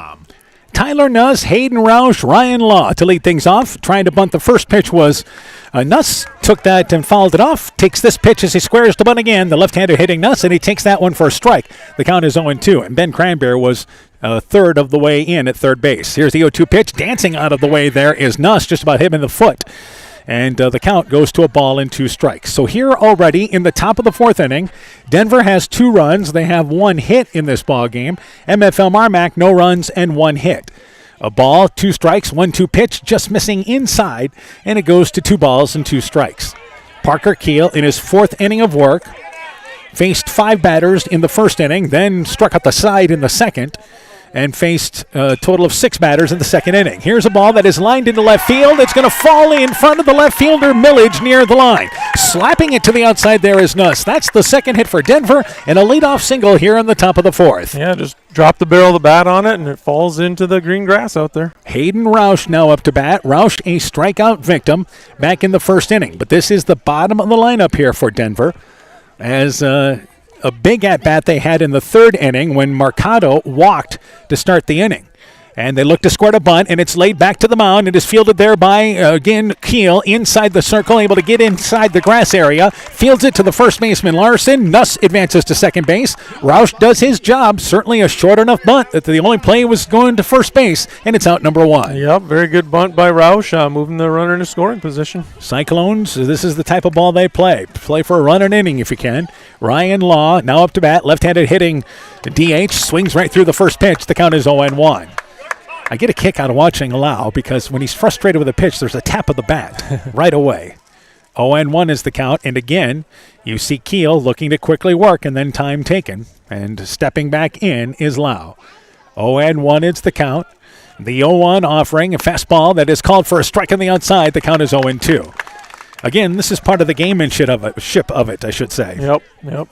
Just try to see if you can make him pick up things a little, pick up the pace. Here's a ball that is off the glove of the third baseman, Ben Cranberry. It was slapped to the left side. Holding at third base will be Nuss, but that was Lau. Taking it opposite field, Cranberry reached to the right, did not haul it in, and I guess you'll have to give a base hit on that. Yeah, I don't think he touched it. Very close, but not quite. So Mercado is up to bat. That ball was just inside the line at third base and quickly brought back in by Millage. So the bottom of the lineup here for Denver, the 6-hitter and the 8-hitters have singled. And we will see a runner coming in for the DH Lau.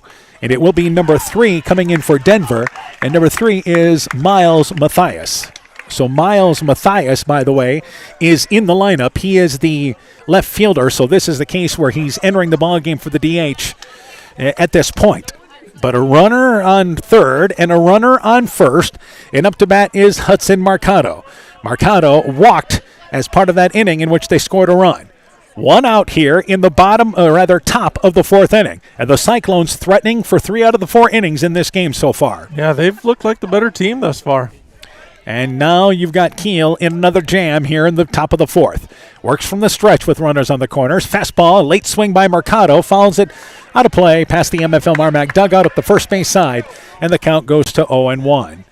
Waukon beat Starmont tonight earlier by a final score of 5-0. That was a team that Waukon come in with a record below 500, but again, had good pitching. They were confident in their top 2 arms they had. 0-1 is the count. They look to bunt. Here's the suicide squeeze. Keel slides down, but bobbles it. He's got no chance, and everybody's safe. It's 3-0. He throws the ball down to second base. Radloff applies the tag, but diving back in there is Mathias. A beautiful suicide squeeze by Mercado. It ends up being an infield base hit, and it's 3-0. Denver in the lead now. Yeah, just a great bunt by Mercado. Great call by Denver there. That run was going to score even if Keel makes the play to first. Yeah, Keel slid down trying to get the ball and throw it in one motion, but never came away with it cleanly. I don't know if he had a chance to get Mercado there because of how good that bunt was. And once Keel went sliding, there was no chance. So that brings up the top of the lineup in Logan Hanlon. Hanlon is 1 for 1. He has reached base twice, singled and scored, hit by a pitch and scored. Cyclones lead 3-0. There's 1 out, and there's still 2 on. Fastball outside, swinging through it is Hanlon. The count is 1-1. But it's important for the Bulldogs here to stop the bleeding in the top of the 4th inning. Yeah, this is on the verge of getting away from him. 1 ball, 1 strike, fastball. Hanlon swings at the fastball, snap throw to second base, but sliding back in at second base, head first safe is Matthias. And now the umpires take time, and what do we have here? The umpire came out from behind home plate.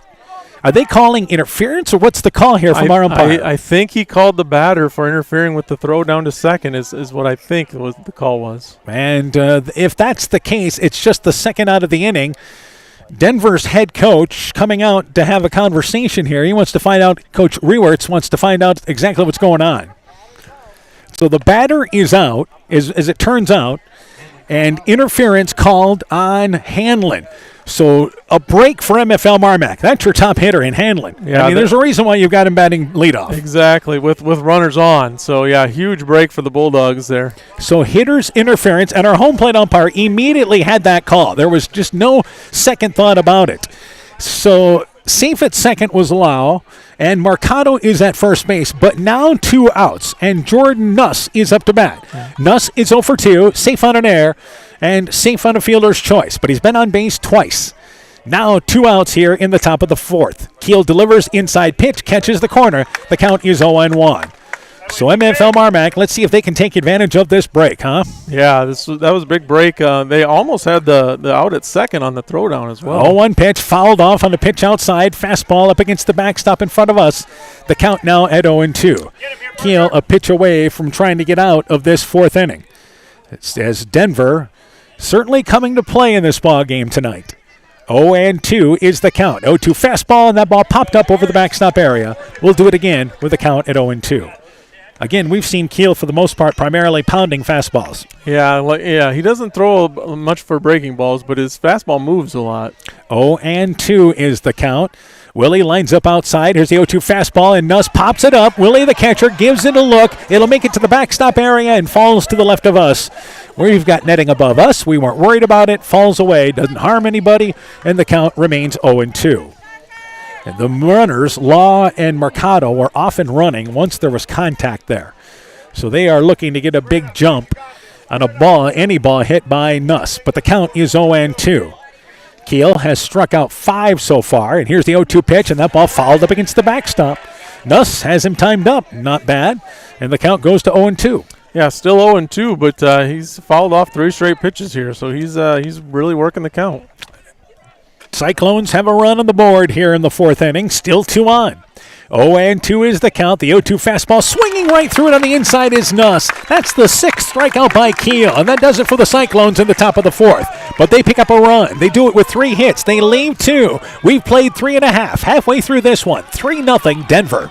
Northern Country Co-op and Viafield are now Nexus Cooperative, your full-service ag partner supplying all your agronomy, energy, feed, grain, and lumber needs. Our highly knowledgeable and experienced team utilizes the latest technology in feed manufacturing, agronomy services, precision ag, plant and animal nutrition, energy products, and grain marketing to keep our customers ahead of the rest. Stop in today at any of our 26 locations across northern Iowa and southern Minnesota, or visit us online at nexus.coop. The doctors and staff of Family Dentistry Associates of Monona encourage everyone to get out and support your local baseball and softball teams this summer. It's always a great time to watch a ball game and enjoy the weather at your local high school ball diamond. We have exciting news. Dr. Chase Bruner and Dr. Daphne Hayfler, University of Iowa graduates, will be joining our team at Family Dentistry this August. Call today to schedule 539-4651. MFL MarMac Tournament Baseball is brought to you in part by Ann Cruz, Attorney at Law, Pat's Electric, Fisk Farm and Home in Monona, Cresco, and Decorah, the Loena Savings Bank, member FDIC, Thompson Construction and Monona Overhead Door, Dean Family Chiropractic in Claremont, and by Meyer Collision and Service Center in Guttenberg. Now in the bottom of the 4th inning, 3-0 Denver leads MFL MarMac. The Bulldogs will send up in their lineup 5, 6, and 7. Braden Gordon, Elias Hatt, and Jackson Millage. Denver, a run in the first, a run in the third, and they just scored in the top of the fourth.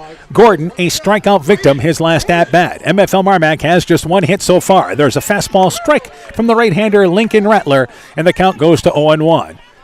It's this freshman that they're going to rely on in this ball game tonight. We'll keep an eye on the pitch count. 0-1 pitch. There's a fastball called strike on the outside. The count is 0-2. He's throwing well. He had to work in the first inning, piled up a lot of pitches, but since then, things have settled down just a bit.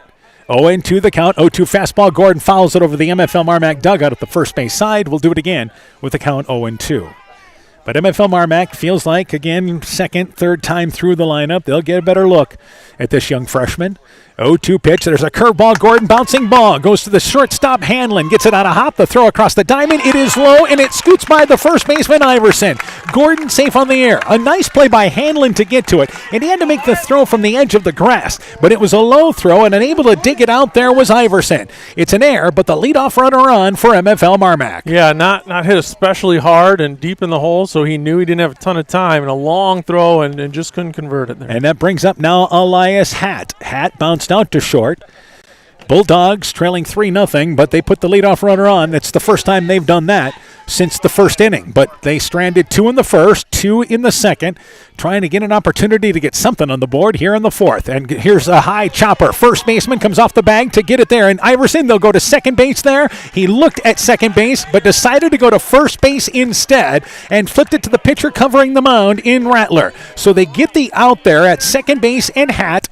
Gordon safe at second base in a heady decision by the first baseman Iverson. Yeah, get that out. You're up 3 runs. It's in the fourth inning already. Get that out. Don't worry about that runner at second. Jackson Millage now up to bat, a strikeout victim, but now 1 out. There's a fastball. Millage swings right through the outside pitch. The count is 0-1. I mentioned Denver 5-19, but they really showed against North Fayette Valley the type of team they are. 0-1, curveball inside, and it goes to a ball and a strike. As they were impressive in that ball game against NFV. Yeah, they're a good team. And I know an NFV team that struggled this year.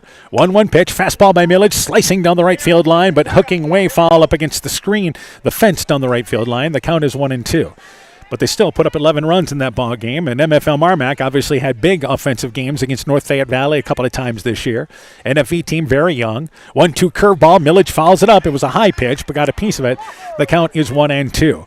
But again, this was a team feeling coming into this ball game they had nothing to lose. Yeah, exactly. They're the underdog. Come out and give it everything you got. And 1-2 curveball to Millage, called strike 3. He's caught looking on the inside. The 5th strikeout recorded by Rattler, and it's out number 2 here in the fourth. Yeah, that's been the pitch. That one that starts right at you and then breaks into that inside corner. He's hit a couple guys with it, but he's also struck out a few guys with it. Dustin Larson, who of course re-entered the ball game. He was replaced by a runner earlier. Larson hit by a pitch, his last at bat, and now 2 outs here in the fourth. There's a fastball outside. The count goes to 1-0. The big question will be, and again, if he gets another inning here, is will the pitch count be a factor for this right-hander Rattler on the mound? 1-0 pitch, fouling it out of play is Larson. The count goes to 1-1. Because that would be the problem. Depth for Denver if they have to go deeper into their bullpen. Right, and you wonder about his stamina. He's just a freshman, but he's thrown a good game so far. 1-1 is the count to Larson, the 8th spot in the lineup. 1-1 fastball. Larson fouls it out of play. We'll do it again with a ball and 2 strikes now, the count. 2 outs, Gordon still at second base. Bulldogs would love to get a 2-out hit here. Pick up something to get on the board here in the bottom of the fourth inning, trailing 3-0. Just for momentum, if nothing else. 1-2 is the count.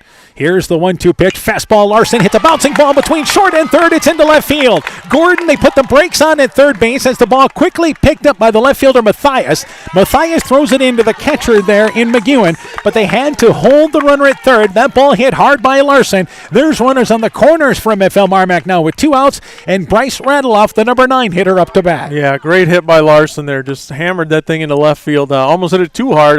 Gordon not able to score on that. And that's the second hit for MFL MarMac and gets them to Bryce Rattleoff. As we mentioned, Rattleoff just like having another leadoff hitter. He is yet to have an official at-bat. He was hit by a pitch back in the second inning. So the Bulldogs, after going quietly in the third inning, have their first runner at third base in this game and a runner at first. Here's a fastball upstairs. The count goes to 1-0. Remember, you ran for Larson earlier, so he is now stuck at first base. He'll have to run for himself. Yep, he's going to have to run. 1-0 is now the count. 1-0 fastball, and that gets the inside corner. Nice offering from Rattler, and it's a ball and a strike. This is the most pressure MFL MarMac has put them in this ball game, getting a runner finally to third base. 1-1 the count. There's a curveball, stays inside, didn't break, and it goes to 2 balls and a strike. Radloff's really up on that plate, too, so he could get hit again if that curveball doesn't break. That's how he got hit, was a curveball on the inside earlier. 2-1 is the count. 2-1 pitch. There's a curveball swinging through it is Radloff, and the count goes to 2 balls and 2 strikes.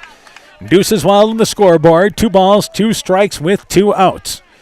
And Rattler quickly working 2-2. Here's the 2-2 fastball, stayed upstairs. 3 balls and 2 strikes. Not a bad pitch, though, but Radloff better discipline. Yep, that's a good spot for that one. Full count, so Larson will be moving at first base with a full count. Gordon is over at third, and 2 outs. 3 balls and 2 strikes. The 3-2 fastball overthrows it. It's outside. It is ball number 4. So Larson advances to second. Gordon there at third. That is the second walk issued by Rattler, but now the bases loaded for MFL MarMac with 2 outs in the bottom of the 4th inning, and Parker Keel, the leadoff hitter, up to bat for the Bulldogs, and time taken here for Denver by Coach Rewerts. I was kind of waiting for that to happen. Yeah, Parker Keel up, bases loaded. This is by far the best chance MFL MarMac's had to score. So the bottom of the lineup finding their way on the base paths here as the number 6, 8, and 9 hitters reach. And now you turn the lineup over with Parker Keel. And as we mentioned, Parker started this game with a solid single. So MFL MarMac, bases loaded here in the bottom of the 4th inning, and a swing away from just getting right back into things in this game. And a timeout taken by Coach Rewert, and a very short conversation held on the mound there. Again, settle your team down. Remind them we just got to get 1 out somewhere and we're out of this. Nothing's hurt yet, so just focus and do your jobs here. At third base is Gordon. Larson at second. Radloff is at first base. You've got good speed on the base pass at first and third. More of a base-to-base runner with Larson at second base. Left-handed hitting Parker Keel takes a fastball, late swing, fouls it down the left field line, actually more towards the third base line, out of play. And the count is 0-1. So Rattler, the young freshman, I'm sure that was part of that conversation. Not many opportunities like this in a season. 0-1 pitch. Keel swings right through a fastball there, and the count goes to 0-2. Keel was kind of bailing out on that a bit. Yeah, didn't look real confident with that swing. So 0-2 is now the count. And pitch away is Rattler from getting out of it. 0-2 fastball just misses outside. Tried to challenge Keel away. Tough pitch to get to, but it did miss. And the count is 1-2. Yeah, it's a great spot for that pitch. See if you can get him to chase one. And here's now the 1-2 pitch. There's a fastball that stays high, and the count goes to 2-2. Keel, an experienced bat at the top of the lineup for MFL MarMac. Bases loaded here. 2 balls, 2 strikes the count as Rattler delivers the 2-2 fastball. Just misses outside. Trying to frame it was McEwen, but it just missed outside. The count is full. And what do you like to say with the bases loaded? Start the merry-go-round. So 3 balls, 2 strikes, 2 outs. Everybody will be moving. So Keel has worked the count back to full at 3-2. Rattler delivers the full count pitch, and it's outside, swinging right through it is Keel. Rattler records his 6th strikeout to get out of a bases-loaded jam, and the Bulldogs again strand 3. No runs, a hit. We go to the top of the 5th inning. Denver still leads 3-0. Stronger, farther, faster. It all starts with good nutrition. Clayton County Farm Bureau is proud of our livestock farmers who provide high-quality protein needed to fuel our young athletes. The ultimate pre- and post-game fuel-up can be found in meat and dairy foods grown right here. Meat and dairy are natural sources of essential vitamins that support health, energy, and performance. We know our student athletes are the real deal, and Iowa's livestock farmers are committed to helping them reach their goals. To learn more, visit realfarmersrealfoodrealmeat.com. When I started out in the car business, my dad gave me some good advice. Hi, it's Forrest Brown with the Browns family of dealerships. What my dad told me is when you sell someone their first car, you need a good sales department. But if you expect to sell them their second, third, and fourth car, you better have a great service department. Visit any one of the Browns family of dealerships in Guttenberg, Elkader, West Branch, or Victory Ford in Dyersville and find out why Browns is your hometown dealer, no matter where your hometown may be. MFL MarMac Tournament Baseball, brought to you in part by Outdoor Creations, Landscape Garden Center Floral in Monona, Nathan Welch Excavating in Monona, Havlicek Trucking in Monona, Deb Moon Licensed Massage Therapist, Simple M Trucking, Adverse Weather Insurance, Jim Furman of Volga, your independent crop insurance agent, Innovative Ag Services in Elkader, Monona, and Waukon, Norby's Farm Fleet in Northeast Iowa, Guttenberg Municipal Hospital and Clinic, and by Grow Logs and Lumber in Elkader. Timber is a crop. Harvest wisely. Welcome back here to Monona. Now in the top of the 5th inning, it is 3-0 Denver in the lead, and we have a pitching change right now for MFL MarMac, and it will be moving in at the pitcher spot, Jacob Shellhorn. So in this ball game, Parker Keel goes 4 innings, allows 2 hits, 3 runs, and ended up walking 2 and struck out 6. But this was kind of the plan anyway here. They feel with their arms that there's no letdown when they go to the bullpen, but they trail 3-0. I think their plan was to go to the bullpen with a lead, but now you're forced to hold serve down 3-0.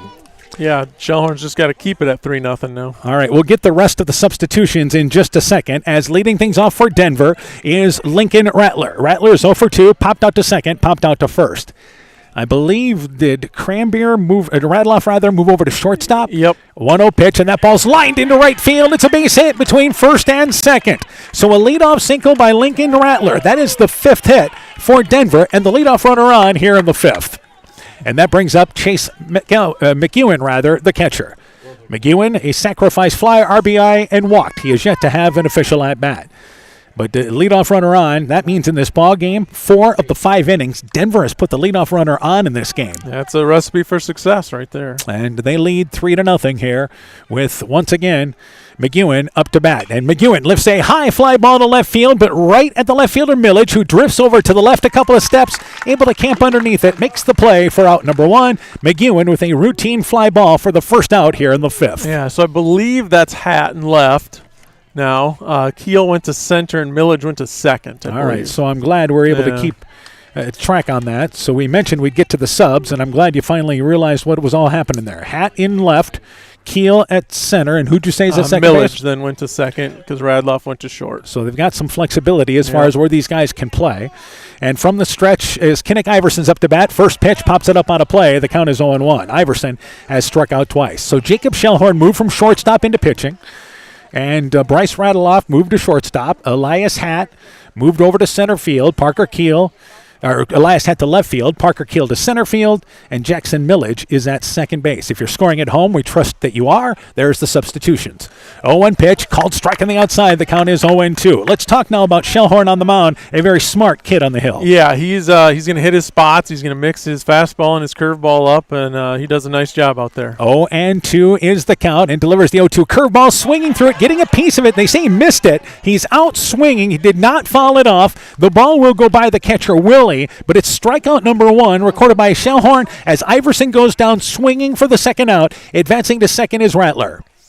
And now Rattler will be replaced by a courtesy runner here at second base. Kind of that same strategy you saw Waukon use. And we'll double check. I believe, is that Sauerbrei coming in to run again? Probably. Sauerbrei was used as the courtesy runner for the catcher, but we'll try to double check that. Can't see the number from here, and they did not report it to the scores table. So Tyler Nuss is up to bat. Nuss is 1 for 2. Denver fans helping us out. Here's a pitch swinging right through it as a left-handed hitting Tyler Nuss. The count is 0-1. I believe they said number 8. Number 8. So that will Smeltzer? be... Yep, John Smeltzer is the runner at second base. So our thanks there for the help.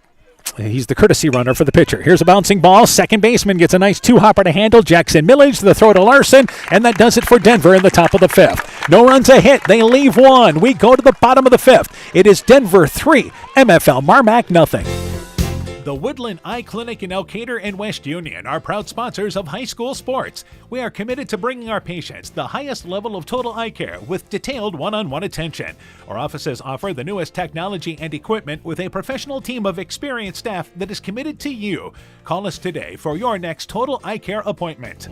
The Woodland Eye Clinic in Elkader and West Union supports all of our local athletes taking the field or court this season. For generations, local farmers have trusted Freedom Bank to provide the financial backing they need to succeed. We have a long tradition of empowering success, and that continues today. We offer competitive financing options at competitive rates, whether for equipment purchases, building construction, land purchases, or operating capital. Visit one of Freedom Bank's experienced ag loan professionals in Elkader, Monona, Postville, and Waukon, or online at freedombnk.com. Member FDIC, Equal Housing Lender. This is Chris Holbert, General Manager of Hall Roberts Son Incorporated in Postville. We would like to wish the area student-athletes both a safe and successful sports season. We have been a community-based company since 1864, servicing and supporting the area ag industry with products necessary for daily success. We look forward to continuing to serve and support both the ag industry and high school athletes in our surrounding communities. Thank you and good luck from the families at Hall Roberts Son.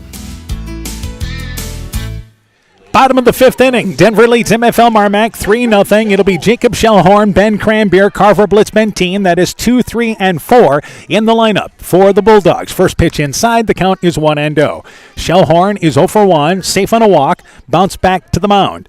1-0. The offering is a pitch outside, the count goes to 2-0. One thing to keep an eye on in this ball game is pitch count-wise, Lincoln Rattler is going to need a short inning if he's going to make this through 7 innings. Yeah, it's going to be tough to finish the entire game unless he gets a couple really efficient innings here. 2-0 pitch, fouled and hit the batter there, Shellhorn in the batter's box. The count goes to 2-1. He was, 71 pitches through 4. Through 4 innings. So at that point, again, he's averaging roughly about 18 pitches an inning, give or take 1 or 2. And if he throws 18 in this inning, 18 in the next inning, they'd have to go to the bullpen in the 7th inning. 2-1 pitch. There's a fastball. Called strike on the outside. The count goes to 2-2. But the youngster continues to do his job and get them into the later stages of this ball game with a 3-0 lead. And again, a 2-2 pitch to Shellhorn. Takes it. Called strike 3 on the inside. A bender there from Rattler. That is strikeout number 7. And it's out number 1 here in the 5th as Shellhorn caught looking. Yeah, he's just done a tremendous job, and they're going to ride him until he's out of pitches, basically. And that brings up now Ben Cranbeer. Cranbeer is 0 for 2. Strikeout victim in the first. Flew out to center field. 1 out, bottom of the 5th inning. First pitch, there's a fastball. Catching the outside corner is Rattler for a strike. The count is 0-1. The 3, 4, and 5 spots in this lineup for MFL MarMac are hitless so far. 0-1 pitch. There's a called strike on the outside, and the count goes to 0-2. So the Bulldogs being kept off balance right now. Yeah, they're just can't figure out the young pitcher. 0-2 curveball, bouncing ball. That's into left field between short and third. Reaching on for it is Cranbeer. He has the third base hit for MFL MarMac and a 1-out single here in the bottom of the 5th. Yeah, big hit by Cranbeer. They need to get something going here. Carver Blitzbentine is up to bat. Blitzbentine is 0 for 2. Struck out in the first inning, bounced out to second in the third. 1-out base runner here in the bottom of the 5th. And you see Blitzbentine puts in his sliding sleeve behind him, ready to get into the box now. Certainly has some strong power at the plate for MFL MarMac. Extra base potential. Cranbeer is at first base. There's a curveball, bouncing ball right side of the infield. Fielded by the second baseman, Nuss. He goes to second base. They get the lead out there, and Hanlon will eat it right there. So Cranbeer retired at second for out number 2. Blitzbentine hit it off the end of the bat and safe on the fielder's choice at first. And bouncing out there, 4-6, Cranbeer recorded out for the second out. Brings up now Braden Gordon, but suddenly 2 outs here in the 5th. Yeah, 2 outs right away again. Cyclones doing a great job pitching and defense. And Gordon struck out in the first inning, safe on an error. He is 0 for 2.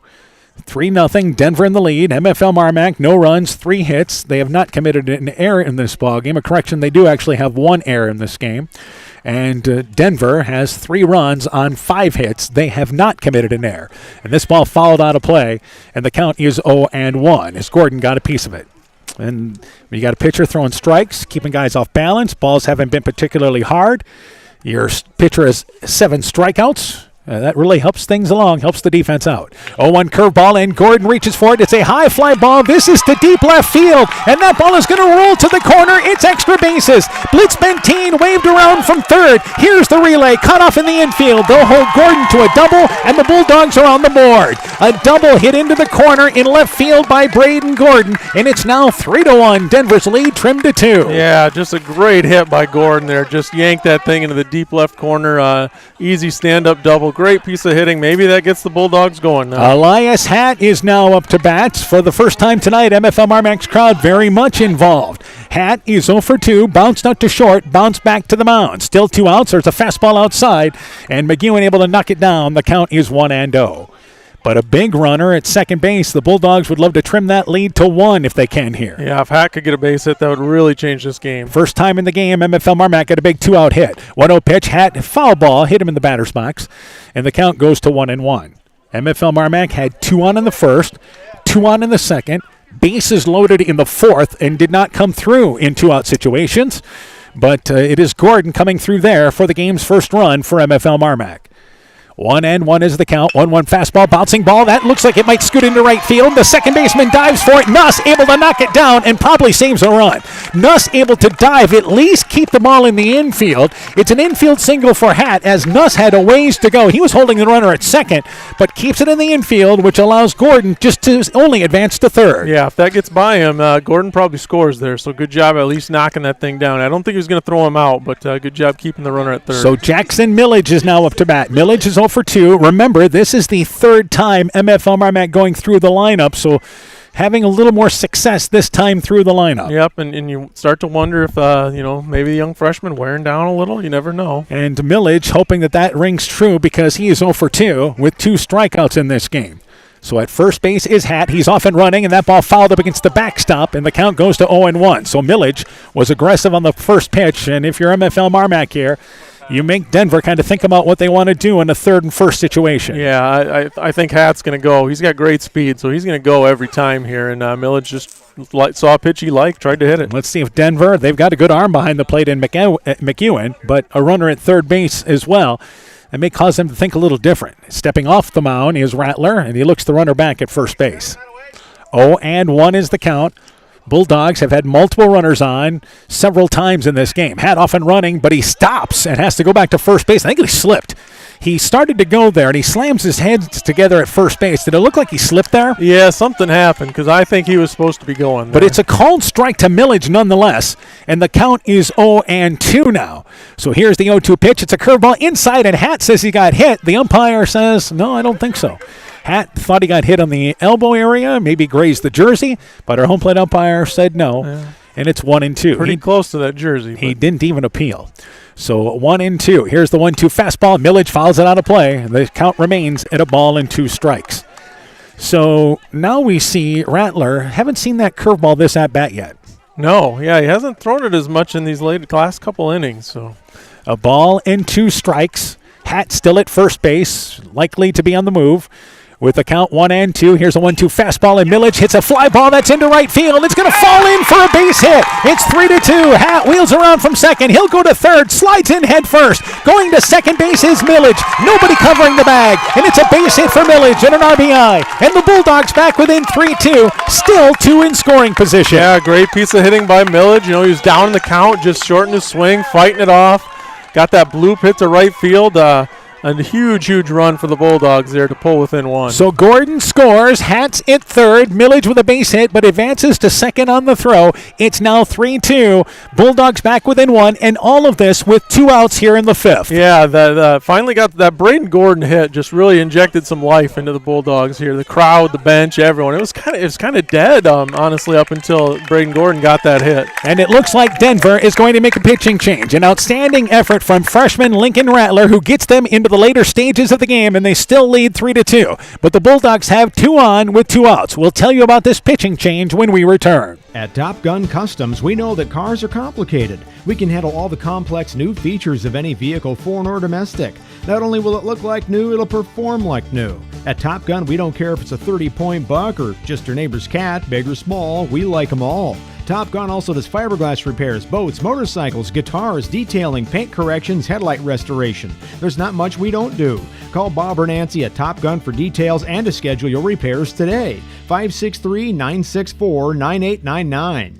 Are you wanting to eat better, feel better, get your weight or other numbers under control, and need someone to hold you accountable? This is Brandy Strube, registered dietitian with Veterans Memorial Hospital. I welcome consultations with patients of all ages and look forward to helping you meet your nutritional goals. Please call the hospital to set up an appointment or ask your doctor for a referral at your next visit. Exceptional caring people, Veterans Memorial. Being good at life means getting your finances together so you can focus on the moments that matter most. With over 175 years of expertise, New York Life Insurance Company provides you with benefits you can enjoy while you're, living. So give your local agents, Andrew Reimer or Troy Springer in both Guttenberg and Monona, a call. You can reach Andy or Troy at 563-252-2471. That's 563-252-2471. They can help you and your family be good at life. Substitution for MFL MarMac as well. They have brought in Kono Warrington as a pinch runner at second base. So Warrington in for Millage at second base. And up to bat now, you have Dustin Larson. Larson is 1-for-1, hit by a pitch and singled. The new pitcher for, once again, Denver is going to be number 7, and that is, number 11. Into the ball game there in Logan Hanlon, who moves from shortstop to pitcher. The pitcher, Rattler, moves from pitching to shortstop. So into the ball game once again here is Hanlon, who has thrown 5 innings this year. 6 hits, given up 12 runs, walked 14, and struck out 7. Throwing strikes has been the issue, and the first pitch fouled back. The count is 0-1. But his job here, get out of the 5th inning, at least with the lead for Denver. Yeah, get out of this inning, then Denver can regroup, still with the lead if they're able to get out of this inning. Hanlon, a hard-throwing right-hander. The 0-1 pitch, fastball that is high, but Larson chased it, pops it up. This is down the left field line. Third baseman gives chase there in Nuss, but he'll run out of room. It'll make it past the shed area down the left field line, and the count goes to 0-2. So that has been the story here for Hanlon on the mound, is throwing strikes. Yeah. But the good news is he's ahead 0-2. Yeah, it throws hard. And we'll get you the pitching line in just a little bit on Rattler. 0-2 is the count. The 0-2 pitch, fastball outside. The count goes to a ball and 2 strikes. Rattler, 4 2/3 innings, 6 hits, 2 runs, walking 2, striking out 7. He's responsible for the runners on the base paths. 1-2 is the count here now to Larson. And the 1-2 pitch, fastball, just misses on the outside. Hanlon, and I mean just missed outside. It goes to 2 balls and 2 strikes. Yeah, the Denver players wanted that one. Denver wanted it with a lot of oohs, and MFL MarMac fans say good eye. 2 balls, 2 strikes, 2-2 fastball. Larson bouncing ball. Third baseman Nuss stays down on it. Throw across the diamond. It's in time, and the Cyclones get out of it with the lead. But MFL MarMac scores 2 runs, their best inning, 4 hits. They leave 2 in scoring position. We go to the top of the 6th. It is 3-2, Denver in the lead. Inspiring changes to a happier, healthier you is what we do at Clayton Drug. We are committed to helping you achieve the highest quality of life possible. We are a full-service pharmacy offering services such as med packing to your home or mail delivery and online prescription refill. We also offer a cash pricing program on name brand and generic prescriptions. Call 563-245-2530 to find out more. Clayton Drug, connecting the communities of Elkader, Strawberry Point, and Sumner to serve us all in between. At El McKee Clayton REC, we provide more than energy. We also provide ideas to help keep you safe. Electricity can travel down the strings of kites or balloons that contact power lines. Have children use these toys in open areas away from overhead lines. Keep metallic balloons indoors as they are highly conductive. Teach children that if a toy gets into power lines or a substation, they should tell an adult to call the power company. They should not retrieve it themselves. At El McKee Clayton REC, we care about keeping you safe. That's the power of human connections. El McKee Clayton REC, your Touchstone Energy Cooperative. MFL MarMac Tournament Baseball is brought to you in part by Nick's Excavating and Kane Construction in Farmersburg, T&K Cahoon, your Napa dealer in Monona, St. Olaf Ag Sales and Service, TJ's Pizza in Monona and Claremont, Myers Auto Service in Monona, Clayton County Recycling of Monona, Farmer Savings Bank of Colesburg, Elkport Garber, Strawberry Point, and Arlington, member FDIC, Culligan Water Conditioning in Elkader, KAR Auto Group, and by Bacon Concrete in Postville. Now in the top of the 6th inning, 3-2 is our score. It is Denver leading MFL MarMac as the Bulldogs score 2 runs, finally getting the bats going in the bottom of the 5th inning. Meanwhile, for Denver, still leading by a run, now where they want to be in the later stages of this game with a lead. Jacob Shellhorn in his 2nd inning of work. Up to bat is Hayden Roush. Roush pops the ball up out of play as it heads over the backstop. The count is 0-1. This is 7, 8, and 9 in the lineup for Denver. Hayden Roush, Ryan Law, and Hudson Mercado. Roush is 0 for 1, a strikeout victim, and a sacrifice bunt. Jacob Shellhorn in his 2nd inning of relief. He came in and threw a spotless 5th. And swinging through the 0-1 pitch there, fastball upstairs is Roush. The count goes to 0-2 now. So folks being entertained to a couple of good games tonight here in Monona. 0-2 pitch, Shellhorn with a fastball high and away, and it goes a ball and 2 strikes.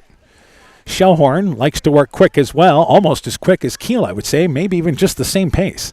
1-2 pitch, and that ball popped up. Center field, going to make it to the outfield. Keel comes in, calls for it, shallow center field, makes the play as he ranged over to the left, and that's out number 1 here in this top of the 6th inning. Yeah, good start for the Bulldogs here. Bottom of the lineup, figured into a run for Denver back in the 4th inning, but flying out to center field is Roush for out number 1.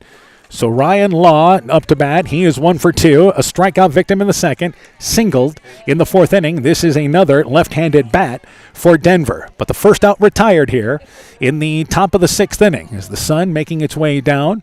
First pitch there to Law, fastball upstairs. The count is 1-1, and both teams are in their bullpen here in the 6th inning. Evened up at 1-0 with 1 out. Count looking to even up as Shellhorn. That pitch is a called strike, now evened up, and the count is 1-1. Just seeing the future there. Yep, saw that pitch was coming. Again, Shellhorn doesn't walk many. 1-1 is the count. Fastball outside. The count goes to 2-1. We mentioned the pitching line for Shellhorn. He is throwing 40 innings, allowed just 32 hits, 10 earned runs. But the big story is he's only walked 11 and struck out 35. 2-1 pitch, swinging through it there on the inside is Law. Count goes to 2 balls and 2 strikes. But he's been one of the top pitchers the last couple of seasons for MFL MarMac. Yeah, he was one of their top pitchers last year as well. 2 balls, 2 strikes, 2-2 offering, fastball outside. Count goes to full at 3 balls and 2 strikes. So 1 out, top of the 6th inning. Ball game moving right along. 3-2 the lead for Denver. 3-2 the count. 3-2 pitch. Caught looking on the inside is Law. 2nd strikeout recorded by Shellhorn, and it's out number 2 here in the 6th. Yeah, Bulldogs have some life now. It's a little bit different feeling in the crowd in this game all of a sudden. Hudson Mercado, the number 9 hitter, is up to bat. Mercado, right now, he's responsible for giving Denver the run that's the difference in this game, as he singled in a run back in the 4th inning. He's also walked, so he's reached base twice. Takes a pitch outside there. The count is 1-0. So MFL MarMac trying to get a shutdown inning after scoring 2 runs in the bottom of the 5th inning. Shellhorn, 1-0 pitch, swinging through the far pitch outside as Mercado could not get to it. The count is 1-1. Bottom of the lineup has certainly done its job for Denver in this ball game tonight. 1-1 the count. 1-1 fastball upstairs. Count goes to 2-1 as Shellhorn kind of lost his footing after the release. And it's 2 balls and a strike. Bulldogs haven't had a shutdown inning since the 2nd. That's when Keel struck out the side. 2-1 pitch, fastball outside. That ball popped up. Willie gives it a look, but that'll make it out of play. We'll do it again, 2 balls and 2 strikes. Millage, by the way, re-entered the ball game at second base as he was replaced by Warrington as a pinch runner last inning in the 5th inning. 2 balls and 2 strikes now the count. And Shellhorn delivers the 2-2 pitch. Fastball overthrows it. It's outside. Count goes to full at 3 balls and 2 strikes. So full count to the number 9 hitter.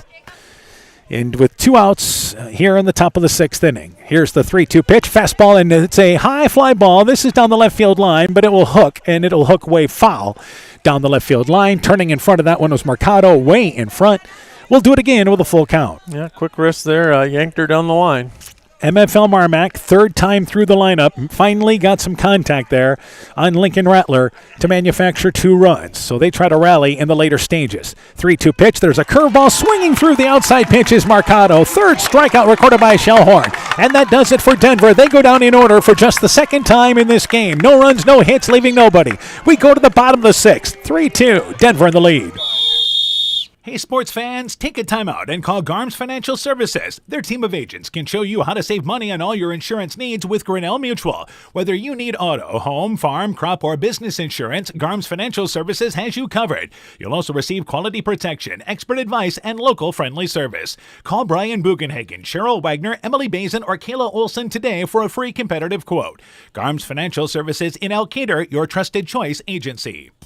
At El McKee Clayton REC, we provide more than energy. We also provide ideas to help keep you safe. Electricity can travel down the strings of kites or balloons that contact power lines. Have children use these toys in open areas away from overhead lines. Keep metallic balloons indoors as they are highly conductive. Teach children that if a toy gets into power lines or a substation, they should tell an adult to call the power company.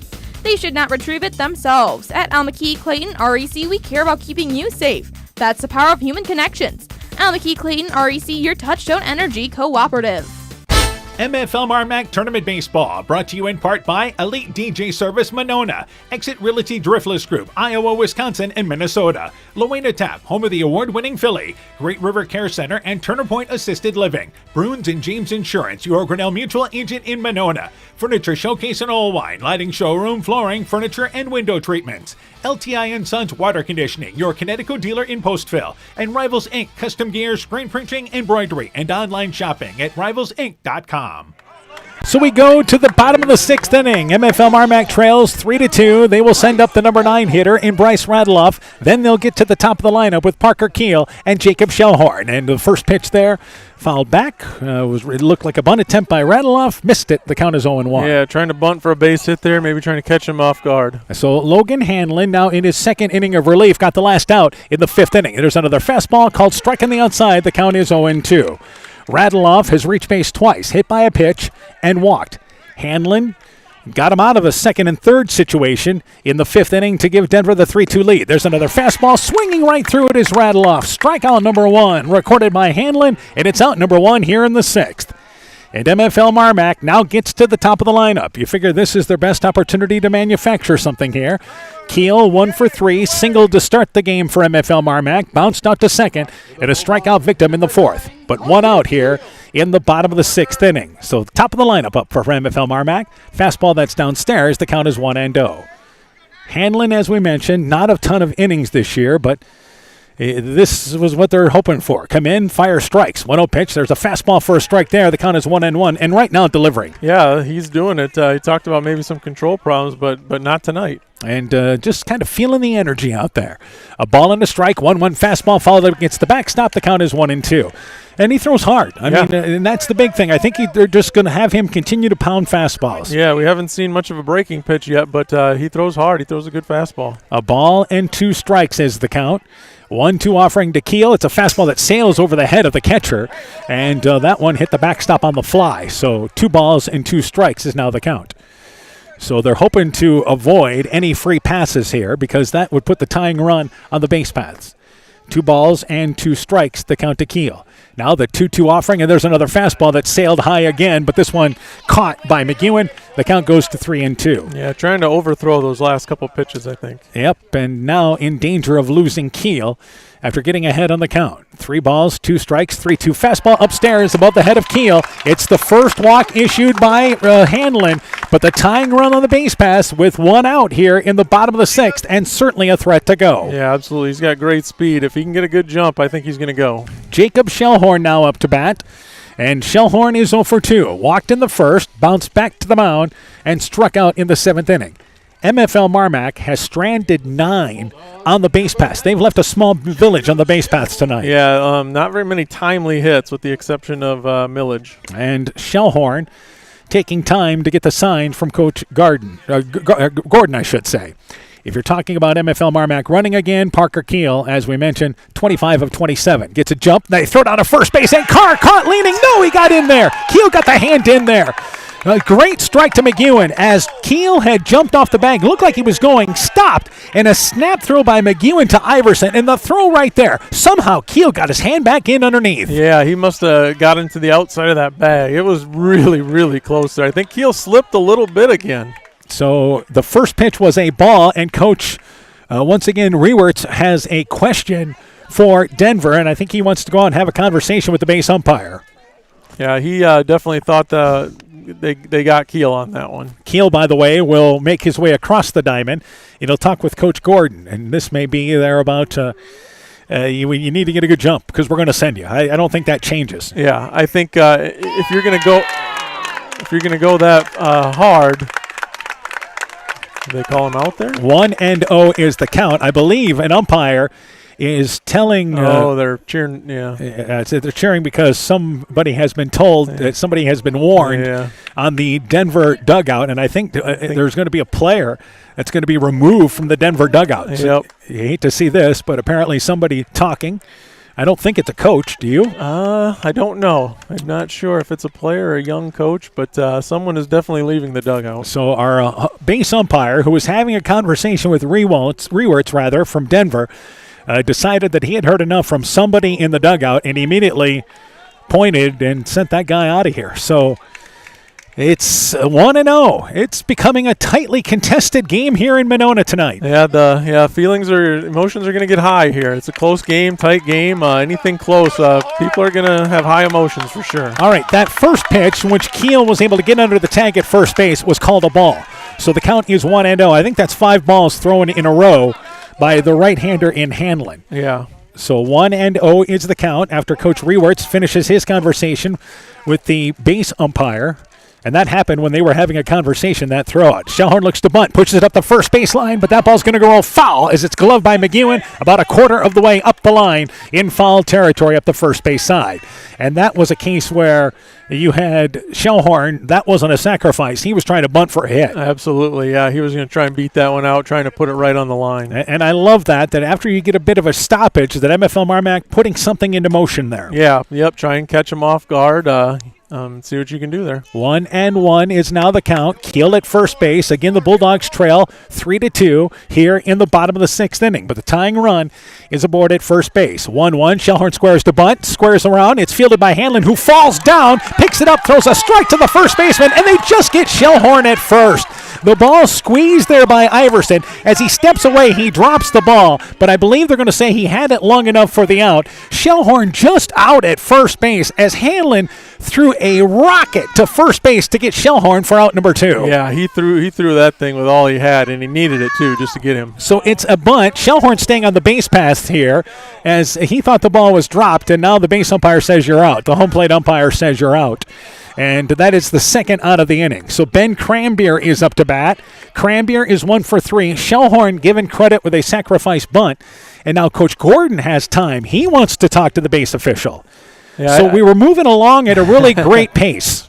But this has bogged things down a bit. Yeah, and I think he did catch that one. He dropped it on the transition. But, Denver had a complaint, and now MFL MarMac's got a complaint. Like we said, it's a tight, close game here. Both teams are going to want any advantage they can get. Yeah, and that goes back to the transfer rule. He caught it. It looked like it there. Our base umpire and our home plate umpire are going to have a conversation again. Eric Pasker and Denny Broadback having that conversation. He did not appeal it, and this is a lengthy conversation, which for Hanlon, you might want to throw a couple of pitches here. This has been a while for him on the mound. Yeah, he was playing catch with the third baseman a little bit, but I think I'd start again. So 0-2, our officials continue what has now become a lengthy discussion. Good thing we don't have review, because I think that that usually takes forever, but this conversation seems to be taking forever. Yeah, for sure. So with 2 outs, either you've got the call or you don't have it, correct? Yeah, I'm not sure what they're talking about here, unless it's just trying to get control of the game and things again. And now they're going to bring out Denver's coach. So Coach Gordon started the conversation, and now the infield for Denver, the first baseman coming in Iverson, to have a conversation there with Hanlon. So they bring out Coach Rewerts, which is very interesting here, because that would lead you to believe that maybe they're going to overturn this. Yeah. Otherwise, I'm not sure why you've got him out there. And his reaction, I think, is telling you everything. I think that gives right it all now. away. And he is not pleased. So this is the second argument he's going to lose in this bottom of the 6th inning. So they continue to have this conversation, and this is a case of if the base umpire was not sure, you immediately appeal it to the home plate umpire, and that never happened, by the way. Yeah, if it happened right away, you wouldn't like it, but you could live with it. This has got to be tough for Coach Rewerts. Coach Rewerts, and you can see he's now just kind of bent over with his hands on his knees, cannot believe the call, so the officials are going to call, and safe is the call at first base. The MFL MarMac crowd makes a noise, and the Denver crowd is shocked. They come to their feet, not at all pleased. So a lengthy conversation, a review would have been shorter, but Shellhorn safe at first base. There's only one out. Shellhorn safe on what ends up being an error on the play. So there's runners on second and first, and now one out. You talk about in a 3-2 ball game, this is a huge call, and Coach Rewert's coming out of the dugout again for Denver, still pleading his case, and he's going to bring in his entire team. I think this is a good timeout by Coach Rewert's because, again, emotions are high. You got to settle everyone down. We've seen Hanlon overthrow a little bit, so you got to calm him down. Denver's still got the lead here. You're obviously upset. Things aren't going your way, but you still got the lead. You still got an out. Remind your team, bear down. You got to have that mental toughness sometimes. Well, and give MFL MarMac some props here. Shellhorn stayed on first base like he was safe. He didn't want to go. Then the home plate umpire waved him off, saying that you were out. So he headed to the dugout then. Then Coach Gordon started the conversation, and Coach Walter as well at first base. They got together to have a conversation, and that ends up with an overturned call. And Coach Rewert's continuing to plead his case to the home plate umpire, and I think now quiet is the word from the umpire to the Denver bench. Yep, I think he's had enough. So one out, two on, and it's still 3-2, by the way. Great game, which is bogged down here in the sixth inning. Second and first with one out. There's a fastball overthrowing it. Is Hanlon? It is high. And remember, he didn't throw any warm-up pitches during this whole time. Yeah, he was playing catch with the third baseman, but it's a little different. 1-0 is now the count. Second and first with one out. Ben Cranbeer, 1-0 pitch, fastball outside. The count goes to 2-0. Cranbeer is 1 for 3. Safe and a base hit, and he flew out to center field and also a strikeout victim. 2 on. Bulldogs trail 3-2. There's a fastball, high fastball, popped up. The catcher going up the line in McEwen, who's called off by the pitcher. Hanlon, halfway between home and third, catches it for out number 2. And Hanlon certainly, I would say, animated after making that play for the second out. Yeah, I think everyone's fired up. Players, coaches, fans. There's a lot of energy in the ballpark right now. That's the second out here in the bottom of the sixth inning. Somehow, Denver an out away from getting out of this inning. And Carver Blitz-Benteen is up to bat. Blitz-Benteen is 0 for 3. A strikeout victim, bounced out to second, and safe on a fielder's choice and scored. Fastball from Hanlon, overthrows it high. The count is 1-0. And I would have liked to seen Ben Cranbeer take a couple more pitches in that last at bat. Hanlon's overthrowing right now. His emotions are really high, and you can tell he's overthrowing. 1-0. There's another fastball high, and the count goes to 2-0. As we mentioned, he's only thrown 5 innings this year and been plagued by walks in those 5 innings. He's certainly been solid. He did walk with one out Parker Keel, who's standing at second base. 2-0 is now the count. So here is the 2-0 pitch. It's a fastball. Blitz-Benteen takes it outside. The count goes to 3-0.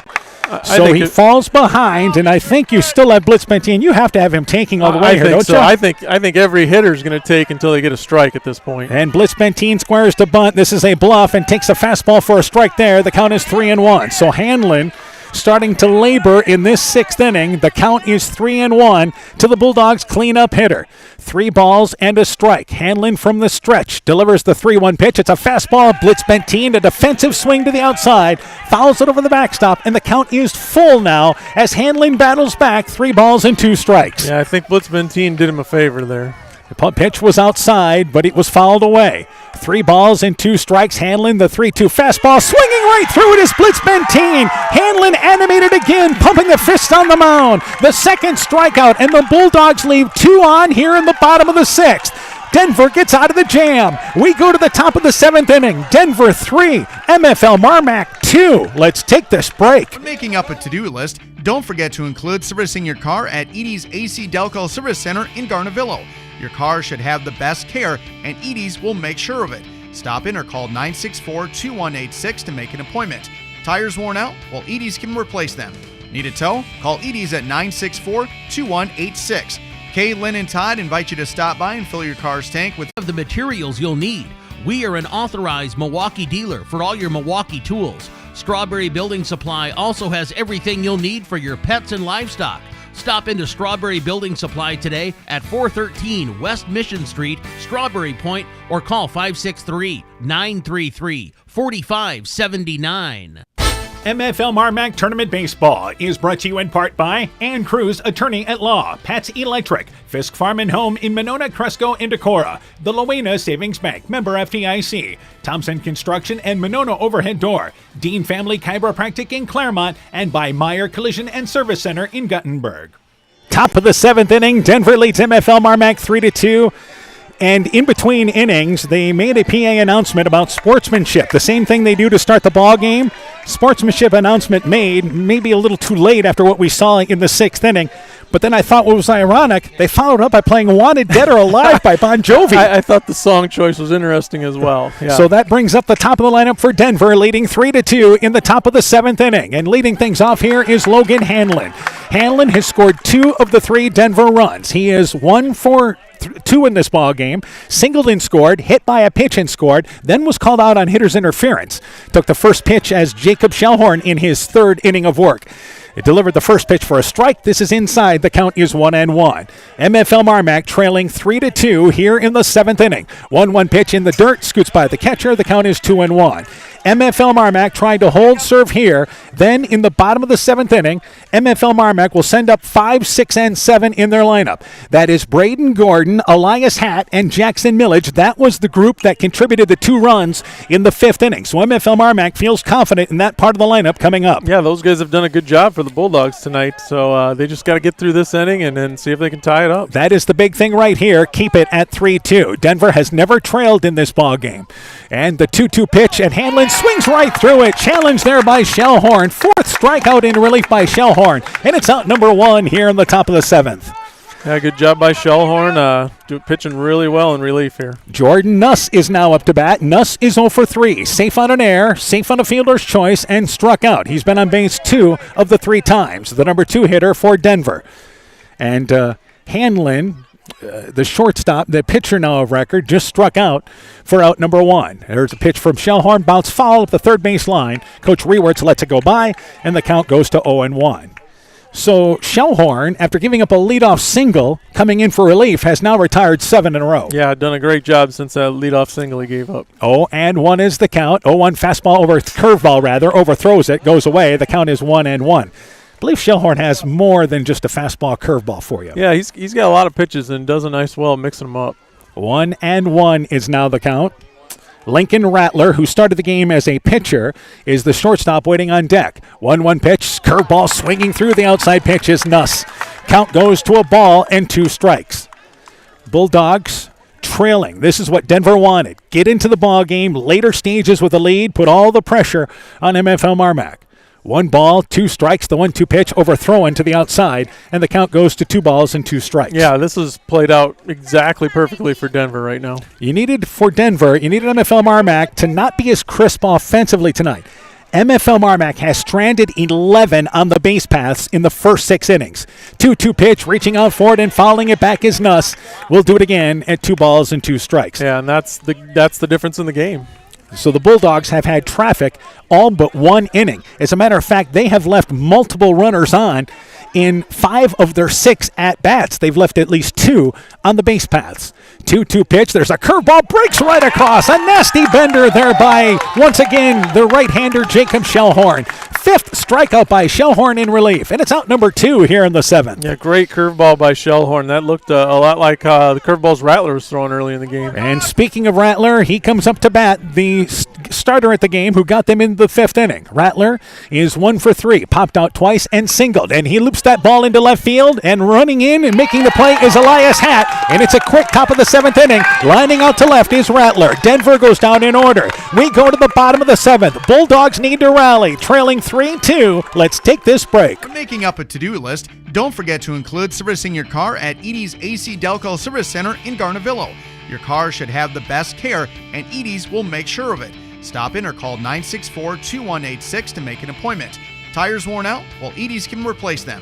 Need a tow? Call Edie's at 964-2186. Kay, Lynn, and Todd invite you to stop by and fill your car's tank with fuel at Edie's AC Delco Service Center in Garnavillo.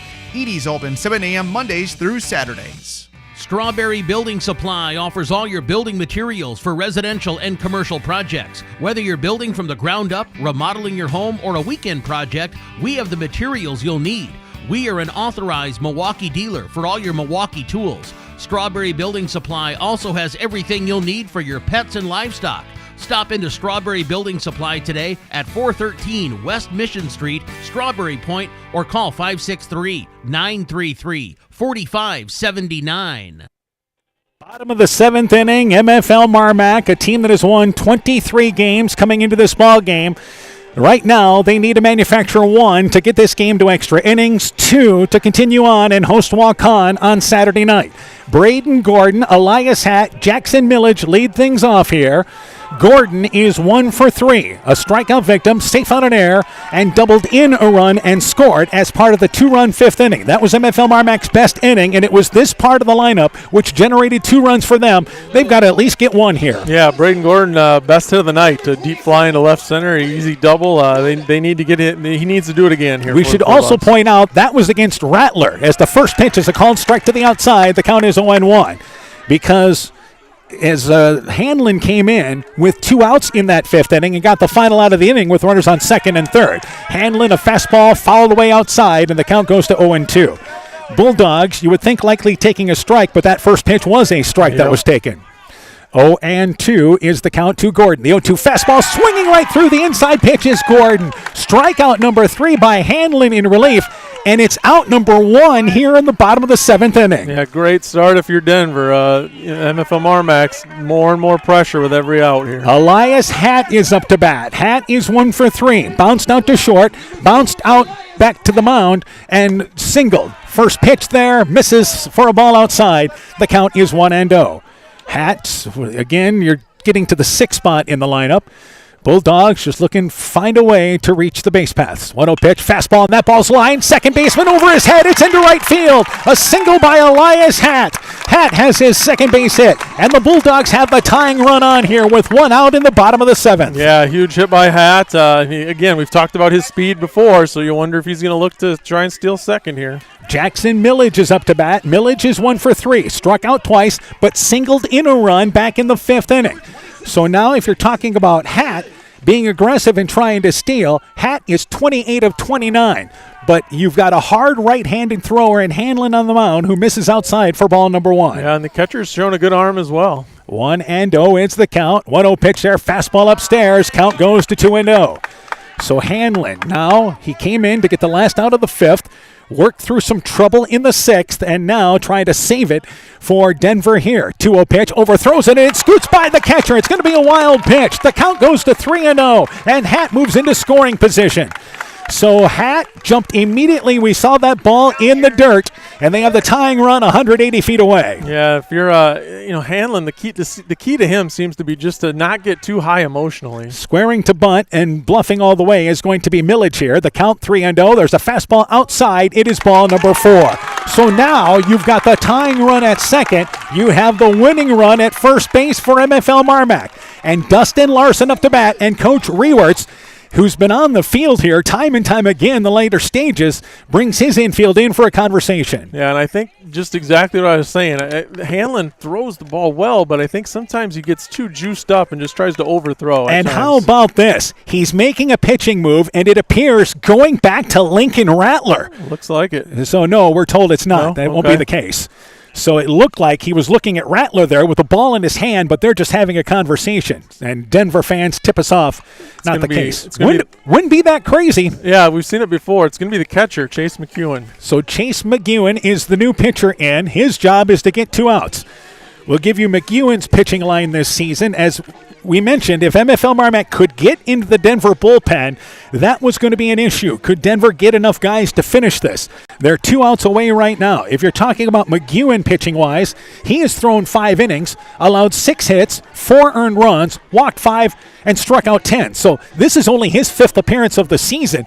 And his job here is try to get 2 outs, and he looks like he throws hard. Yeah, it looks we've seen 1 pitch, but looks similar to Hanlon. Looks like he's just going to throw some straight gas there. All right, we'll try to get all the substitutions as we can. As 10. You have number 10 going to the catcher position, and that is going to be Jonathan Nuss. So Nuss goes to catcher, and then over to third base will be Hanlon. Yep. So Hanlon goes to third, as our score sheet looks like a messed up Etch-a-Sketch right now. So Hanlon to third, and the pitcher once again is the catcher, Chase McEwen. So Chase McEwen into the ball game here with 1 out and runners on second and first. And Dustin Larson is 1 for 2. Hit by a pitch, singled, and also bounced out to third. That was the last out in the 5th inning when the Bulldogs scored 2 runs. And as we watch McEwen warm up, it looks like he's throwing the ball around the strike zone and getting across a curveball too. There's a nice curve right there. So if you're MFL MarMac here, you've got great speed on the base paths. Hat and Millage has good speed as well. Now remember, Millage was replaced earlier for a pinch runner, but that won't be the case here. They need him in the ball game. MFL MarMac trailing 3-2. Denver, a run in the first, a run in the third, a run in the fourth. MFL MarMac, 2 in the bottom of the 5th. So they have trailed all night long since the first inning. But a chance here to tie it, maybe win it in the bottom of the 7th. Bryce Radeloff is on deck, so you're getting to the 8 and 9 spots in the lineup, and this is where MFL MarMac's been improved this year, is their offense. Yeah, and Dustin Larson has a nice single earlier in the game, and Radeloff's been on twice, so, there's no problem with them being at the bottom of the lineup here. So McEwen, the right-hander, on the mound for Denver with a 3-2 lead, trying to get the last 2 outs and save the season for the Cyclones. A 5-win team coming in here, and they have played nothing like it. So 3 balls and 2 strikes was the count on the walk. Here's 3-2 the score. Here's the first pitch to Larson. 3-2 fastball, pops it up. The catcher giving chase there, and that is again the catcher there is number 10, and we want to double check that. And that is, again, Nuss, as we got our score sheets all messed up. But Nuss gave chase. Either way, the ball's out of play. So Nuss is the catcher there. And 0-1 is the count on the first pitch from McEwen. And here's the 0-1 pitch. Fastball, Larson swings right through it. The count goes to 0-2. As we mentioned, Hat at second, Millage at first. Good speed on the base paths for MFL MarMac. Larson put the ball into play here. Protect with 2 strikes. And again, McEwen sets. Looks back at second. Now back at second for a second time and delivers the 0-2 fastball outside. Count goes to a ball and 2 strikes. So 1-2 is the count. 1 out here in the bottom of the 7th inning. And nobody being held at first base. You expect Millage to get a good jump on any ball hit. 1-2 pitch. There's a fastball. Larson fouls it up over the backstop area, and the count is a ball and 2 strikes. Yeah, good pitch to hit right there. Larson just missed it. Larson is a kid who's worked himself more into the lineup this season, playing first base for them. And as we mentioned, has a single back in the 4th inning. 1 ball and 2 strikes. And McEwen looks back at second base, delivers the 1-2 fastball, overthrows it outside. The count goes to 2 balls and 2 strikes. So this is the 3rd pitcher for Denver after an outstanding 4+ innings from Lincoln Rattler, who's at shortstop. He left with the lead. And 2 balls and 2 strikes. Now the count to Larson. The 2-2 pitch, it's a fastball, and Larson stays away from it. A high fastball outside. Larson was tempted, but stayed back on it. Yeah, good discipline there by Larson. So the count goes to full. So he's able to work the count back to full after being down 0-2. 3 balls, 2 strikes. Here's the 3-2 pitch. Fastball, Larson fouls it. It actually hits a foul ball in the box, hit him off the foot, and it goes up the line in fair territory where it's gloved there by Nuss, but it is a foul ball. And Larson, who was hit by a pitch earlier, taking all kinds of shots tonight. This one actually off the bat, and it hit his front foot. The count is 3 balls and 2 strikes. It was, in fact, a strike. Yeah, he's going to be sore tomorrow. But, yeah, good job of fighting that pitch off. I think that would have been called a strike. And he's just trying to walk it off there. It's the right foot. It was the front foot as he stepped into it. Our home plate umpire does the nice thing. Cleaned off home plate to give Larson a little extra time. And a nice round of applause from the Denver fans and MFL MarMac. Still good sportsmanship being shown. Yep. And he'll step back into the box with a count full. 3 balls and 2 strikes. Here's now your 3-2 pitch to Larson, and Larson fouls it up the first base line, up against the fence in front of the MFL MarMac dugout up the first base side. Full again at 3 balls and 2 strikes. Yeah, got a good battle going here. Good lead at second base by Hat. He is being held by the shortstop Rattler. 3 balls and 2 strikes is the count. And again, McEwen delivers the 3-2 pitch. Fastball, Larson, bouncing ball at the third baseline, but foul again. This one rolls towards the dugout, and it's picked up by the third baseman, Hanlon, in foul territory, and will do it up for the fourth time. 3 balls and 2 strikes. Yeah, Larson really battling here. It's becoming a great showdown here in the bottom of the 7th inning. Denver's trying to cling to a 3-2 lead. 3 balls, 2 strikes. And a long look again from McEwen. 3-2 pitch, fastball, Larson, bouncing ball, slow roller. Third baseman charges it, Hanlon. Hanlon's throw across the diamond in time to the first baseman, Iverson. Everybody moves up because the ball hits slow. Hatt goes to third. Millage goes to second base. Larson retired at first base for out number 2. And up to bat is Bryce Radeloff, the number 9 hitter. Radeloff is 0 for 1. Hit by a pitch. Walked and struck out against Hanlon, but now facing McEwen here with 2 outs in the bottom of the 7th inning. Bulldogs down to their final out and time taken here. Yep, I think Coach Gordon wants to get everyone on the same page here. That getting that runner to third could be huge. Pass ball, wild pitch. That could score Hatt now. I think you'll be aggressive with Hatt coming off of third base. So that Coach Rewerts as well for Denver taking time. And he brings everybody, his infield in as part of this. So I believe the time originally called by MFL MarMac to begin with, but they have a conversation here. And if you're Denver, you're just talking about you're going to make the sure out here in this situation. Everybody knows what they're doing. First base is open. But again, the run that matters is at third base to tie the game. Then at second base would be the winning run. And Coach Rewerts steps off the mound and talking to his outfielders about where he wants them to play with 2 outs here. Right, yeah. I think you got to play a little bit shallow here. Yep, likely, because you want to have anything hit to the outfield. You want to have to try to get a play at the plate if you can. So Bryce Radeloff up to bat. 2 outs here in the bottom of the 7th inning. Bulldogs trail 3-2. Denver trying to pull off a stunner here in the opening night of the Class 2A tournament. And it will be, once again, McEwen working from the stretch. And a long look delivers the pitch to Radeloff. It's a fastball in the dirt, and a good job by the catcher there in Nuss.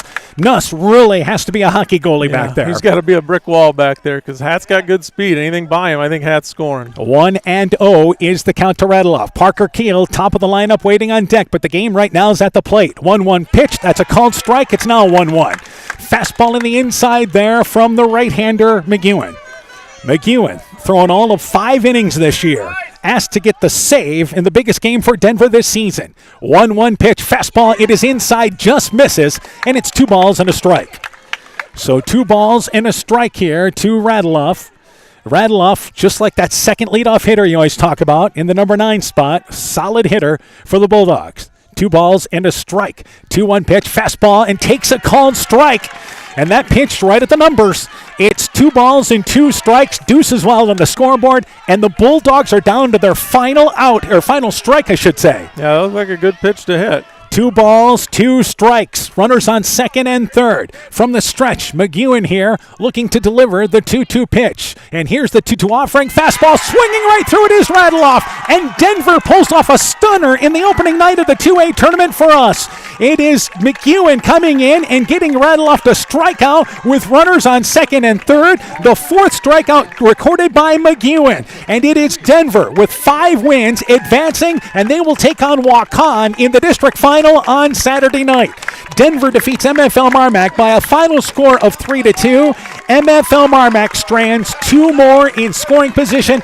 They leave 13 runners on the base paths in this ball game. Yeah, that's the game right there. They just could not get that timely hit. They kind of got a little bit of life after Braden Gordon's double, but just couldn't consistently get the hits when they needed them. Denver wins it 3-2, improves to 6-19 on the season. MFL MarMac closes a season where they had high hopes in the postseason with a record of 23-8.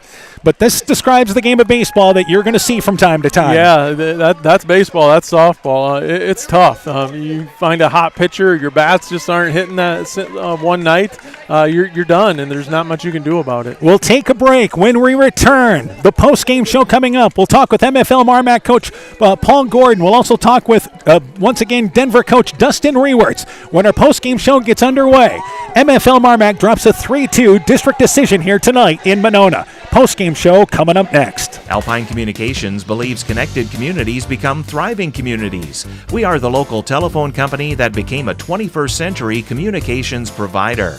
Alpine provides internet, television, cellular security, and telephone too. We promise personal, timely, reliable service from people who live here. When you choose us, we all thrive. Connect with Alpine Communications today. Click alpinecom.net or call 563-245-4000. Hey, Justin Birdnow here from Birdnow Chevrolet in Monona. I want to take a moment to wish all the local athletes good luck during their game. You have worked incredibly hard and it shows during each game. Myself and the entire Birdnow Chevrolet Monona team is wishing you all that you do your best and good luck.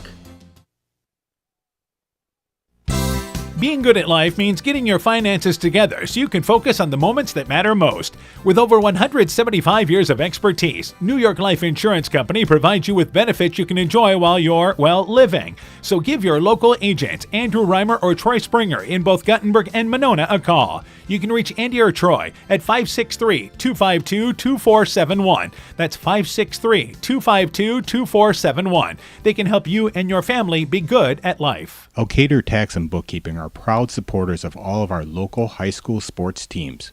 We want to wish everyone the best of luck on their season. We are here for all your tax, payroll, and bookkeeping needs. Give us a call at 563-245-2154. Again, that number is 563-245-2154.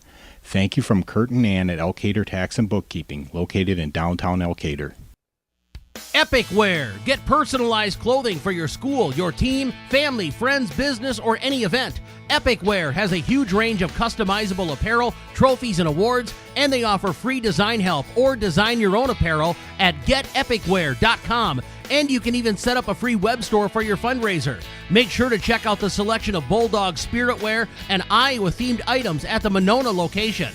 Epic Wear, located in downtown Monona and Waukon. Call 563-539-2300 to place your order today.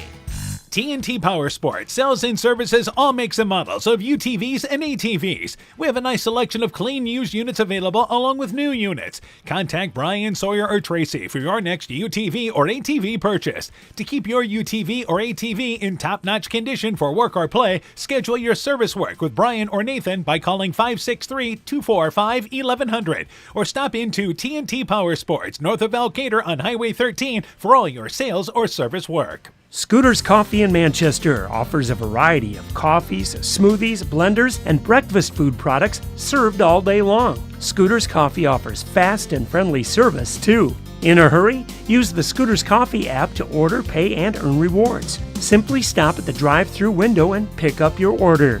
Scooters Coffee is open Monday through Saturday, 5:30 a.m. till 8 p.m. and Sunday, 6 a.m. till 8 p.m. We look forward to seeing you at Scooters Coffee in Manchester. Wilkie's in Elkader is Iowa's oldest family-owned grocery store. You'll find Wilkie's 2 blocks south of the Keystone Bridge in historic downtown Elkader. Stop in and enroll for a Wilkie's reward card and receive points every time you shop. Then log on to their website at wilkiesgrocery.com to view the weekly specials, check out your reward points, make out a shopping list, and more.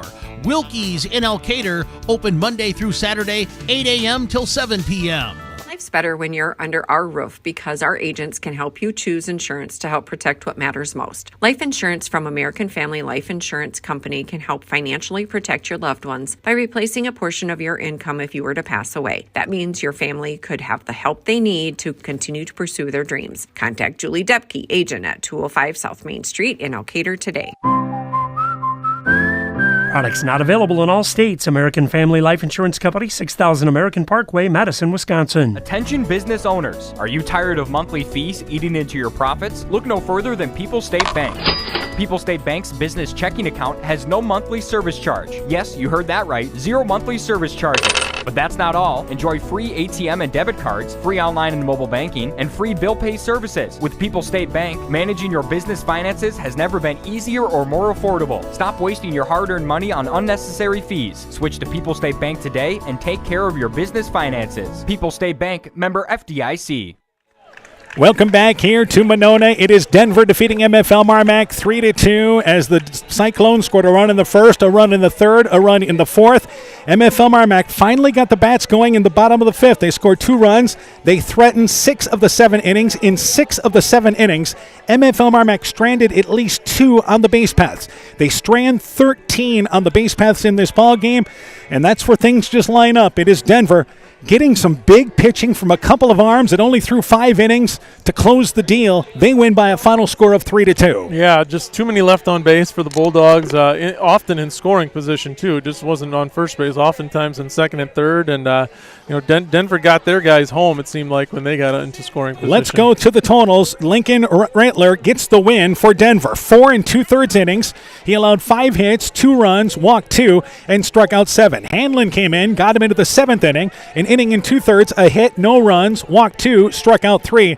And then McEwen comes in to close, 2/3 of an inning, no hits, no runs, walking nobody, striking out 1. That final strikeout coming with runners on second and third in the bottom of the 7th inning. Here's the totals for the Cyclones. Logan Hanlon was 0 for 2 but scored 2 runs. Jordan Nuss 0 for 4. Lincoln Rattler 1 for 4. Chase McEwen was 0 for 1 but had a sacrifice fly and an RBI. Kenick Iverson 0 for 3. Tyler Nuss 1 for 3 with a run scored. Hayden Roush was 0 for 2. Ryan Law 1 for 3.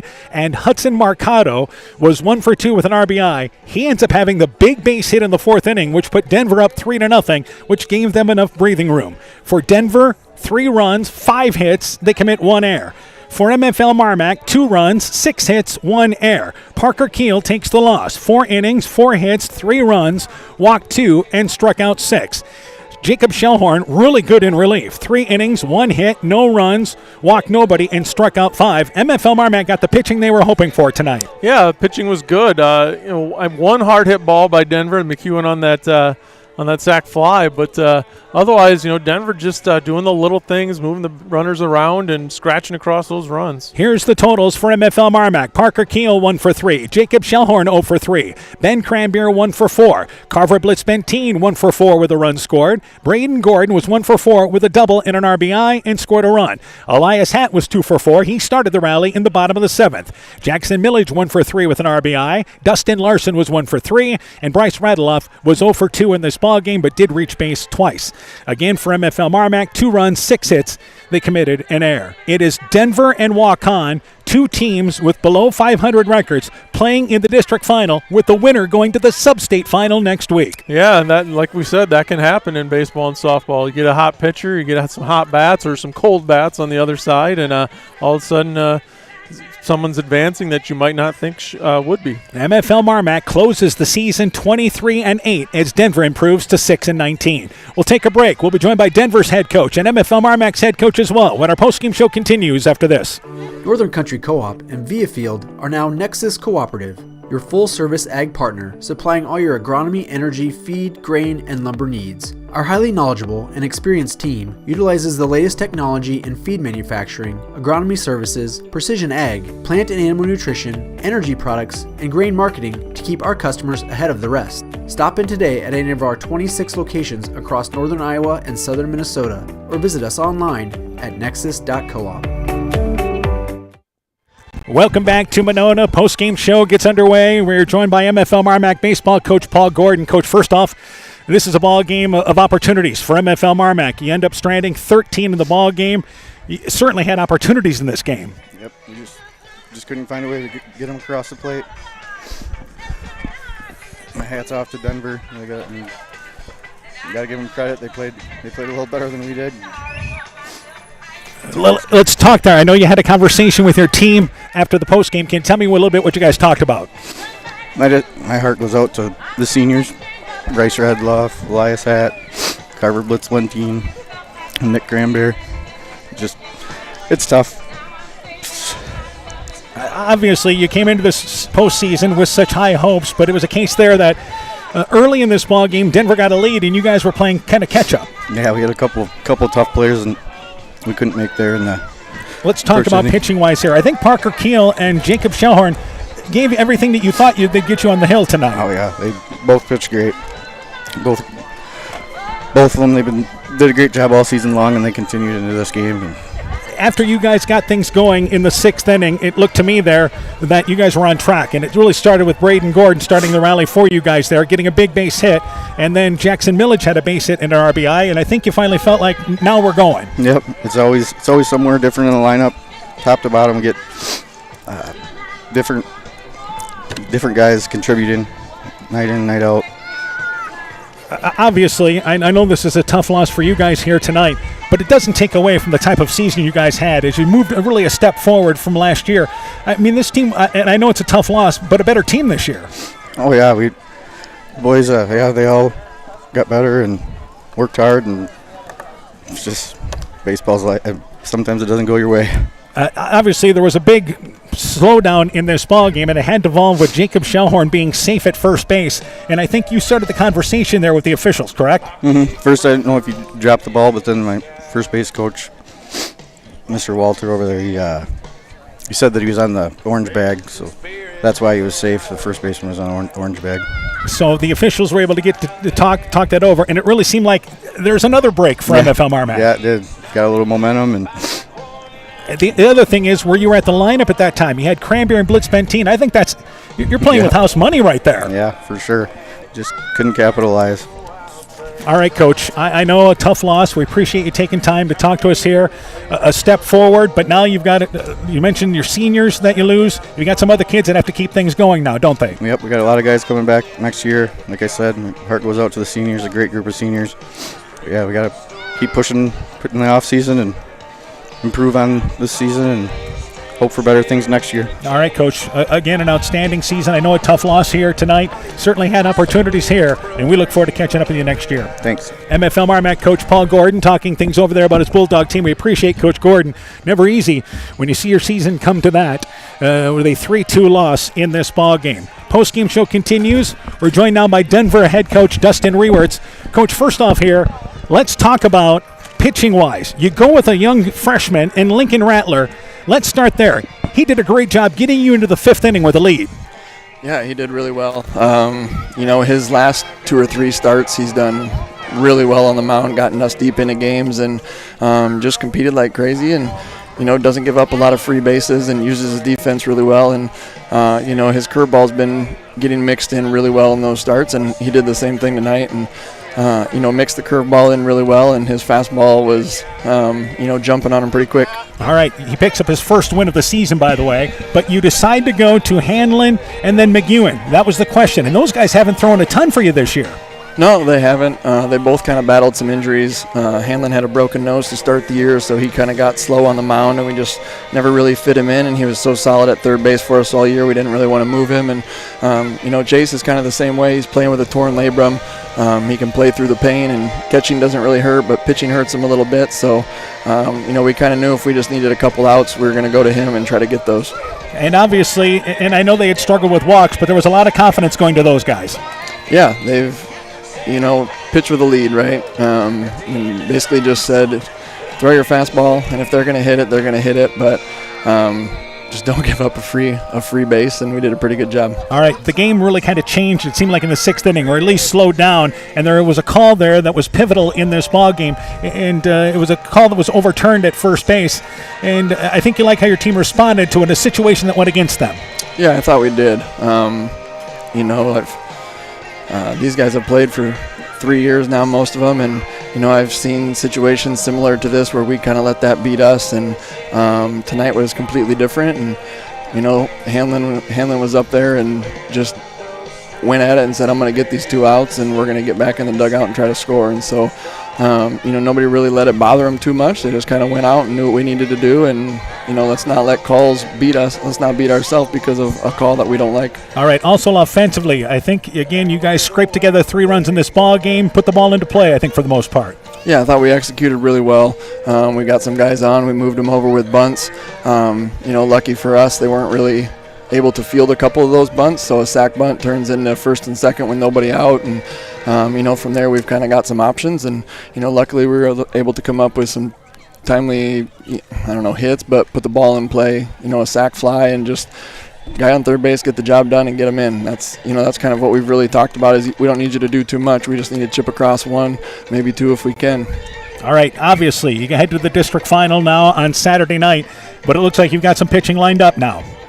Yeah, I don't think we could be in a better spot. I think Lincoln stayed under 90, I think. I mean, so he's probably out, but, we got Hayden Roush coming back after he pitched really well on Saturday for us, and, Hanlon and McEwen are both going to be there, and we got Ryan Law, who we still haven't used yet in the playoffs as an option, so, sometimes you come into these games and you burn a lot of pitchers, and we're fortunate to have 4 guys ready to go on Saturday. All right, Coach. Good luck to you against Waukon Saturday night. I'm probably going to Waukon, don't you think? I think so, and that's all right. We'll go back. Congratulations on the win tonight. Great effort by your kids. Thank you very much. Again, Denver baseball coach Dustin Rewerts talking things over about a Cyclone team victorious by a final score of 3-2. A quick break, and actually we're going to keep it right here as Coach Sass moves in.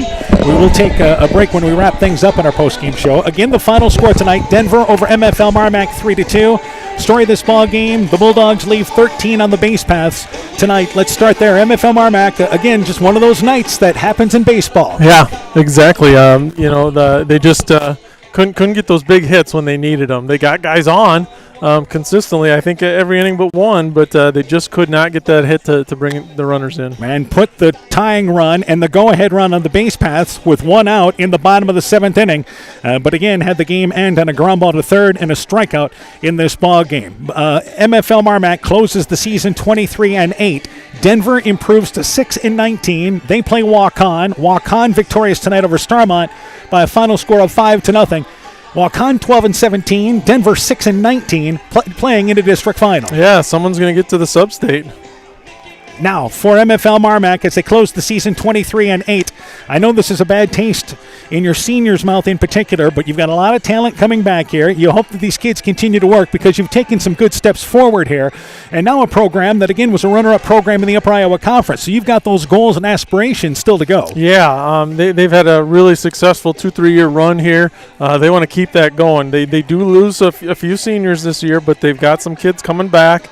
You hope you develop well with your JV and your young kids, and hope some of those kids can move up and play some meaningful varsity innings. And with this ends our baseball coverage here on KCTN FM 100. Amazingly, as we lost a lot of teams on Saturday night with the opening night and losing once again Starmont and MFL MarMac tonight. Starmont losing to Waukon, as we mentioned, 5-0. I think we're kind of surprised. Yeah, the 1 and 2 seeds, and we knew that wouldn't be easy, but we thought maybe at least one of them would get through tonight. But. And again, good luck to Waukon and Denver, the teams that are victorious here tonight in Monona. Our next broadcast, softball tomorrow night. We'll be in Colesburg. Then softball Thursday, we're in Dubuque.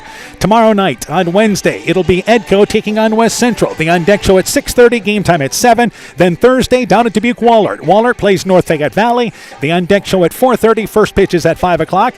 And hopefully we have a softball game Friday night. We're planning on it. Let's hope so, yeah. So again, our final scores tonight. Waukon beats Starmont 5-0. Denver upending MFL MarMac 3-2. For Coach Mike Sass, I'm Dan Behrens. My thanks to Ty Keenan for running our studio show. For a complete recap of tonight's ball game, highlights, scores, and more, go to KCTN.com, click on the Sports tab.